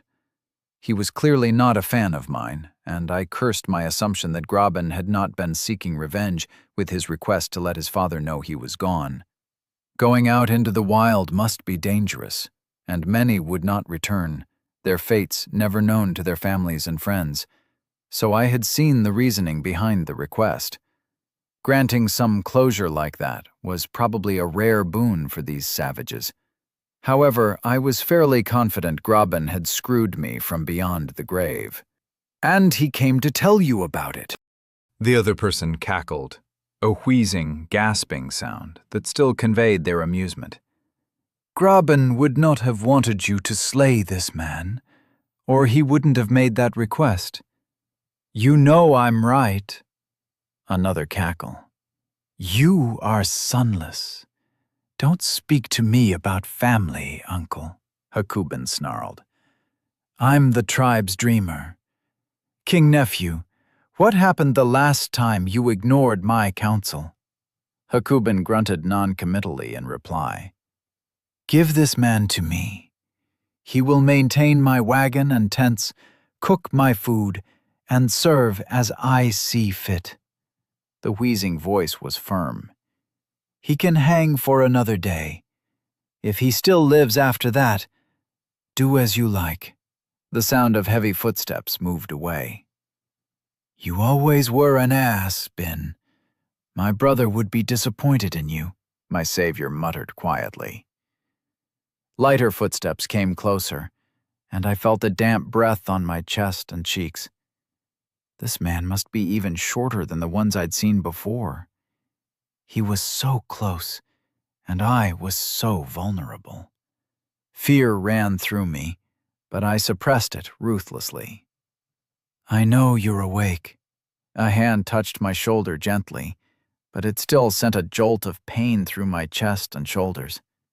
I didn't move. Endure a little longer, and we'll talk properly. Or go to the blue and feast with Eresk. The choice is yours. My faint sense of his presence faded away. Health, 48/120. Mana, 100/100. I cast heal 10 times, and my health went up to 98. I felt better, but the pain didn't disappear. My thoughts felt fuzzy and hard to grasp.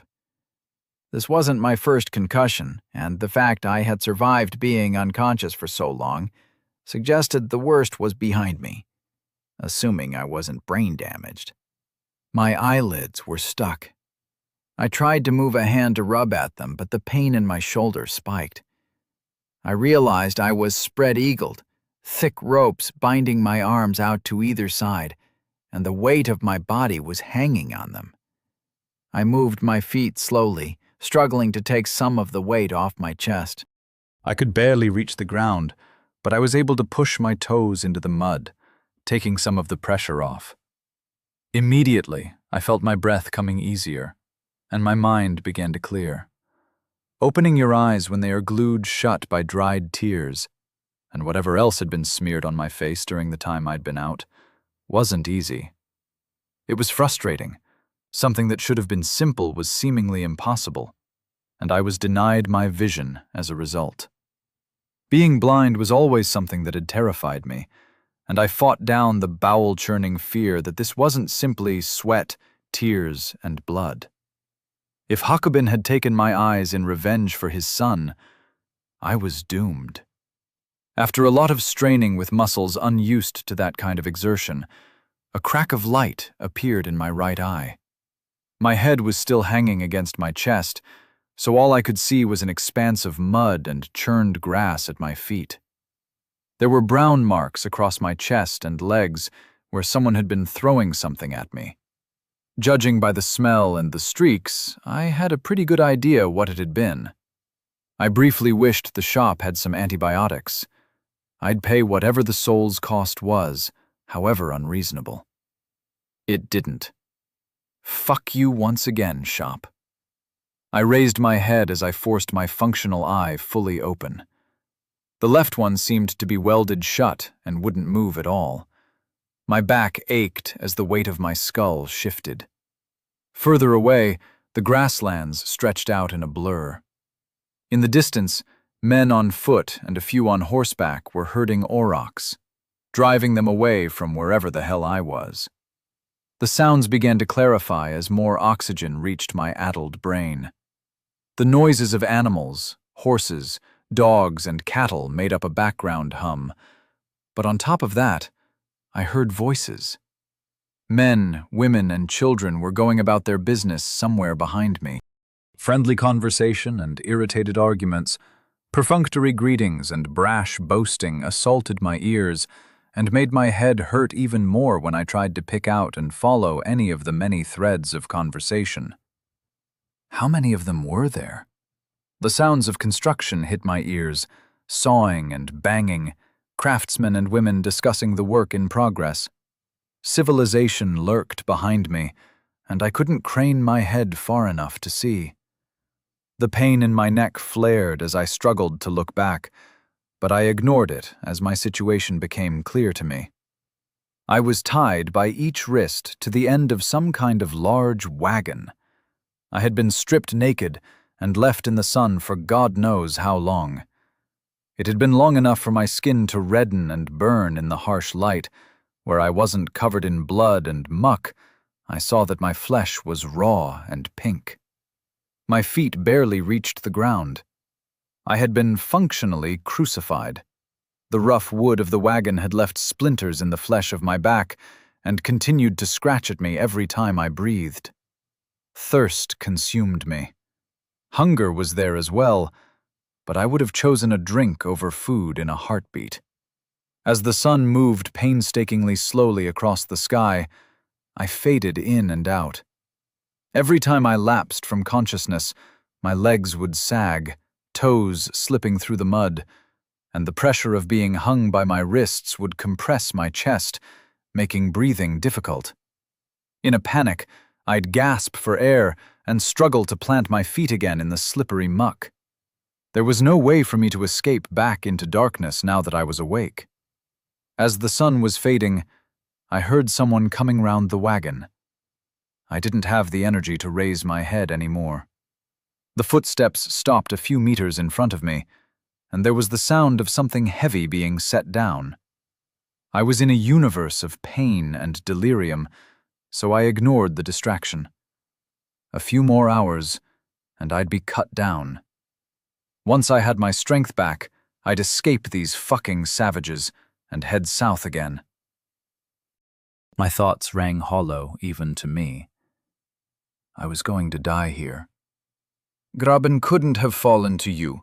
You're a liar. A boy's voice. I struggled to raise my head for a moment, but even that was beyond me, and I was terrified of losing my footing and dangling by my wrists again. Something wet slapped into my chest, and I opened my functional eye to see a brown mess slide off my skin and land at my feet. The smell made clear what it was, although I couldn't tell what animal had produced it. I was glad in a way. I'd gradually pushed the mud away from my feet during the long day, and it had become harder to keep the weight off my chest.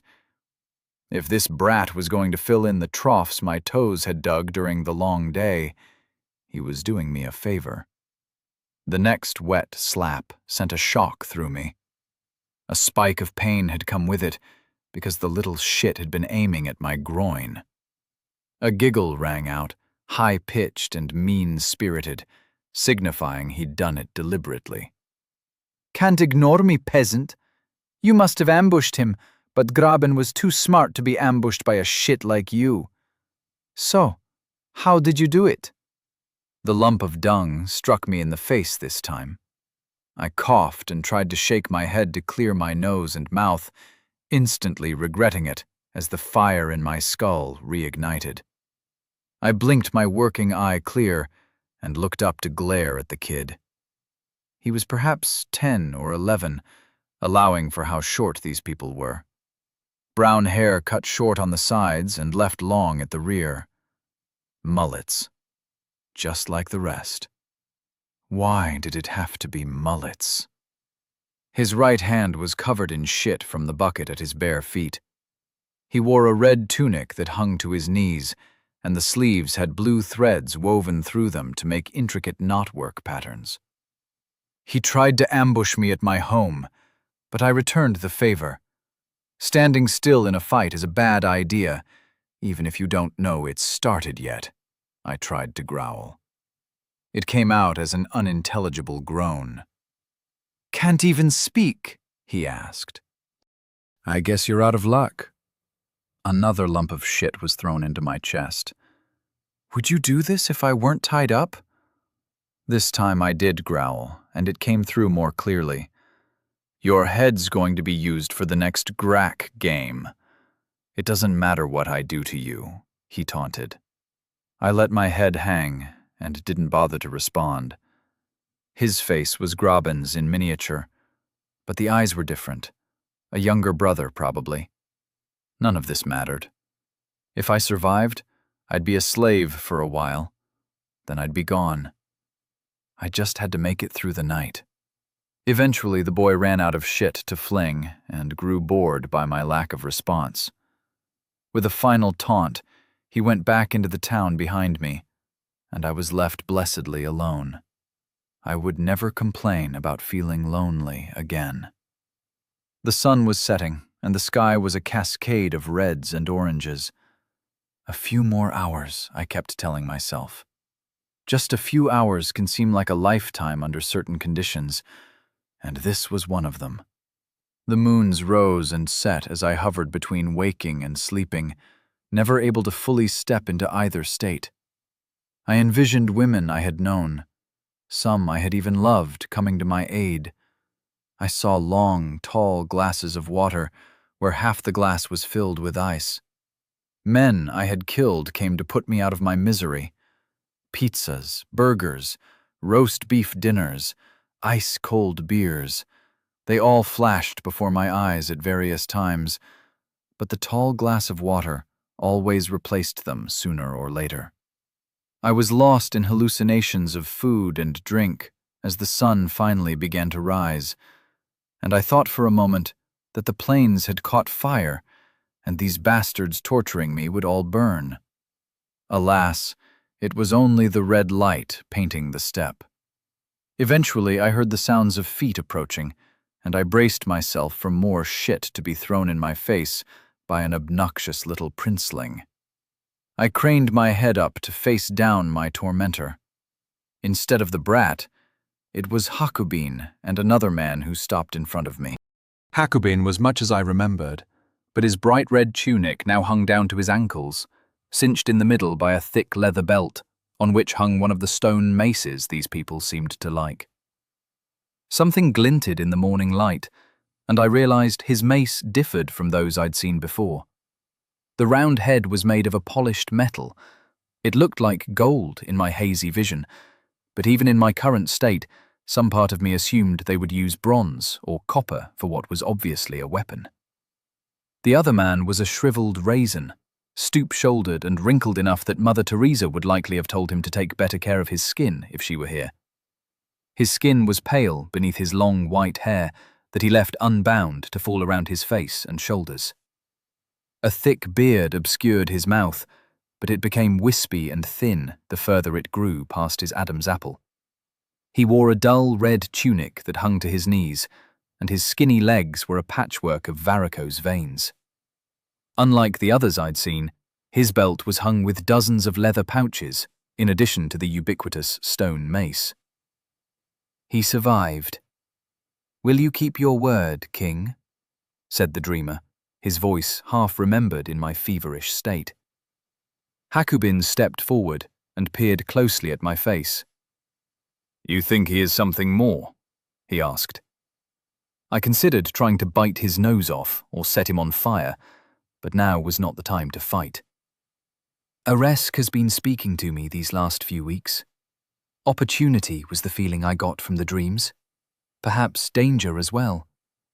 I think this man might be the source. The dreamer wheezed, his breath whistling through his facial hair. "Spice-addled hallucinations are not..." Hakubin sighed before continuing. "You're the dreamer. I've done as you asked, Uncle. I do not want to see this man again. Keep him at the edge of camp." Hakubin gave me a final glare and left. "Well, my wandering friend, slayer of aurochs, bastards, and princes, it seems you're in my hands now." I trust you won't harm an old man like me. His voice had changed, dropping in tone to be clearly masculine. He chuckled and drew a short metal knife to slice the ropes holding me upright against the wagon. As the ropes parted, I fell to my knees and curled up in the mixture of blood, piss, mud, and shit beneath me. I rolled over and gasped as blood began to reach the extremities of my arms again, and they seemed to catch fire. Aside from a few days of peace, all I'd known in this world was pain. I needed to get back home. Chapter 15. Another Giveaway. "On your feet, boy," Dreamer said harshly. The snap of command was there in his voice now. I began to think this wasn't just some old shaman. He was a leader in addition to whatever other functions he carried out in his culture. I struggled upright and untangled the remains of the ropes from my wrists. The rough material had dug into my skin, rubbing it raw and drawing blood where stiff threads had stabbed into me. I couldn't stand up straight. My shoulders didn't want to take the weight of my arms, so I stood hunched over, clutching my limbs in front of my chest. Even slouching, I was still looking down at the man. He had a bald spot on the dome of his skull. "You need a wash, boy." "I'm not a boy," I croaked, but I followed as he walked out into the grasslands. "I've seen 70 winters, boy. You haven't been on Coriolis, therefore you are a boy. I'm not one of your people. We don't need to raid to be seen as men. Raiding isn't what makes you a man, boy, nor the killing. It's the trial that makes the change." He turned back for a moment to look me over, and I glared at him with my good eye. "Maybe you've passed your own. Aresk likes his killers, and I can see the blood on your hands," he muttered before moving on. I glanced down, but my hands were more muddy than bloody at the moment. He led me to a stream that ran just a few minutes' walk from the camp. As soon as I saw the water, I tried to sprint to it, but all I managed was a stumbling run that ended in a painful crawl as I reached the edge of the narrow waterway. My reflection shocked me. The left half of my face was coated in blood that had matted thickly in my hair and beard as well. I brought my hands up and began to brush at the blood and muck sealing my left eye. There was pain as my nails scratched at the accumulation of filth, and then I began scooping water onto my face to ease the process. Frantic splashing resulted in my face looking more like it should, and as my left eye finally opened, a deep sense of relief washed through me. A foot slammed into my ass, and I fell face first into the water. I spluttered and pushed my face above the surface, then dove back down to drink my fill. My burning thirst had knocked dysentery down a few places on my list of concerns. "Here," said the dreamer, holding out a small leather pouch. I reached out cautiously and took it, tipping some of the contents into my palm.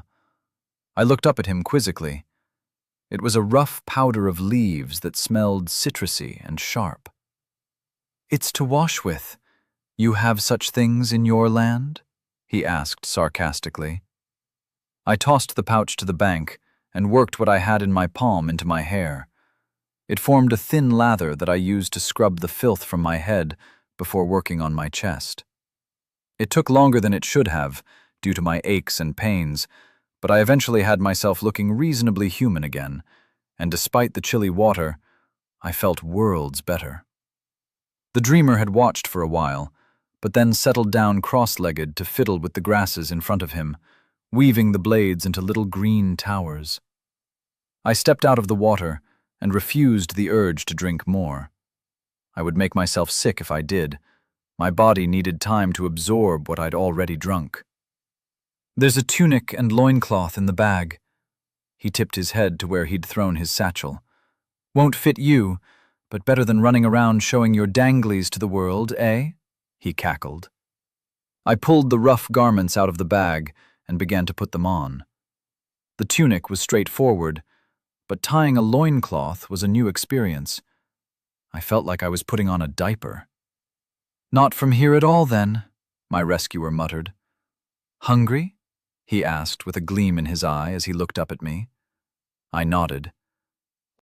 I needed food and rest to regain my strength. Then I could settle my debts with Hakuben and bugger off, hopefully to somewhere with a less savage population. "Come on, then." He rose and began walking back towards the Eriskin settlement. "The plains are a great place to live if you've got the knack, you know. It's hard, and there are always threats. Other tribes, ervile slavers, the vile cats are dangerous too, but mostly it's a good life." He continued to mutter at me as I trudged along behind him back to the settlement. I had thought it would be a town, if not of bricks and mortar, at least wooden buildings, but I was wrong. I suppose in a way it was a village, but it wasn't like any I'd ever seen before. Perhaps it resembled a Mongol tribal center from Earth, back in the 13th century, but history wasn't my strong suit, so the reference could be way off. 2/3 of the perimeter was composed of huge, heavy wagons with solid wooden wheels, parked end to end to form a porous barricade.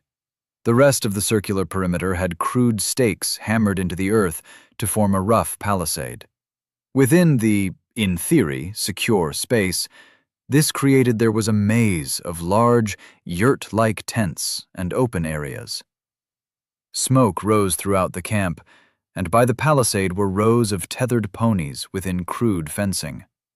Hundreds of people flowed around, going about whatever the hell primitives like this did with their days. "Behold the mighty king's city," Dreamer giggled. "He thinks he's done so well. My brother built the alliance that made him a king, and Hakuben has almost... well, let's just say it could be better.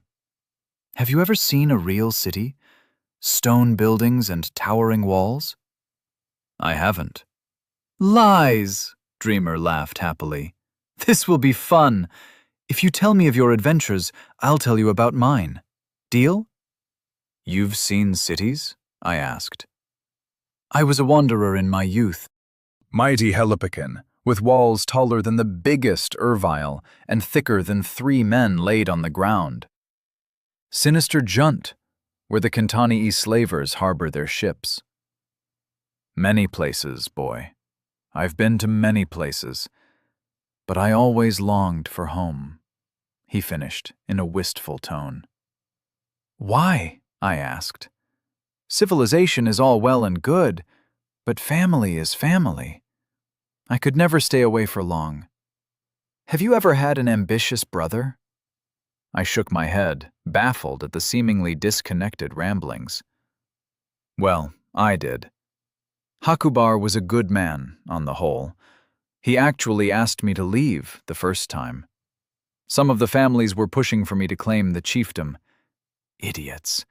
As if I wanted to spend my life pandering to them and fretting about the herds. So I went away for a while, to give my elder brother a chance to consolidate his power and, coincidentally, removed any arguments for my assassination. He cackled once again. "But why come back if you were being threatened?" I asked. Once Hakubar had made the Gretakin bend the knee, he was secure. I didn't know that, of course. I was studying philosophy in Helipican at the time. But a tribe needs a dreamer, and my predecessor had been old when I departed. His apprentices were shite. Stupid little worms, more interested in potions to make women forget the night before than medicine or natural law. A dream told me to come home. A dream? I was surprised. If this man were the local equivalent of a doctor, why would he be moved to turn his life upside down by a dream? "You don't dream?" "Of course I do." I would not elaborate on the contents of most of my dreams. Despite my code, I still saw the faces of some of my victims in the night. "No, you don't. Not properly. I can tell. But we can fix that, boy. I'm afraid Eriskinit isn't much of a place. There are no alehouses or brothels, no markets filled with spices and exotic goods, but it has a few amenities. You'll need to stay the hell away from all of them for now." Hakubin is a vicious bastard, and his almsmen will happily split your skull at the slightest provocation. They already tried. I rubbed my left temple. Perhaps I should wait here? We had reached the gap in the palisade that led into the town proper. "If anyone sees you without me or my apprentice, you're dead, boy. The word has been spread about, and you stick out like a cock in a henhouse with your height and color. I'm your bronze token, so make sure nothing happens to me, okay, boy?" He smirked at me and blew his mustache out from his lips.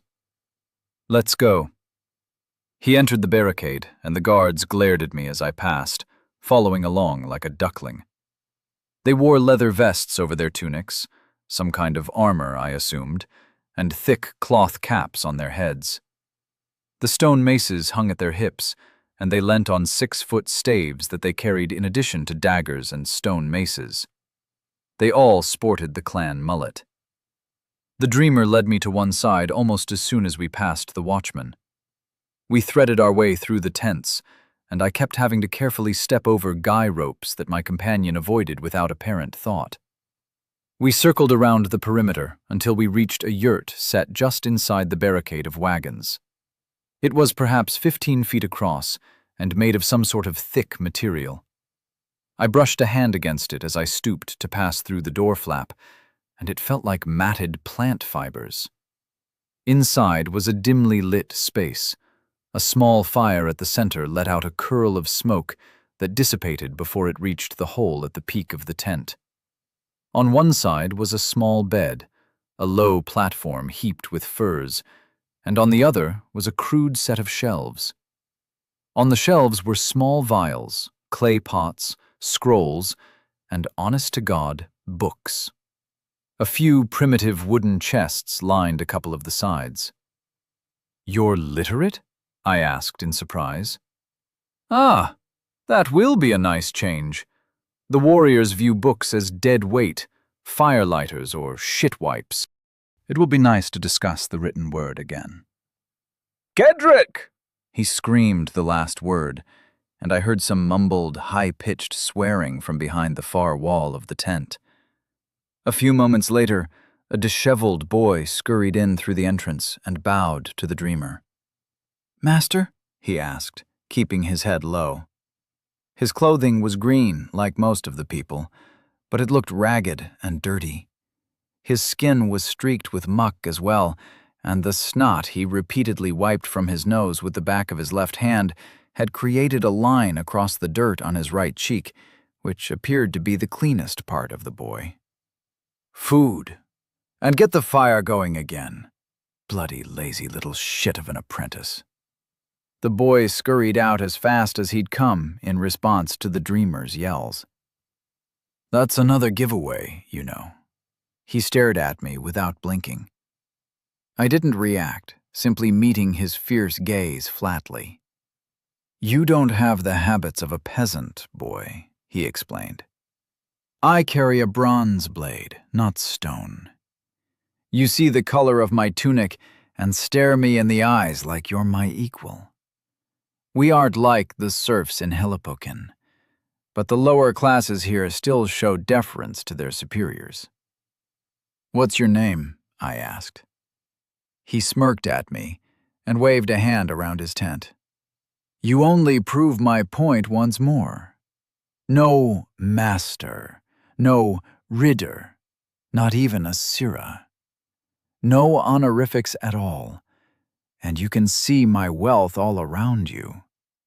I own 3 prime bulls and a dozen heifers out with the herds as well. I'm of what passes for the nobility in this part of the world, and you are oblivious. My name, boy, is Haku Krill. You can call me Krill.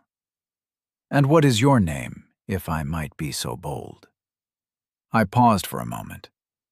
The ramifications of using my real name could be significant if any of my competitors ever heard it, especially as it was so out of the ordinary when compared to the locals. But the old bastard had known I was lying about having seen cities without even being able to see my face. I had magic now. Perhaps some of the locals did, and this wrinkly specimen was one of them?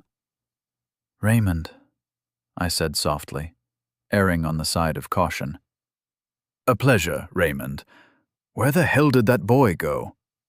Krill made his way to the tent flap and stuck his head out. "Gedrick! Get your ass moving, boy!" He came back in and went to sit on his pile of furs. "Take a seat, Raymond." Krill waved a hand at a spot by the barely lit fire, and I sat down, stretching my legs out to the side.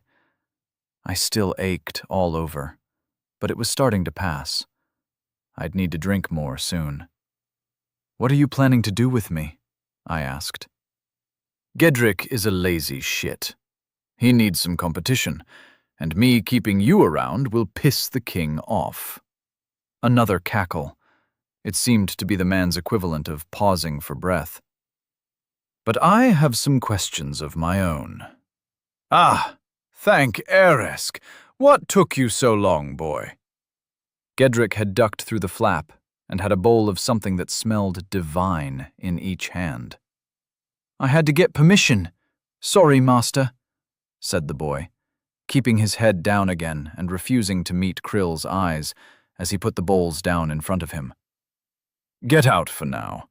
I want you back here at sundown. You will learn the difference between crushed fennel seeds and powdered dandelion root, or I will beat you like your absent father ought to have done. Understand?" The boy nodded jerkily and ran back outside, letting the flap fall behind him. Kids these days. "Eat." Krill gestured at the bowl closest to me as he bent down and picked up his own. I moved over and took mine, sniffing cautiously at the contents. The rich aroma made my stomach rumble. It was almost a soup rather than a stew, despite the lumps of meat and vegetables floating in it, and I found a thick slab of unrisen bread soaking up the liquid. I ate ravenously and felt better for a moment, before my stomach cramped painfully. Krill had barely eaten half his bowl, and he laughed as I groaned. He took his time, mopping up the juices with his bread, whereas I had tipped them down my throat. 3 days since you ate. You should have been more careful." He rose and picked up a clay jug, pouring water into a pair of crude cups, and passed one to me. Despite my latent suspicion of my new master, I drank gratefully, but made sure to sip the liquid slowly. Damn the boy, he forgot about the fire. Krill rose and walked over to his shelving, taking down a leather pouch. He picked up a leaf-wrapped package that I recognized as one of my own. "Do you have the rest of my things?" I asked hopefully. "I do, but not here. Tell me, Raymond, Why were you carrying these? He tipped the bear teeth I had kept from my first kill in this world into his palm and stirred them with a finger. I don't know why I kept them. I just didn't want to throw them away. Perhaps they could have been useful in the future, I muttered. Vile bears are no joke, boy. You killed this one. You didn't find it dead and rotting? He fixed me with a piercing gaze, and I nodded. Alone? Impressive. He put the teeth back on his shelf and picked up some firewood that was waiting to one side of the rickety-looking furniture. He laid out the fire and blew on the remaining embers to get a blaze going.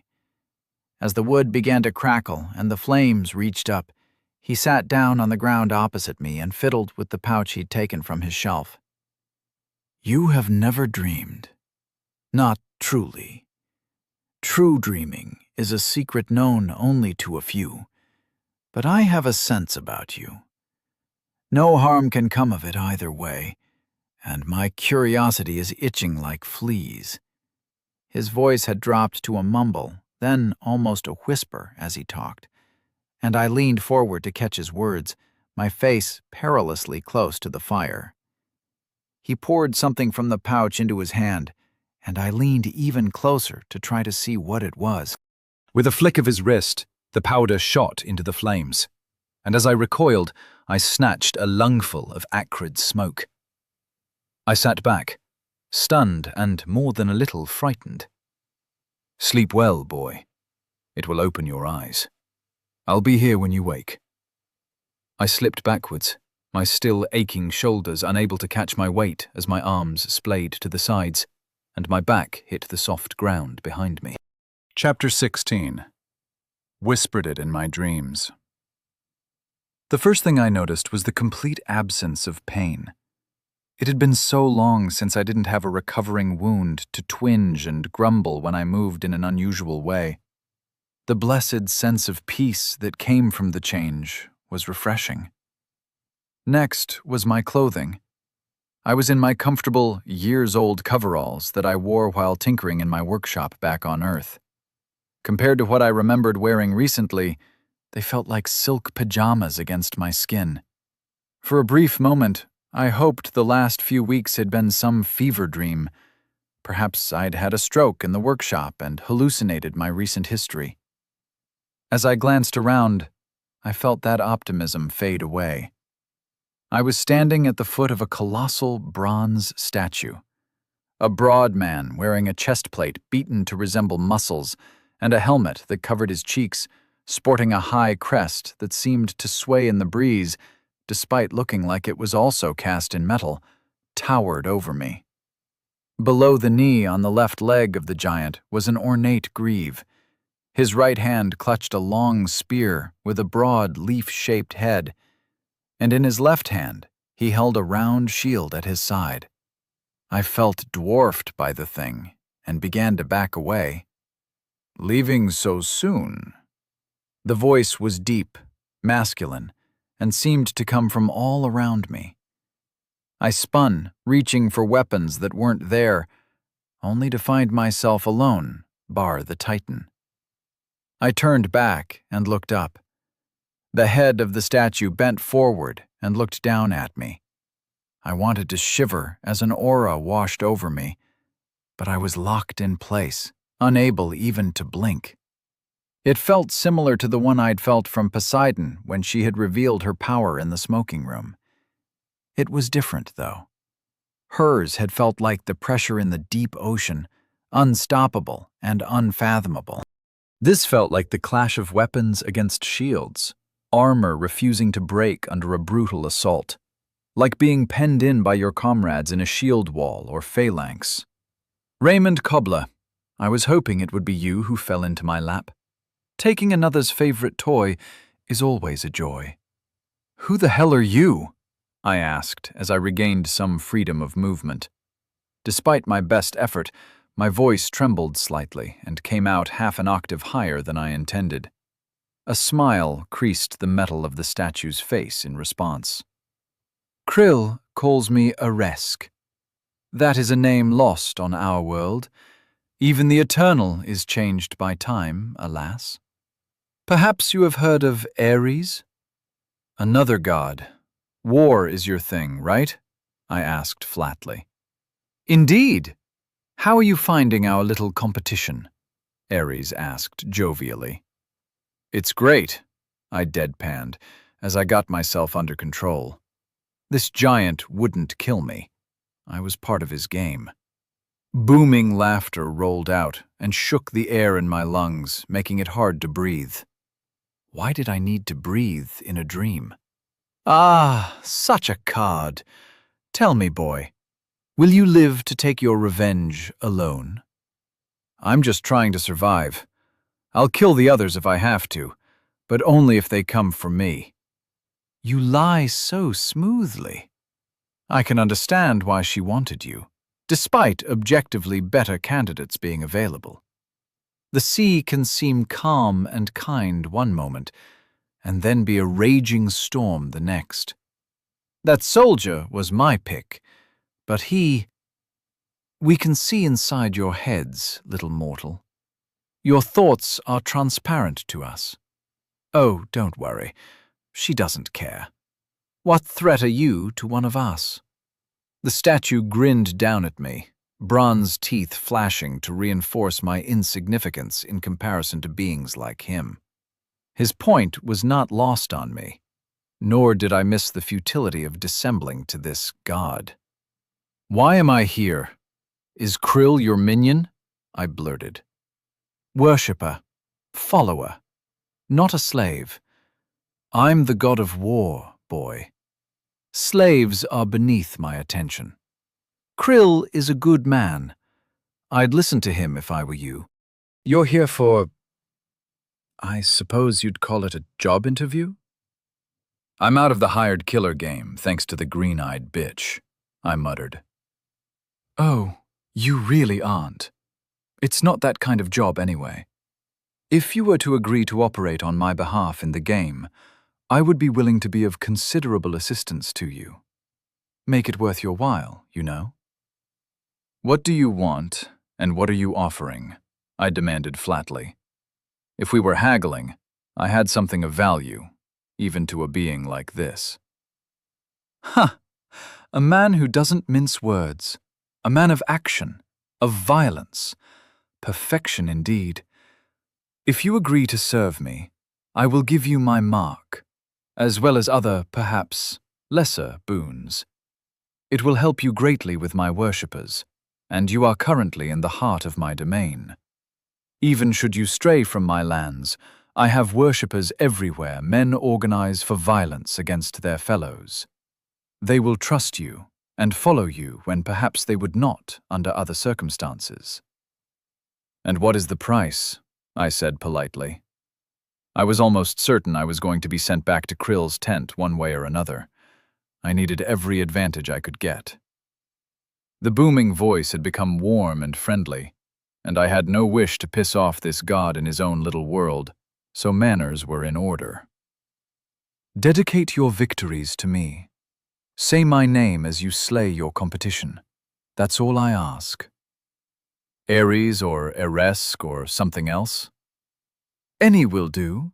As long as you mean to refer to me, it will work. So we have a deal? I paused to think. Any advantage I could get was tempting, and seeing as this god's name was woven not only into the name of the tribe I was with, but the language group that they spoke, suggested I was indeed deep in territory controlled by this being. Can you tell me anything about the others? I asked. I can tell you a little, if you agree to my perfectly reasonable requests. Let me sweeten the pot. When you reach level 50, I will give you a boon. What more could you ask for? A gift from the god of war, boomed Ares. I agree, I said simply. Excellent. Now, my new favorite mortal needs his mark. The statue bent down, the right hand releasing the spear that stayed perfectly upright in defiance of gravity. The aura returned, but stronger this time, freezing my body completely. I felt like invisible men pressed in on every side to lock me in place as part of a unit dedicated to violence. A bronze finger reached down and stretched out to rest against my left shoulder. Light flared, and my old friend pain returned. A burning agony coursed through the top of my arm, and my coveralls ignited, burning away across my left side. I stood still, unable to even scream as the fire burned me for what felt like an eternity. Then the finger pulled away, and the statue resumed its original stance. The pressure on me faded, and I grasped at what I assumed would be a ruined shoulder. My hatred burned hotter than that damn finger had. I cursed all the treacherous fucking gods and added Ares to my list, immediately after Poseidon. "Foolish mortal, you are unharmed," laughed Ares. My fingers reached my shoulder and found no damage. I looked down, twisting my arm out to one side to examine it for myself, and found a golden tattoo had been placed on my unblemished skin. It was shaped like a spear, vertical on my arm, and in the middle it ran behind a shield in the old Greek style. I shook out my arm to free it from the apparently illusory pain. I'd never had any tattoos. No permanent markings to make identifying me easy. I'd never felt the need, even back when I was a foot slogger killing for the government. Now, as to your colleagues, I cannot tell you too much. Even such as I, in my unlimited glory, must obey the rules. However, I'll say what I can. My soldier has gone pirate and now serves Hades. The mogul is setting up a new business empire, and slavery suits his purposes. He's dedicated to the Lady of the Waters. Perhaps she didn't have so much faith in you. The influencer is working with the scholar for now, but their alliance is fragile at best. The warrior has found his new octagon. "Where are they?" I ground out, letting my arms drop to my sides. "That I cannot say. But you were heading in the right direction before old Hakabin waylaid you," said Ares. "I could keep you longer. I'd love to hear you tell your war stories from Earth. But the dream smoke is starting to fade, and to hold you might damage you. Remember, speak my name when you slay them. If you do, we will feast and boast of our exploits when you die. If you don't, you'll curse the day your mother opened her legs to your father for all eternity." Ares boomed, and a final squeeze with his aura reminded me I was in no position to challenge him. The world vanished, and I was once again in that disembodied state I had experienced when I was exiled to my new world. It only lasted a moment this time, and then I opened my eyes. Back then, and touched. I can feel it. "What did the old bastard say?" asked Krill's voice from off to my right. I sat up slowly, feeling the lingering ache that had been pleasantly absent in the dream. "You do that a lot?" I asked, carefully rubbing the back of my neck. "I never needed the powder. He usually ignores my powder dreams. I've been there before, though. A giant bronze statue garbed for war, correct?" I felt his eyes on me and turned to look at him. His gaze was bright, almost feverish. I nodded at him in confirmation. "Erisk's balls! Where is it?" Krill gasped. He rushed over and began patting me down like he was looking for a weapon. "What?" I pushed him away, using more strength than I intended to, and he stumbled backwards. He didn't seem to care, and moved back towards me and started tugging at my tunic roughly. "The mark! Where did he touch you?" "Ah!" He caught a glimpse of gold from my left sleeve and yanked it up over my shoulder. The spear and shield tattoo glowed golden at the top of my left bicep. Krill ran to a chest by the tent wall and rummaged through it. He pulled out a strip of cloth and ran back to me. I need to wrap this. Most of the tribe cannot see it until you're ready. The king, for sure. It would mean your death. He began to wind the fine cloth around my arm and shoulder to cover the godly tattoo. Once I have my strength back, I won't need to worry about your king, Krill. My voice was laced with violence. Do you have your strength right now? Of course not. You've been half dead for days. Erisk alone knows how you survived and are now fit enough to bitch at your betters. The god touch always messes with their heads, he sighed. Whatever powers Erisk promised won't come for some time. Until then, you need a tribe. The Eriskin can be that tribe, but you will have to earn their respect. I don't want to join these fucking savages. I want to kill Hakubin, and then I have a job to do in the south, I snapped. If you flee, you'll be hunted, just like if Hakubin dies. You'll not escape the riders. You don't fear the king, but you cannot fight an entire tribe. Usurpation is your hope, boy, not fight nor flight. He had finished wrapping my arm and tied a neat knot, reminding me of a combat medic fixing a bandage in place. Then he stepped back and looked me up and down. If you do it my way, you'll ride south with the warbands of a dozen tribes at your back. The last time the tribes united, we razed Angrilid. It's still in ruins 300 winters later, he chuckled. Krill, I need your help to escape. I think you're willing to do that. It's what Erisk would want. Will you help me? I asked. Ha! That won't work on me. The compulsion works on the peasants, not the priests, he cackled again. You're destined to lead us to war, boy. Erisk has whispered it in my dreams for years. Chapter 17. Tapped in the Head. I had slept by the fire on some furs Krill had given me. I woke up before him and stretched quietly. I hadn't felt any fear of being vulnerable in the night. Krill and I had talked for a while after his interrogation about my dream, or vision, or whatever it was. He was a true follower of Erisk, a worldly man among his people, and would be a valuable ally in the days to come. I felt a strange kinship with him. He was a different breed from the rest of his tribe, as I had been to my own back on Earth. Perhaps the mark also made me more open to Eresk's followers. Did it work both ways and tie me to the god's people, while it made them more likely to trust me? I did not like the idea of being robbed of my free will. My head still throbbed faintly, and my shoulders continued to ache, but I quietly set a fire and lit it with a cast of Summon Fire. I kept the fire small and set up a wooden tripod over it. A clay bowl dangled over the tips of the flames that I carefully filled with water from a barrel just outside the tent.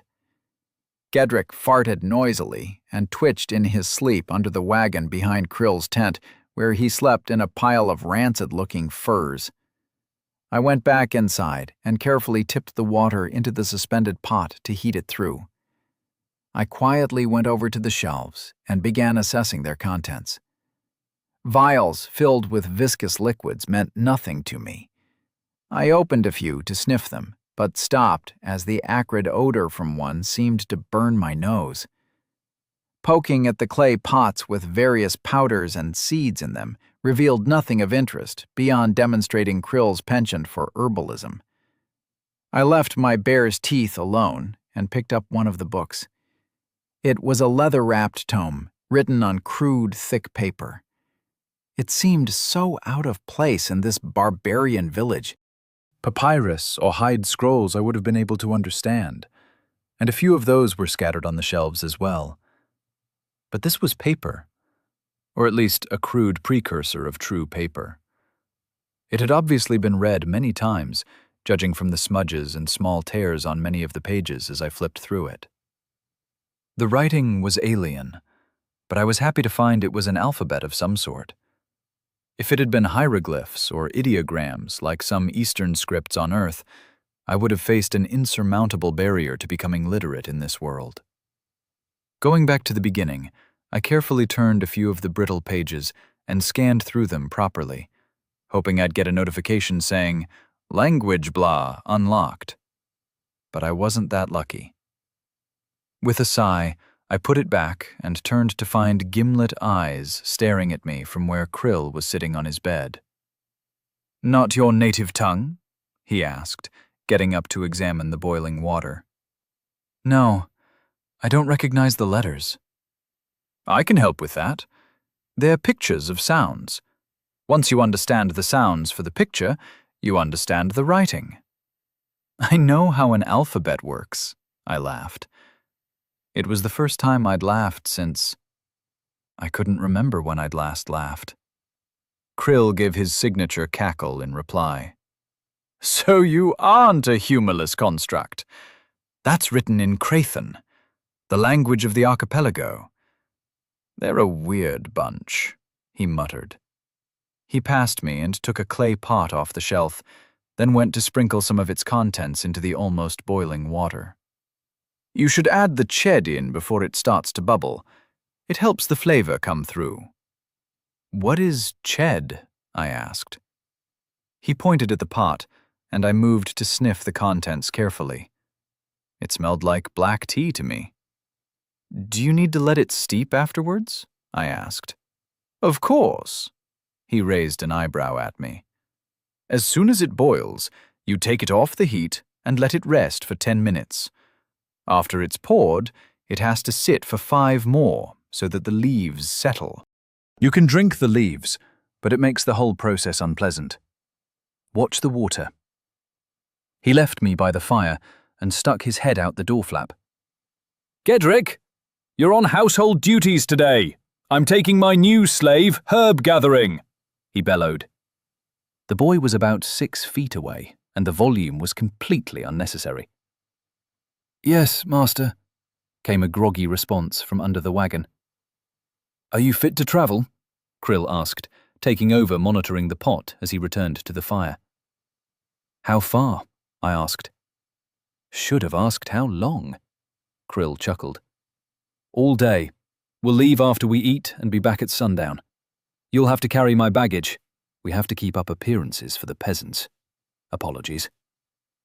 I flexed and stretched again, just enough to gauge my range of movement and to catch any lingering aches. My shoulders were still sore, and my head throbbed if I moved too quickly, but otherwise I was feeling a lot better. "I can manage that."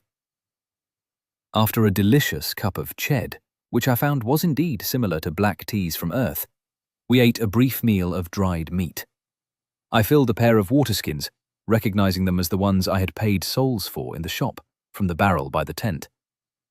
Krill gave me a pair of large canvas sacks, thankfully empty for now, that I hung from each shoulder with a slight wince. He gave me 2 walking staves that came up to my chest, and we made our way to the palisade, skirting around the center of the camp that was still quiet, none of the bustle and chatter having begun quite yet, but the first stirrings of the camp wouldn't be far off. "Dreamer," said one of the watchmen politely, while shooting an angry look at me. "I need a pony. I'll take that one." His voice was back to androgynous, wheezy, and high-pitched again. Krill pointed at the last horse on the line, a sorry-looking beast in need of a good brush and probably a few bags of oats. The guard bowed his head in respect and fetched the horse for Krill. The other guard spent the time walking slowly around me, eyeing me like a diseased animal. "Dreamer, shouldn't you take an escort in case you have to drag that filth back?" "I'd be happy to volunteer," guard number 2 said. "This slave is no threat to me. He knows full well what you men will do should we not return by sundown. Don't you, slave?" I nodded. I was really starting to hate this society. "I would prefer," guard number 1 began, but Krill cut him off as he took the reins. "Oh, shut up, Jittik," Krill muttered as he mounted. I eyed the guard. This was the slinger who had damn near killed me? He must have sensed something as he flicked his head my way. "What are you staring at, slave? Bow your head in my presence," he barked. I glowered, but slowly nodded my head, not breaking eye contact with the man. "Come along, slave," said Krill blandly, as he trotted his pony between us. I turned and followed, using the body of the pony to break eye contact with the guard without backing down. It was petty, but this slinger was almost at the top of my immediate shit list.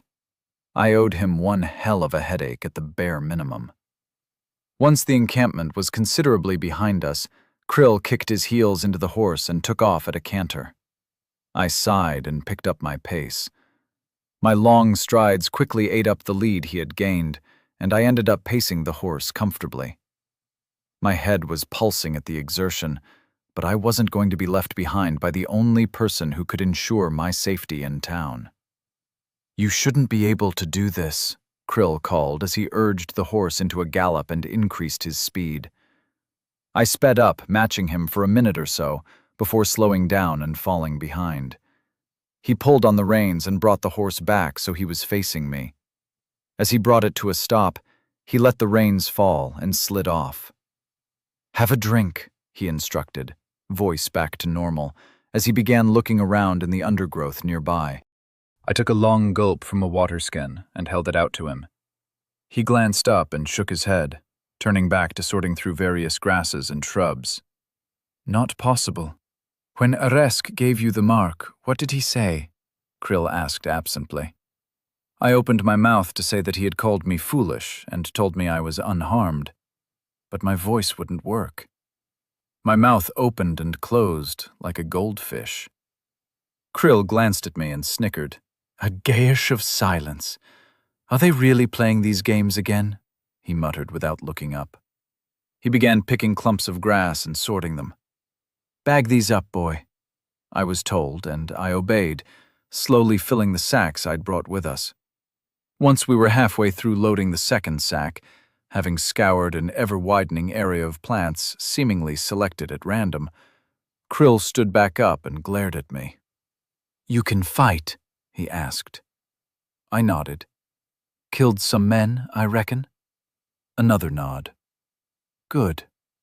Let's see what you can do against an old man like me, He picked up the staves I'd dragged along and tossed one to me. Each staff had one end crudely rounded to resemble a blunt spear tip. "Well, boy, let's see it," he said, assuming a fighting stance, staff held loosely in his forehand and tightly in his left hand by the base. "I'm not sure this is a good idea. Should I just do some stances and forms?" I asked. I didn't want to hurt the old goat. "Pah! You're from the East? They have all that fancy shit. There's some sense in it, but you can't get a feel for someone by watching them dance about like a woman." He lunged, driving the blunt tip towards my stomach. I reacted without thought, batting the spear to one side and swinging a leg up. My shin stopped an inch from his balls. He looked down and grunted. "Thanks for pulling that." He sat down cross-legged and laid the staff across his knees, then gestured for me to sit as well. "Too strong, too fast," he muttered. Then his eyes almost glowed as I failed to hide my reaction to that particular choice of words. "Not the first time you've heard that. Graben?" He read the answer in my face and nodded. "You know he was a bastard." "Graben?" I asked, surprised at the change of subject. "Yes, the name, boy," he snapped. "His name didn't start with Haku?" Not completely tapped in the head then. Yes, boy. Graben was Hakubin's favorite child, and one that he shouldn't have had. There are other bastards in the camp. Hakubin likes to put it around, and he isn't the only one who does. Being king has its rewards, and his armsmen take a poor view of people criticizing him for womanizing, so he gets away with it more than is decent. Understandable. A man like him lives or dies by his reputation, I replied. The little shit who pelted you with aurochs dung. Can you guess his name?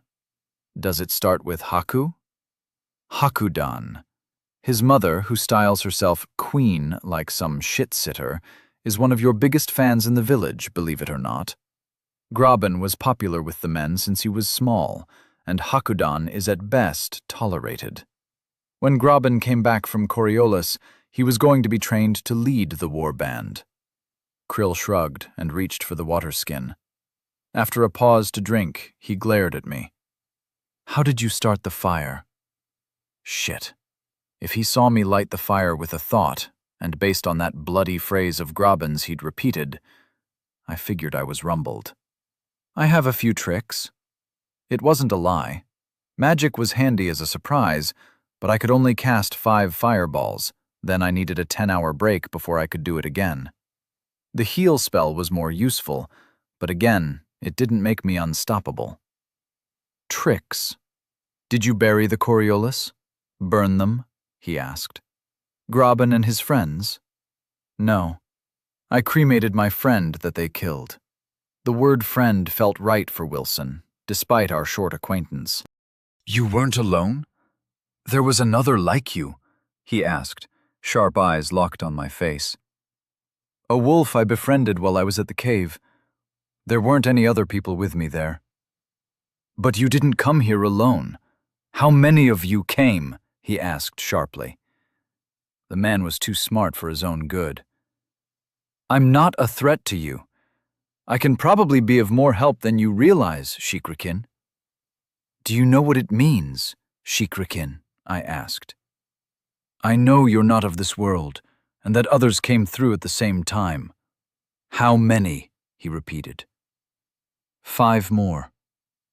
Did Arisk tell you how to find them? I did my goldfish impression again. I was pissed about this gayish whatever it was. Kind of, then. How strong are you? Much stronger than I was before, back home, I replied with a shrug. You were fit on the other side? I nodded. What did you do? Within your tribe, I mean, he asked, eyes still boring into me. I killed people. I sounded almost sad when I said it, but I relaxed as he simply nodded and smiled slightly. It felt strange that my murderous past didn't even raise an eyebrow among these people. A good pick for my god, he nodded decisively. You are beyond what a human should be capable of. Perhaps you might stand a chance. I assume the others all have the same tricks as me. One of them is a soldier, a warrior who fights as part of a team, I clarified. I know the difference, boy. Krathen militia troops are not to be underestimated in formation. They're pussies one-on-one, though. How do you get stronger? With your tricks, I mean, he asked. Ah, I have to kill. How do you know about this? An honest answer. I'm a wise old man who's traveled the world and spent a lot of time in the greatest libraries in existence. Kill only men? He said quietly. No, anything. Aurochs, bears, wolves, rabbits, as far as I can tell. Anything with a spark of intelligence. I explained about the traps I'd set up to farm souls from rabbits and mice. So the larger the beast, the more souls. And vile variants yield even more? He asked when I'd finished. Vile. Fuck's sake, I should have worked that out. Yes, vials gave more souls. He smiled wickedly at me and rose to his feet. I swear to serve Aresk's champion for the rest of my days. His voice was solemn, and I felt a brief touch of Aresk's aura, feeling like Krill was one of the men in the phalanx next to me, locking me in place. How long until you're back in condition? Krill asked as he walked back to his pony, which was still happily cropping grass to one side. I shrugged as I picked up his bags of plants. A few more days for the aches and pains to fade? Why? I've got some things you can kill. Big things, he chuckled. He kept the pace slow as we made our way back to the village, for which I was grateful. Chapter 18. The offering. What do the tunic colors signify? I asked Krill as we skirted around the settlement towards his yurt. The bags weren't heavy, and the earlier exercise had helped clear away the stiffness in my muscles. Some dyes are expensive. The fewer people you see wearing a color, the richer they likely are, he replied absently. He had grown quieter and quieter on the journey home. I was beginning to worry about the cogs that were no doubt whirring in his brain. I had no intention of founding an empire or taking control of the plainsfolk. I had 5 marks to deal with, and then I could go home. However, the advantage of spending some time with a local scholar and leader who had sworn to serve me couldn't hurt. That he also seemed to have a plan to help me rapidly gain some souls was too good to pass up. So red is high caste, yellow, green, and blue are low caste, I asked. More or less. Brighter colors cost more, too, so dull colors tend to represent lower status folks within each class. If you ever see someone wearing even a dull purple, they'll be a powerful man, or married to one. He hurried us through the encampment and immediately screamed for Gedrick as we reached his tent. The boy appeared from under a different wagon to his usual nest and bowed his head. He shot me a scowl as he did so. "Refill the barrel," Krill snapped, and the boy hurried away towards the center of town. "Come in, boy. We need to talk." By talk, Krill meant interrogating me exhaustively about my magic and the system. His eyes were wide and bright when he finally felt he'd dragged everything he could out of me. "You can buy materials in the shop?" he asked, like a giddy schoolboy. "Sure. They're all too expensive to be worth it, though," I replied. "I'd rather spend the points on levels or magic." A wise serves his future self, not his immediate desires. Boy, how much do you think this is worth? He pulled out his bronze dagger, and the edge glinted in the dim light from the smoke hole above. What currency do you use? In my world, it wouldn't be worth much. Certainly not the... I checked in the shop for an equivalent. 70 souls it would cost me. Currency is for city dwellers. Shit-sitters, the tribes call them. Little clay tablets and metal trinkets. Here, a man is valued by the size of his herd. I told you I had 3 bulls and a dozen heifers. That makes me rich, boy. It would take a pair of heifers, good milkers, mind you, for me to sell this blade. He slipped it back in the sheath at his belt. Where is your wealth? The herds are just wandering about the plains with a few kids guarding them. Don't they get lost or eaten by vile bears? Pah! We're good at what we do. A few are lost to predators, but this is tame land. It'll be different where we'll be going, though. Another cackle split the air. What's your plan, Krill? I'd be happy enough to set some traps and gather souls that way. Idiot. You're thinking small. First, we go north and hunt the great tusks. If we can find a herd of vile pachyderms, you'll be able to grow so strong that Hakubin and his armed men will have to give you respect. On the way, the tundra and forests will provide rich pickings for your traps. He sounded so sure of himself, I found I was nodding along with his words. Just you and me in the wild, hunting herds of giant elephants? Alone I could manage perhaps, but I can't promise to keep you safe. I'm no woman, boy. I can care for myself. We wouldn't go alone anyway. We would need a kend, and you, my God-touched friend, are in luck. It will help establish you as a man and justify your emancipation when the time comes. You plan to free me? Why not just do that, and I'll head south? The mob would be against it, and, as a result, against you, fool. We need to gradually reveal your abilities to a few chosen members of the powerful families. Back to the fucking point, boy. You can buy bronze weapons. What about the raw material? It's 150 souls for an ingot of bronze shaped like a hide. I can get copper and tin ingots for 70 each. For 300 souls, you could buy half the herds of every family in Areskit. We have no smiths here. Shit-sitters don't let smiths come north to trade with us directly. The Jagon clan to the south has one, last I heard. Sulk has a strange story, and he's mad as all smiths are, but he might be. You said you cannot imbue your magic in items bought from the shop, so you must craft them yourself or find talents to do it for you.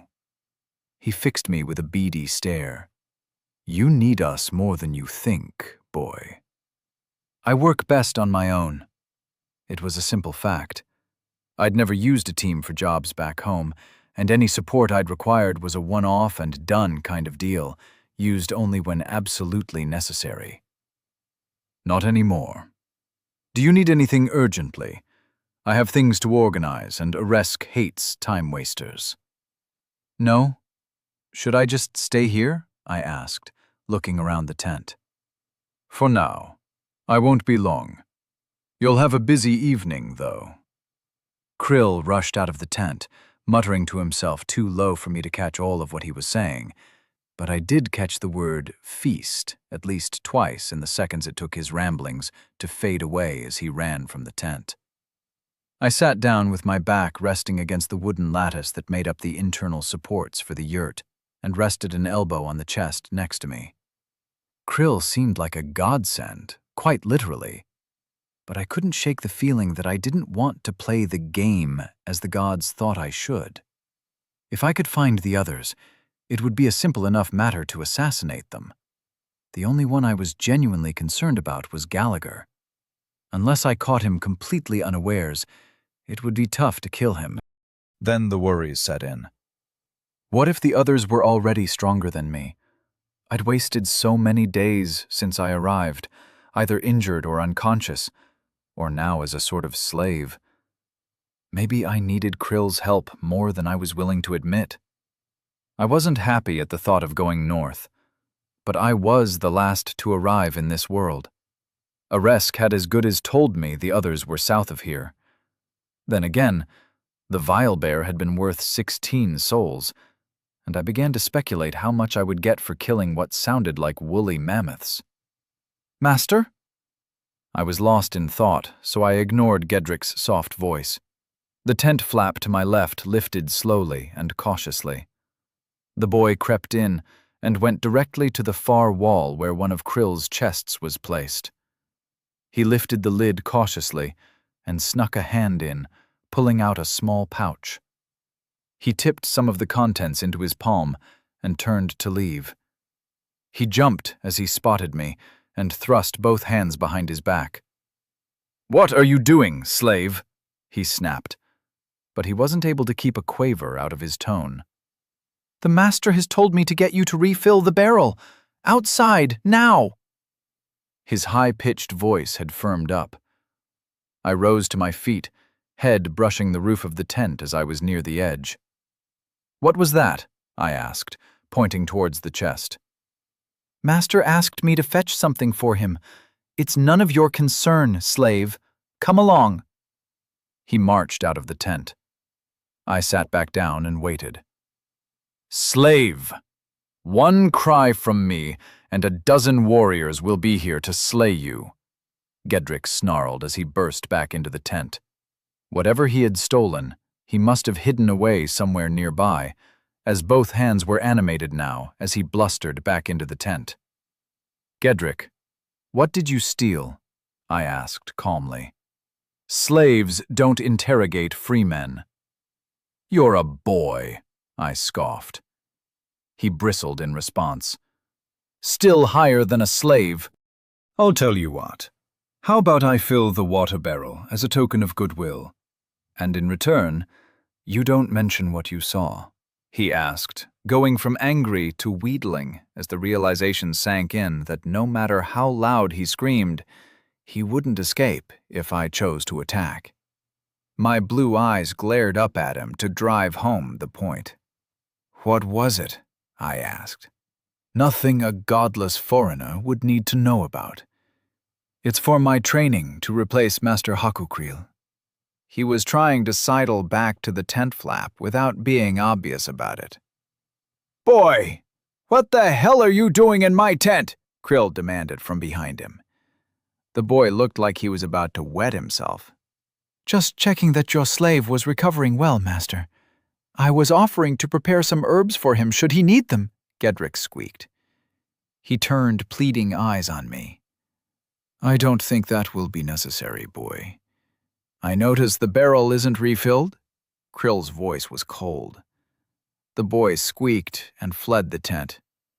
Useless brat, Krill muttered fondly after the boy had fled. I have a job for you tonight.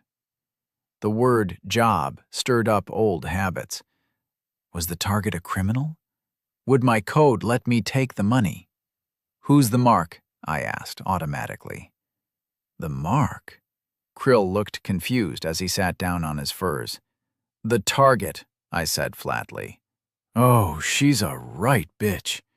A great big lump of evil and mean, Krill smirked. I hadn't seen anyone in the encampment who matched that description. One thing these steppe people didn't have a problem with was obesity. The queen? I guessed in a suspicious voice, and Krill broke into cackling laughter. An aurochs, you fucking idiot. We're throwing a bit of a celebration, and I decided to make it a night to remember. A few hours later, I was clean and freshly shaved. Krill had insisted on cutting my hair. The fringe had been sliced short, and the sides of my head were shorn down to the skin. A fresh tunic, pure white this time, had been provided, and I felt very strange. Why the white? No one wears white, I asked as Krill fussed around in his chest looking for something. It's part of the ritual. Look, all you have to do is say for Eresk as you slit the heifer's throat. It's not that hard. Ah, found it. He brought out a slim package wrapped in leather. He unwrapped it and revealed a bone dagger almost as long as my forearm. The polish on it gleamed in the firelight. This is what you'll use. I'll carry it for now. If you get seen with a weapon, you'll get swarmed. He turned and looked me over. Excellent. You look just like a Krathan peasant. That means a slave to us, boy, he chuckled. I've made arrangements with the Hattrick family. They're a powerful faction that's opposed to our dear monarch. If any of them choose to speak to you this evening, be very polite. Their people will be joining me on our little expedition. In fact, if anyone chooses to speak to you tonight, be very polite, he added as an afterthought. So I kill the aurochs, get some souls, and then fade into the background? I asked hopefully. Only if you're lucky. Our noble ruler will be in attendance, and some of his armsmen might single you out. Don't kill any of them. You know how to take a beating, I trust? Krill asked as he ran the dagger over a rough stone to refresh the fragile bone edge. I nodded as he glanced up. Better to just take it tonight than fight back. We'll be gone by noon tomorrow. As I was led through the tents, it felt like I was going to be on the receiving end of the sacrificial knife. Whatever word Krill had spread, it had gone round the close-knit group quickly, and everyone was making their way towards the clearing at the heart of the encampment. Walking behind Krill, I kept my eyes low as I'd been instructed. A long fire pit had been dug, and it was already filled with glowing coals. A pile of dried wood had been built to one side to keep it stoked. The largest tent in the camp loomed off to one side. A pair of men, wearing the leather aprons that passed for armor here, stood outside the entrance, fingering their stone maces and glaring at everyone who got near them. I was taken aback by the numbers that had gathered. A few hundred people would be nothing back on Earth, but even at home, I'd rarely attended large gatherings outside of work. And when I was working, I tended not to stick around after the job was done, for obvious reasons. Krill had me stand too, at something like attention, with Gedrick slouched next to me as he made a speech. Noble brothers, ladies of the tribe, I have been blessed with a true dream. In celebration, I have called for a feast, he called out, pacing back and forth like a cockerel and using his wheezing, high-pitched voice again. Eresk has demanded I travel north and acquire 3 sets of great tusks. House Hatrick has offered to assist me in this endeavor. Eresk sees their bravery. A relatively tall man, still short by my standards, stepped forward and bowed to Krill. His tunic was a bruised red color, not as bright as Hakubin's, but the closest shade to it that I'd seen. His entire family wore the same, from what I could see, as they mimicked the bow after the patriarch had straightened. They were short and stocky, like all the Ereskin, but there was a single exception. A woman caught my eye.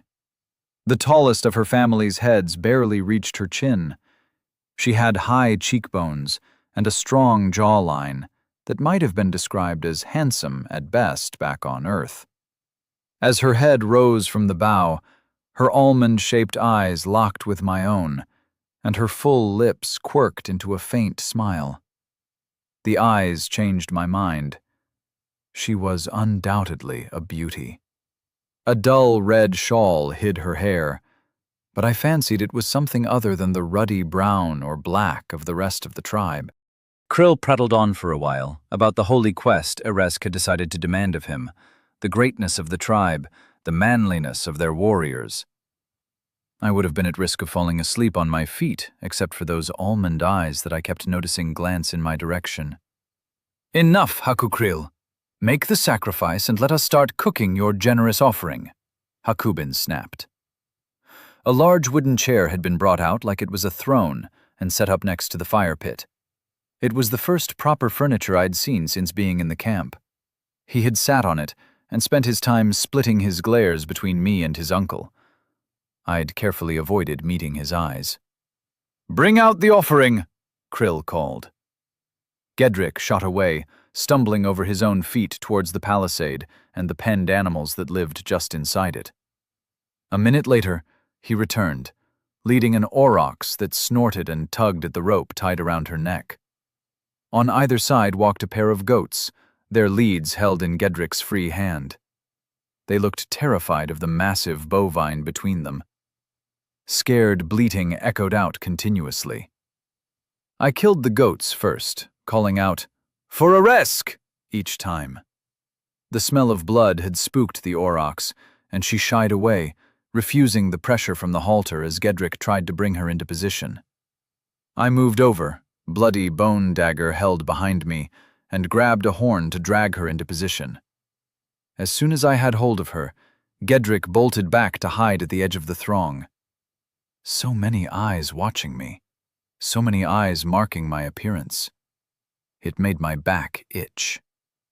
I was meant to be a gray man, forgettable and unremarkable. Yet here I was, conducting an animal sacrifice with an entire town of savages staring at me.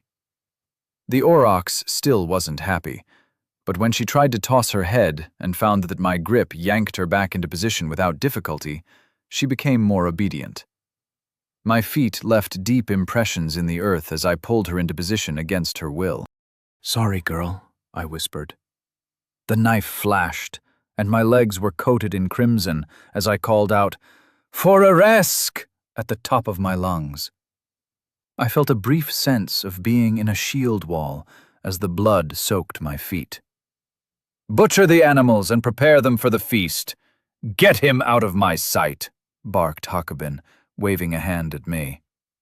"Of course, mighty king," Krill said loudly, with a faint hint of a smirk in his voice. He hurried over to me and handed me a basket covered with a cloth lid. "Keep that steady. I've put a little of the good stuff in there for you. Get on back to my tent," he said with a wink. Normalis capre slain ×2. 6 souls gathered. Normalis aurochs slain. 6 souls gathered. Chapter 19. Laughter is the first sound of freedom. I was up 12 souls for officiating over an animal sacrifice, and I silently thanked Krill for inveigling me into doing the honors, despite the barbaric nature of the ritual. The animals had died quickly, with as little pain as one could hope for, but it still felt wrong somehow. I made my way back through the tents, and once I was outside Krill's yurt, I stripped off the no longer white tunic. I used a bucket to lift water from the barrel and scrubbed my legs, doing what I could for the tunic, leaving it still stained and draped over a guy rope. I donned my dull green tunic once again and settled down to investigate the basket Krill had handed to me.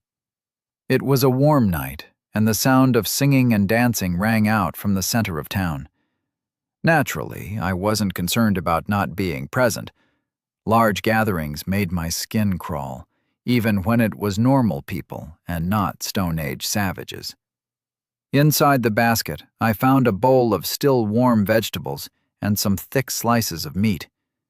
I chewed into one and concluded that it had been cooked yesterday at best, but it was well seasoned in a way I hadn't tasted before. I couldn't think of an analogous taste from Earth. It was a delicious complement to the vegetables, and I devoured the meal in minutes. There was also a stoppered clay bottle in the basket, and I set it aside after taking a sniff. Once I'd eaten and felt better, I picked it back up and had another smell. Faintly cheesy, but with something that almost had some bite to it. I took a swig and stared at the bottle. This was booze. It was hardly a fine wine or a nice cold lager, but the tang of alcohol was clearly present between the dairy flavors. I took a long swig and felt a faint warmth run out from my stomach into my limbs and head. Krill had earned my gratitude once more. The bottle contained something like 1.5 liters of the fermented milk, and before I was halfway done, I had a pleasant buzz going. I put the stopper back in carefully and lay back on the grass, staring at the star I had worked out was this world's equivalent of Polaris. Going north felt wrong. The job I had to do was simple enough, in theory. Getting to the marks would no doubt involve some work, but none of them had any experience with people like me from back home. Honor and fair play were words other people used to complain after you had won. I had no compunctions about slipping a blade between their ribs, or shooting them, with an arrow, I supposed, in the back, without warning. I took another swig of the milk, and continued to watch the stars turning slowly above me. Off to one side there was a faint rustling sound, and I cocked my head over to look. Gedrick had returned, and retreated into his cozy lair of furs under a nearby wagon. I turned back to the stars, and started trying to pick out recognizable shapes. The total absence of light pollution made the night sky a brilliant diorama of pinpricks of light. Some flickered and pulsed like Sirius had on Earth. Others were stable and constant. To the east was a shape that resembled a bow, a large D shape in the sky, composed of over a dozen brighter specks. To one side of it, something that reminded me of a bird stood out, roughly shaped wings crowned by a trio of stars to form a beak. I took another swig and continued to watch the sky, until gruff cursing from nearby disturbed me. "Fucking ropes," a man muttered. "Are you okay?" I asked. I felt remarkably at peace and relaxed. Krill hadn't been joking about the good stuff. I didn't get a reply, but the footsteps came closer until a man in a long leather apron stumbled around the next tent along. As soon as he saw me, he started in my direction with narrowed eyes. "I saw you watching her. Fiala is not for a fucking slave," he snarled as he unhooked his mace from his belt. Who the hell was Fiala? Who the hell was this Priya? As he got closer, I recognized Jitik, the slinger whose stone had knocked me out when I was captured. Anger fled through me, replacing the calm in an instant. I tried to fight it down, but the alcohol was affecting me. Not so tough without your rope and stones, I mumbled as I surged to my feet. You shouldn't have survived. I saw that bullet hit your skull.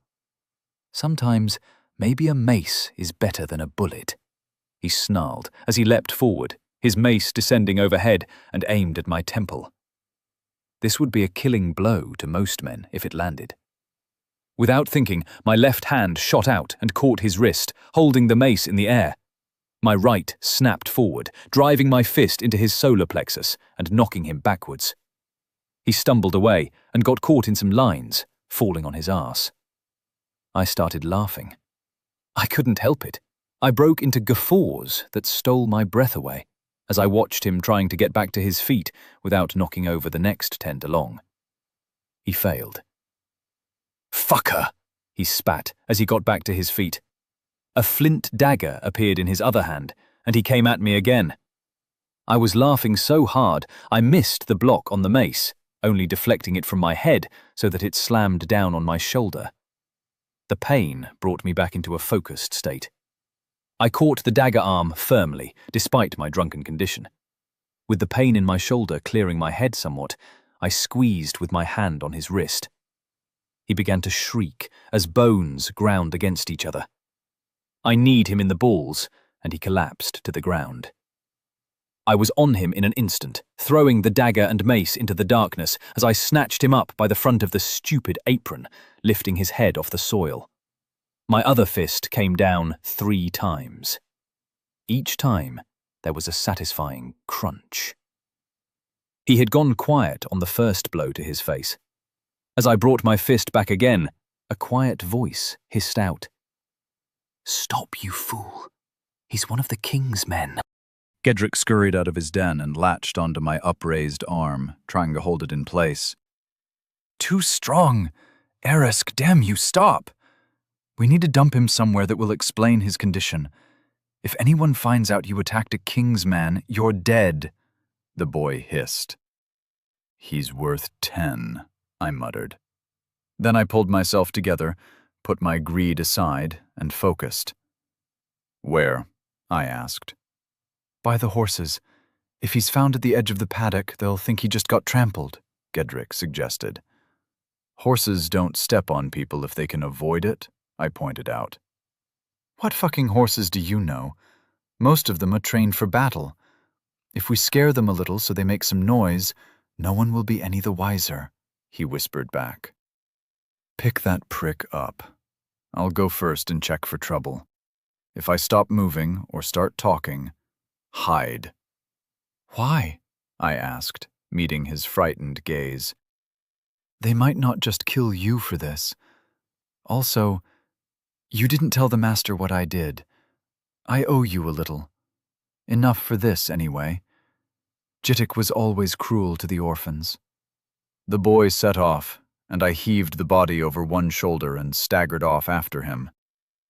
The festivities were still in full swing, and had hopefully provided cover for Jittik's yells as we fought. Atonal chanting and singing flooded the darkness. No one was wandering the perimeter of the camp, and I noted the vulnerability in this culture.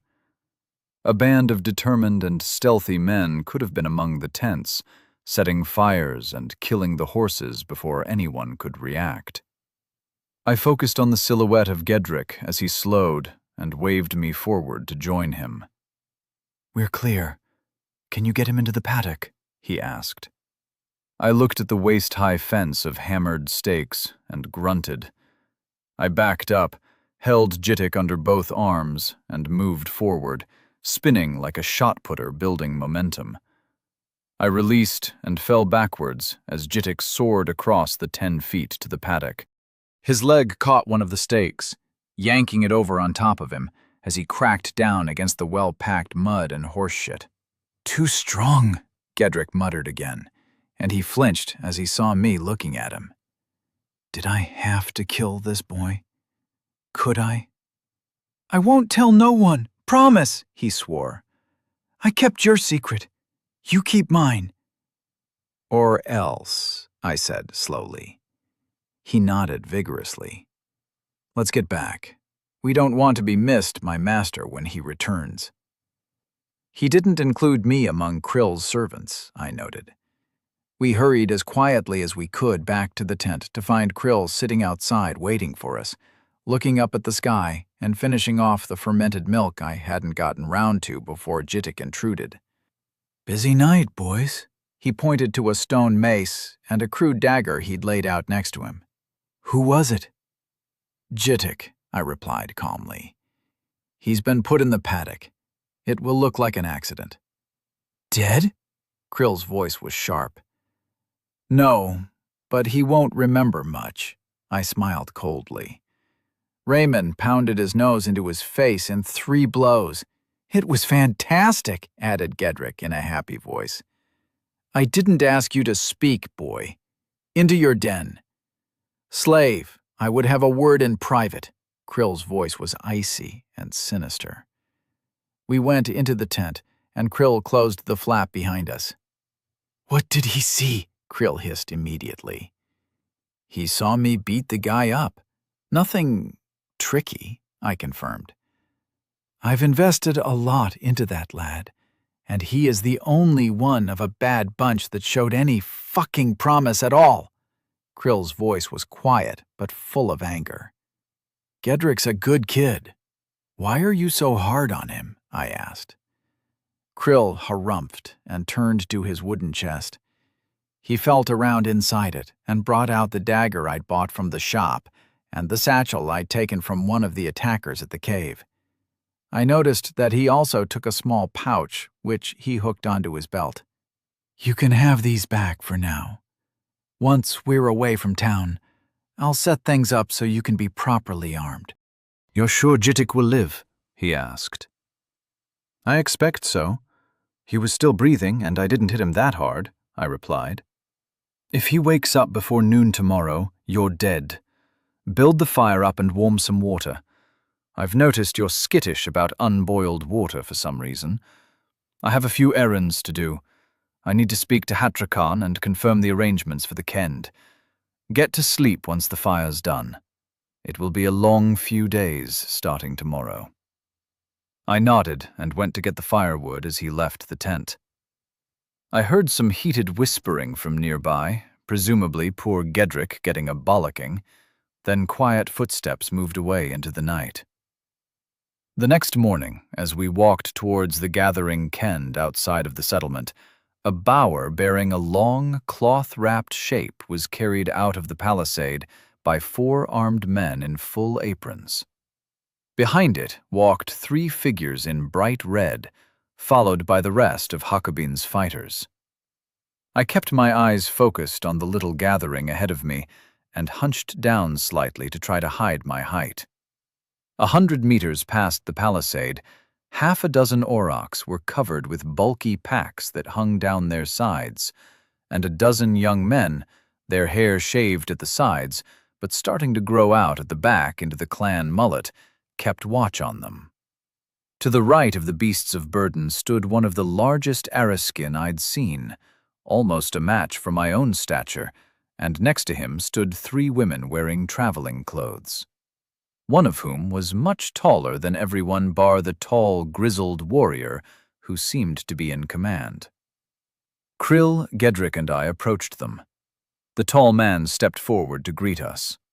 "Hail, Haku Krill," he intoned in a deep, resonant voice. "Hail, Hatrakilo," Krill replied jovially. "Are we ready to depart?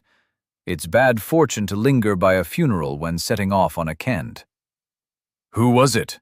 Hatrakilo asked, nodding towards the procession. "Jittik. In his cups he tried to fuck a horse last night and got trampled." "Or so I heard," Krill said happily. Hatrakilo broke out into booming laughter, loud enough to reach the ears of the funeral procession, and I saw smiles flash among the nearby warriors. "Laughter is the first sound of freedom. Let's go find some great tusks," Hatrakilo boomed. I made a mental note that my murderous mentor and temporary master was not a man to be taken lightly. Chapter 20. Lady Fayala. As Areskit gradually blurred into the horizon behind us and became lost in the vast expanse of the plains, A weight lifted from my shoulders. I was essentially unburdened, carrying only my satchel and knife, which I had tucked into the wide leather belt Krill had given me. Now I was away from the town and the riders. My freedom was only a decision away. 3 of the younger men walked alongside the cattle, long, flexible sticks flicking out to guide them. The rest had spread out into the long grass and carried their spears point first, the butts propped over their shoulders and ready to throw. Easy enough to evade them if I had to. Hatrakilo, Krill, and I walked a short distance behind the beasts of burden, the women just in front of us, and Gedrick was sulking along in the rear. I fought down the urge to ask how far we had to travel and looked for something else to break the amiable silence. "Krill, can I get a spear, please?" I asked. "You want to carry the weight?" He glanced at me. "We've a long way to walk." "It will be fine," I replied. I was twice as strong as any man I'd ever known, and confident it wouldn't be an issue. It would also be nice to be properly armed again. "Strange to speak so to your master, slave," said Hatrakilo, with a glare in my direction. I opened and closed my mouth. I wasn't sure how to respond to that. If this man were a die-hard traditionalist, he might attack me for being so disrespectful. He started chuckling, a deep, booming noise that spooked the cattle and elicited a series of whip-like thwacks as the prods were deployed to steady them. "Don't fret, boy. Krill has told me a little about the nature of your relationship. Why don't we introduce ourselves? We'll be spending a few months with no one else around, so we might as well start this off correctly. I am Hatrakilo, brother and heir of Hatrakan, who is head of the Hatrak family. Loyal servants of Eresk and mighty warriors, our brightest talents are our escorts. They are named Hatrakul, Hatrakos, and Hatrakend." He gestured at the tallest 3 of our escorts moving through the grass 50 meters away. "Hatrakip is leading the Aurochs. Hermont, Hermoon, Hermald, and Jandak make up the rest," he continued. The last 3 were close by and turned to us, crossing their arms across their chests in some kind of salute. "4 brothers and some close allies?" I asked. Krill snorted. "Something like that, boy. The Herm family has been tied to us for generations. They are cousins," rumbled Hatrakilo. "Jandak is my bastard son." "Are you all mononyms?" I asked in confusion. It would be incredibly complicated to remember their names when they all looked alike and all had the same start to their names. I could see the next few weeks being a constant barrage of, "No, I'm Hermont. He's Hermidid, you fool." "What does that word mean?" asked Hatrakilo. "It means they only have one name. Where I'm from, you have a given name and a surname, a family name." "The shit-sitters use a similar format," offered Krill. "Haklus Jarntis, that kind of thing. So Raymond is your given name? What is your family name?" I paused, but with a mental shrug, I concluded it wasn't worth lying to Krill about this. The old bastard had a 6th sense for falsehood. If I weren't going to flee, I would need to start bonding with these people. "Cobbler," I said. The shortest of the women ahead of us tittered until the tall one swatted her. "Its meaning?" asked Hatrakilo. "It means shoemaker," I replied sheepishly. "Craftsman's stock?" He turned and looked me up and down like a piece of meat or an animal at auction. Not what I was expecting. "What about them?" I asked, pointing towards the women. "You've only introduced the men." "They will give you their names if they choose. Until then, you will simply call them Lady if they speak to you," barked Jandak from our left. I chose not to push the issue. "What were you expecting?" I asked Hatrakilo to return to a less touchy subject. "You're big, well-muscled, not crafter stock. Krill says you can fight and hunt. He claims you're excellent at trapping and foraging. He says you have a charisma that is hard to explain, and that you are destined to lead a mighty war band. He says a lot of Aurochs shit about many things, so this isn't unusual. Hatrakilo didn't look like he bought any of it, judging by the expression on his face. I don't claim it's that way, Hatrakilo. I stated the truth. My dreams are never wrong. This man has a great future, Krill replied in my defense. You are small and weak because your children often go hungry. Children who aren't properly fed never develop to their full potential, I said casually, and suppressed a smile as Jandak balked and strode over towards me. You're not even a man, but you call us weak? He snarled as he lashed out with the butt of his spear. I caught the spear shaft easily and shoved hard enough that he staggered away and landed on his rump. He rose to his feet, blustering, then stopped as he met my eyes. Perhaps it was the blueness of them. I hadn't seen any Araskin with blue eyes that stopped him. He glared at me for a moment, then burst out laughing. Oh, this one I like. I will be the first to train him, he declared loudly enough that all of our small party could hear him. Well played, baby Ervile. But when we train this evening, you'll see why speed and strength aren't everything. He walked back to the side, chuckling evilly to himself. Too strong, too fast, muttered Hatrakilo. You weren't lying. He accused Krill as though telling the truth was some sort of crime. The wiry old man shrugged. I never speak Aurochs shit, Trakilo.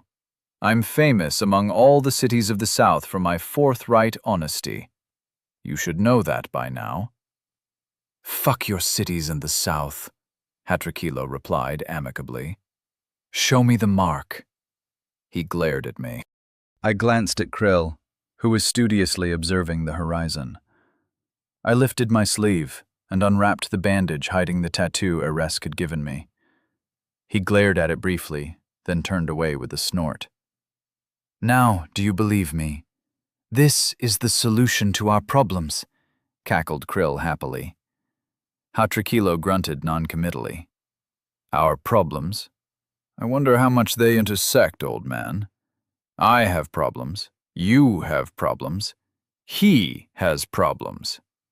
Hatrakilo shot me another glare as he said the last sentence. I was very aware of my own problems, so I nodded in reply. I'll help you if I can, but there are things I have to do that are more important, I added. 5 kills, then home I'd go to settle accounts with the god bitch. The problem is Hakubin, boy. We need a new king, and it can't be Hakudan, said Krill. I can knock him for you, no problem, as long as I won't get mobbed for it. He's definitely on my list of acceptable targets. The boy is off limits, though. Knock? Asked Krill. Kill. Oh, that might be part of it, but we need to win over the crowd first. You need a reputation to match your character. That's what this trip is about, Krill replied. I don't need a fucking PR campaign.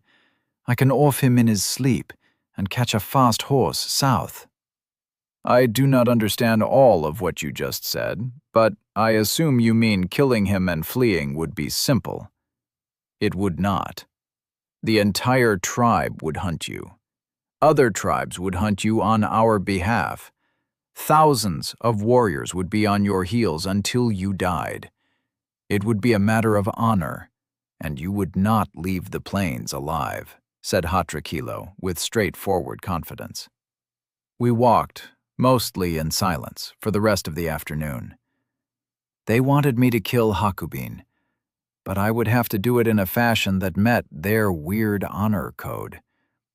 It felt a little like Poseidon offering me the Mortimer job all over again, setting my teeth on edge and putting me in a bad mood. When we stopped to make camp, I fetched firewood with a couple of the men, and when I came back, 3 tents had been set up. They weren't the complicated yurts of the village, more like wigwams with simple hide walls. You're in this one with me and Troikilo, said Krill, waving a hand at the tent furthest from where the animals had been hobbled and were enjoying the contents of feed bags. The others? I asked. The middle tent is for the women. The other is for the warriors. Do not attempt to enter the women's tent, he told me. I ignored his implication. You're going to be busy anyway. Here. He tossed some thin rope at me. Go set up some snares. See if you can catch us some breakfast overnight.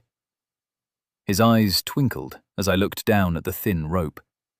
I sent him a grateful look and moved back towards the small copse of trees to find likely animal paths I might trap.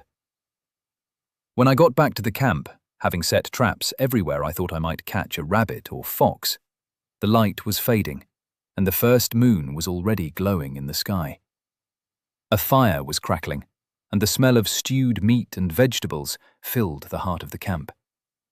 I accepted a bowl from one of the women with a nod of gratitude and went to sit by my shared tent to eat in silence. Why had they brought the women? This was meant to be a dangerous trip, after all, and I couldn't see the sense in exposing the females to the risk. In primitive societies, women were very highly protected. A tribe with 50 men and 50 women could lose 40 men and still have 50 babies the next year. Losing 80% of the women was the death of the tribe. Why are they here? I asked Krill quietly, waving my spoon at the pair of women who were tending the pot. I need my attendants, said a soft voice from behind me. I turned my head to find the woman whose eyes I'd met at the sacrifice, looking down at me. Her smile was almost predatory in the half-light of the moons and the flickering flames. Lady Fiala, I think he means to ask why we would bring anyone other than warriors, said Krill, as he shoveled food into his face. Well, that is a tale I might choose to share. I would want some answers myself in return, she said. Her voice was like a cat's purr, rough and smooth at the same time, and very pleasant to my ears. What would my lady ask of her humble dreamer? Replied Krill in a deadpan voice. Not you, she laughed. Raymond Cobbler. Such a strange name. Are all your people named so? She lowered herself gracefully to the grass.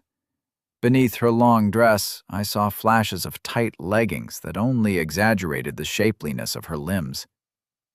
In my culture, yes. There are others with different standards. She arched an eyebrow, and I once again noticed the color of her eyes. Hazel. Coupled with their almond shape, it gave her the gaze of a bird of prey. And where are you from? She asked pointedly. You wouldn't have heard of it. Suffice to say, it's a long way away, and all I want to do is get home and settle some debts, if I can. She glared at me, her lips pursing in annoyance. One day I'd like to hear of your home, Raymond. She rose to her feet, said goodnight to Krill, and went into her tent, calling out to the other women, whose names I discovered were Halen and Gardell, to clean up the meal quickly and join her. Halen, with her pink cheeks and bright eyes, was constantly shooting coquettish looks at Jandak, who smirked and winked at her every chance he got. Boy, you need training. Come with us, called Hatricolo, as three of the warriors, including Jandak, rose to their feet and grinned at each other. I followed behind, ignoring the teasing and insults as we moved away from the fire a short distance. Krill shifted around so he could watch unobstructed and pulled out strips of dried meat to munch on like they were popcorn. We will begin with fist and foot. You have training in such fighting? Demanded Hatricolo in a no-nonsense tone. I nodded. I'd spent years learning various martial arts on top of the training I'd received in the military. I was competent, at best, in my estimation. Why fight with fists when knives are more effective? Why use a knife when guns are a thing? A professional should always use the most effective tools available. Firearms are often too noisy, too attention-grabbing, so knives and close-in fighting had played a major part in my activities back home. Jandak shrugged out of his tunic and threw it to one side. He was short, but covered in wiry muscles that bore a patchwork of scars. Most of his skin seemed to be made of scar tissue from what I could tell.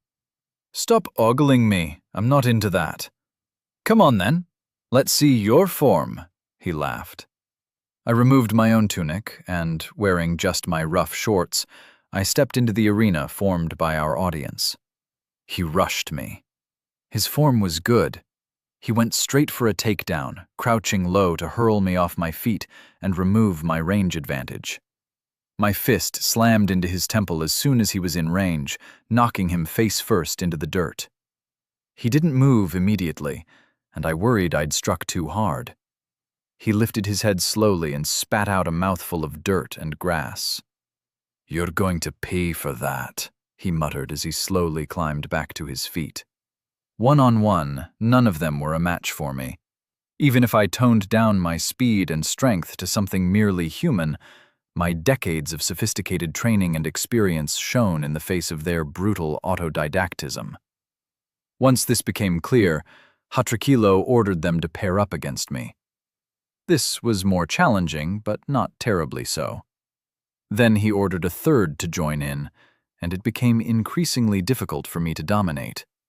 The warriors worked reasonably well together, creating openings for each other to land blows, and soon I was having to strain to hold them off. They tended to go for glory, though, and this gave me chances to exploit the weakness in their teamwork. I was battered and bruised when Hatrikilo finally called a stop, but I had emerged victorious in the end. Jandak smiled broadly and nodded his head deeply in my direction. "Tomorrow we fight with staves, yes?" he chuckled as he walked back to the fire with a slight limp. The others all seemed excited to try themselves against me with weapons they assumed they knew better than I did. I looked forward to disabusing them of the notion. Chapter 21. Spent them lavishly. 3 weeks passed in a fashion that soon became humdrum. I would wake to notifications of kills from my snares, gather the bodies and gleefully hoard my souls. Then a quick breakfast and a long, long walk. Each evening I would set traps once more and then fight against the other warriors. I carefully limited my strength and speed in our training bouts. I wanted to learn what I could from them, and I quickly began to pick up their fighting styles with maces and spears. They favored simple striking blows to the head, knee, or elbow with the blunt weapons. Their spear technique was more complex, as they tended not to fight in ranks like European spearmen in an army might have done. They favored a flowing style, where the butt was used as much as the tip, and the spear seemed like a living thing in the hands of the most talented of them. Jandak was far superior to the rest, so he and I sparred regularly. I felt a lot more confident with the weapon now than when I had faced down the bear. In terms of knife fighting and hand-to-hand, I was the reluctant master, and they quickly fell into the roles of students. I was far from a master by the standards of Earth in unarmed combat, but here I was, a passable journeyman training relative novices. With the knife, I was a terror. None of them could match me. Knives are nice and quiet, so a blade in the dark had been my modus operandi for a lot of jobs back home, and I felt completely at ease with the short dagger in my hand. We had headed steadily northwest to skirt around the worst of the hills, one of which had been where I arrived on this world. Fording the river, known as the Grethnillik according to Krill, had been a challenge. Keeping the cattle together as they waded knee-deep across the shallowest stretch had taken everyone working as a team. I'd been taught how to guide the aurochs, taking my turn at handling the long, whip-like branches that were used as goads, as well as more mundane tasks like the cooking and cleaning with fire ash. We were all travel-stained now. Our tunics were dirty and marked by the filth of the journey, but we had gelled together as a group. The distance between the women and the men was a marked difference from what I would have expected on Earth. Their culture was highly stratified by sex, and while the warriors now all joked with me and called monde to mimic my habit of skipping the family denominator in their own names. The women had remained aloof from the camaraderie that had come to dominate our conversations. I was no longer considering ditching them and running south again. The idea of mammoths, extinct for so long back home, also intrigued me. After passing the river, we switched to heading directly north, and the land began to change. The grasslands and tiny forests began to be dominated by larger trees. Krill assured me the forest would fall away behind us when we reached the ice plains. From his answers to my questions, I came to expect a vast tundra beyond the hills and trees where we would hunt his great tusks. We had donned heavy furs as we moved deeper into the trees. The air had become chill, and the lack of direct sunlight left us cold at any time other than the peak of the day. We were traveling through a stretch of thick forest, forced into single file by the thick trunks and steep slope, and I was once again trying to quiz Krill about the lands to the south. "You'll get there eventually. You've responsibilities with us to deal with first," he snapped. His good humor had become increasingly rare as the weather grew colder. I had grown close to the Hattrick people, and Krill was beginning to feel almost like an old acquaintance, a replacement for Jimmy. Even Gedrick had grown in my affections, becoming something of an annoying little brother in my mind. I still had my impossible task to achieve, though, and my new friends wouldn't hold me back. It felt strange to think of them as friends, but it was the closest word I could find. "Krill, I have a mission from the gods," I said quietly, hoping an appeal to his piety might sway him. "Fuck them all except Aresk. He sent you to us. He wants his people to rise like the Southerners have over the last few generations. You can make that happen, boy. Spoke-wheeled chariots, improved bow designs, shop-bought bronze. All your ideas can be made to work. When we ride south, you'll be a mighty warlord, lad. Not a knife in the dark," he grumped, and pulled his fur jacket tighter around his chest. He coughed, a wet sound, as he cleared some mucus and spat it into the woods that fell away to our left-hand side. We were traversing a narrow path through the trees. To our right, a steep slope rose up, and to our left, it fell away sharply. Both sides were thick with vegetation, so we could only see a dozen meters or so either way. Despite bickering with Krill, my senses were alert as this was dangerous ground, unsuitable for the spear work the Areskin favored against the local wildlife.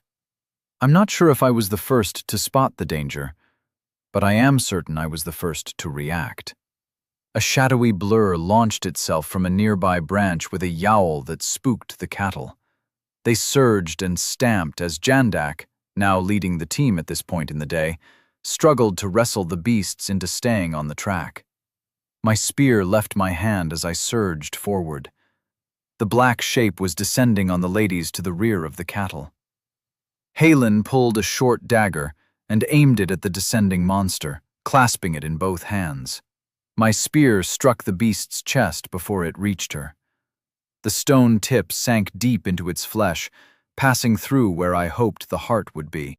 Momentum is not so easily thwarted, however, and the beast, though mortally injured, cannoned into Halen and skidded across her as she was crushed under its weight. Gardel was thrown to the side, and a panicked aurochs lashed out with its hind legs, one hoof connecting with the woman's head, sending her body spinning viciously with the impact of the blow. I arrived and sank my dagger into the back of the beast's neck, then wrenched it to the side, snapping half of it off in the big cat's spine.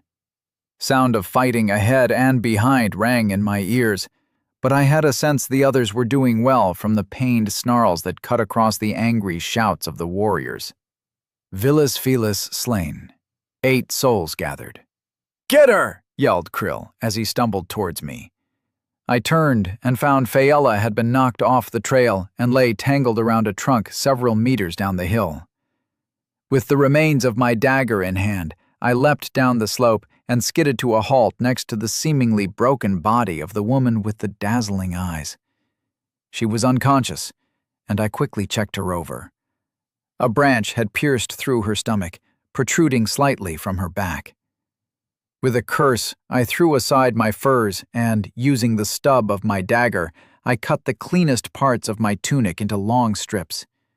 I pulled back her furs and then cut away her clothes to reveal a blood-stained midriff of smooth muscle. I quickly bound the improvised bandages around her torso. She groaned in pain, but I pulled them as tight as I could, forgetting my impossible strength in the heat of the moment.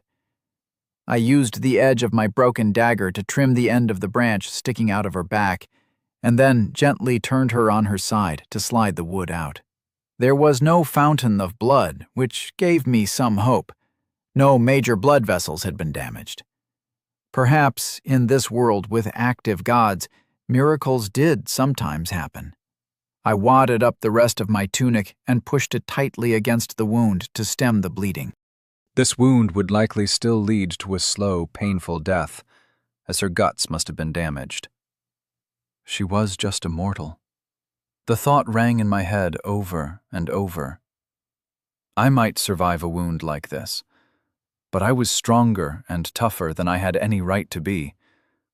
She was just a delicate, if arrogant creature, whose eyes had entranced me from across the fire every night for weeks. She won't survive that. Shit. A dead princess. Krill muttered as he stumbled down next to me. "Bring her up here," Hatrikilo called from above. His voice was thick with grief. He'd seen the injury as I worked, I guessed. "Not safe to move her yet. Not like this," I muttered.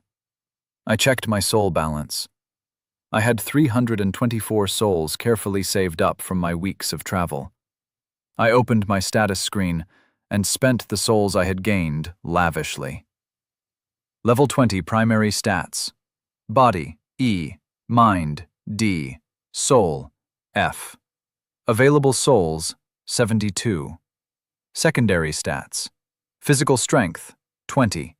Reflexes, 15. Health, 120. Magic strength, 10. Focus, 10. Mana, 200. Affinity, fire. Summon fire. Range, touch, intensity, plus 8%. Fire resistance, plus 2%. Projectile, speed, plus 3%. Detonation, 1 meter cubed, plus 0%. Firewall, area, 1 meter squared. Affinity, life heal, self, 10 HP and 40% increased recovery rate for 1 hour. Seals moderate wounds. Enhancement, self, 2%, lasts 5 seconds. Resistance, all, 1%. Projectile, speed, plus 3%. Heal other. Rapid growth, area, 1 meter squared. Imbue. New affinity unlocked. Enchantment unlocked. I bought 7 levels to get to 20 and gained 14 stat points. I put 2 each into magic strength and focus and dumped the remaining 10 into mana. Then I opened my affinity screen and bought all the bonuses to healing strength I could. It cost 260 souls altogether, but I didn't care, as I raised a hand and 2 balls of green light flew from my palm and soaked into Fayella's wounded stomach. The flesh began to knit slowly together, the blood flow completely stopped, and I sat back with a loud sigh. I took a moment to gather myself and carefully picked her up. I slowly climbed to the top of the slope and lay her down at Hatrakilo's feet. He was staring at me, wide-eyed. "What did you do?" he grunted. "Healing magic. I kept enough mana to help the others as well." "How are Halen and Gardel?" I asked. "Halen will live. Gardel is likely dead." "Likely? So she's still breathing? Where is she?" I demanded. Where she fell, Shikrakin. She lies where she fell, Hatrakilo said sadly. I ran over and found that she had a large lump already growing on the side of her head. The warriors had gathered round to keep the aurochs in place. The scent of the vile cats spooked them, and they were skittish, mooing and grumbling, unable to stay still. Fearing her neck might be broken, I examined the rest of her as best I could without moving her body. I'd seen her body pivot while in the air from the strength of the kick. I glanced over the warriors and saw there were only a few cuts and bruises on them. They seemed fine, so I chose to spend my mana to try to save this girl's life. 2 balls of green light shot from my hand into her head. The egg-sized lump began to shrink, and I tentatively felt around her neck, looking for signs of some internal injury. "Don't move her. Put something on her to keep her warm," I ordered Hermold, who nodded jerkily and stripped out of his fur jacket to lay it over her. He badgered his cousins, and they did the same. "Why can't we move her?" asked Krill as he arrived next to me.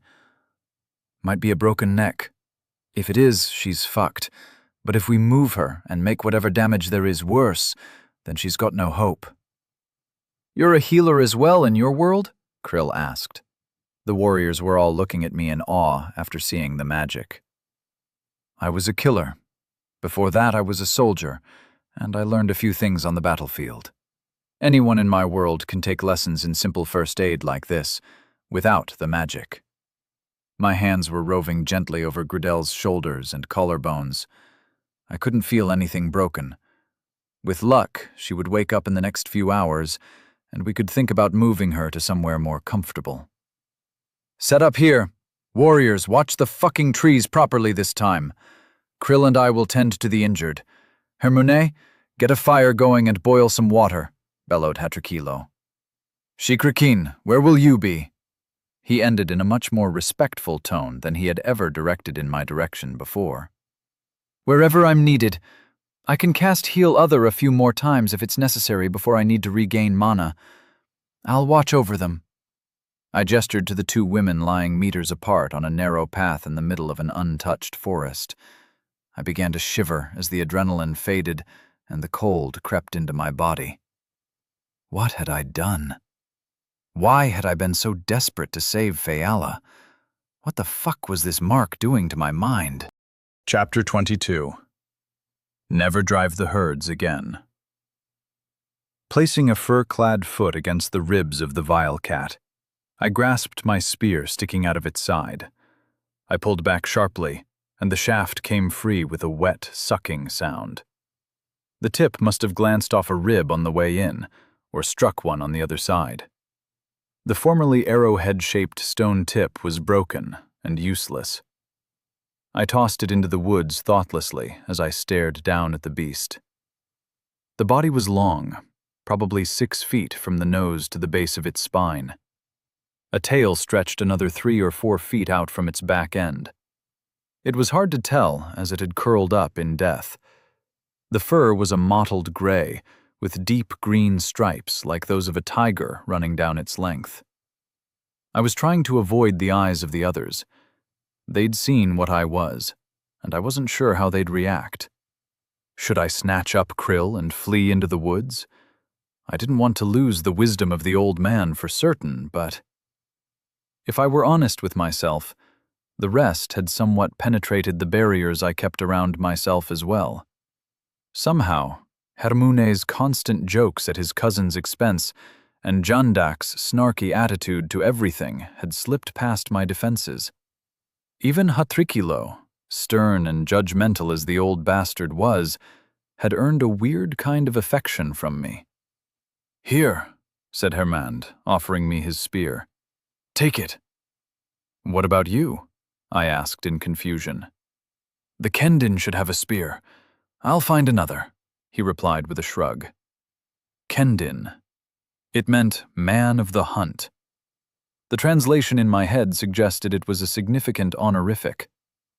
I took his spear and looked it over. Much better made than the not-so-cheap one I'd bought from the shop.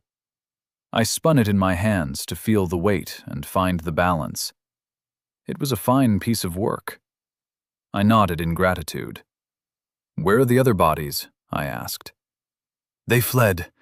This was the only kill," Hermand shrugged. "Killing vile beasts isn't so easy for us. Not when we're caught in an ambush like this, anyway." "So they're still out there?" I asked in alarm. "They won't be back. Losing one of the pride will have spooked them," said Hatrakilo, coming up behind me. "We need to find a place to camp. Jandak, scout ahead and find us a suitable spot to set up. We can't stay on this fucking goat path overnight." Jandak nodded and began trotting along the way we'd been headed, spear held ready at his side. "You did well, Mond," Hatrakilo said simply before turning away and going to check on Krill, who was ministering to Falaya. I stared down at the giant cat. These things were tough. Without the bonus to my strength, I would have struggled to pierce the thing's hide with a throw. "Boy!" yelled Krill. I glanced over and he waved me to join him. "What's her condition?" he asked as I arrived. I bent down and tried to examine the wound. She'd been covered in furs as well. I moved them aside and checked her over. I pulled aside the bandages. Krill had loosened them after my panicked application, and saw fresh, pale skin covering the wound. A jagged, pink line remained on her front. I hastily pushed the furs back to conceal her stomach and the base of her breasts. I hadn't realized I'd exposed quite so much of her skin when I tried to help her. The skin has largely regrown. It will be a day or two before we know if there's an infection. A day or two more after that before we know if her intestines were mangled. If they were, she won't last much longer than that, I muttered. "You mean her guts? Everything feels like it's whole and where it should be," said Krill. "Go find my idiot apprentice and set some traps, boy."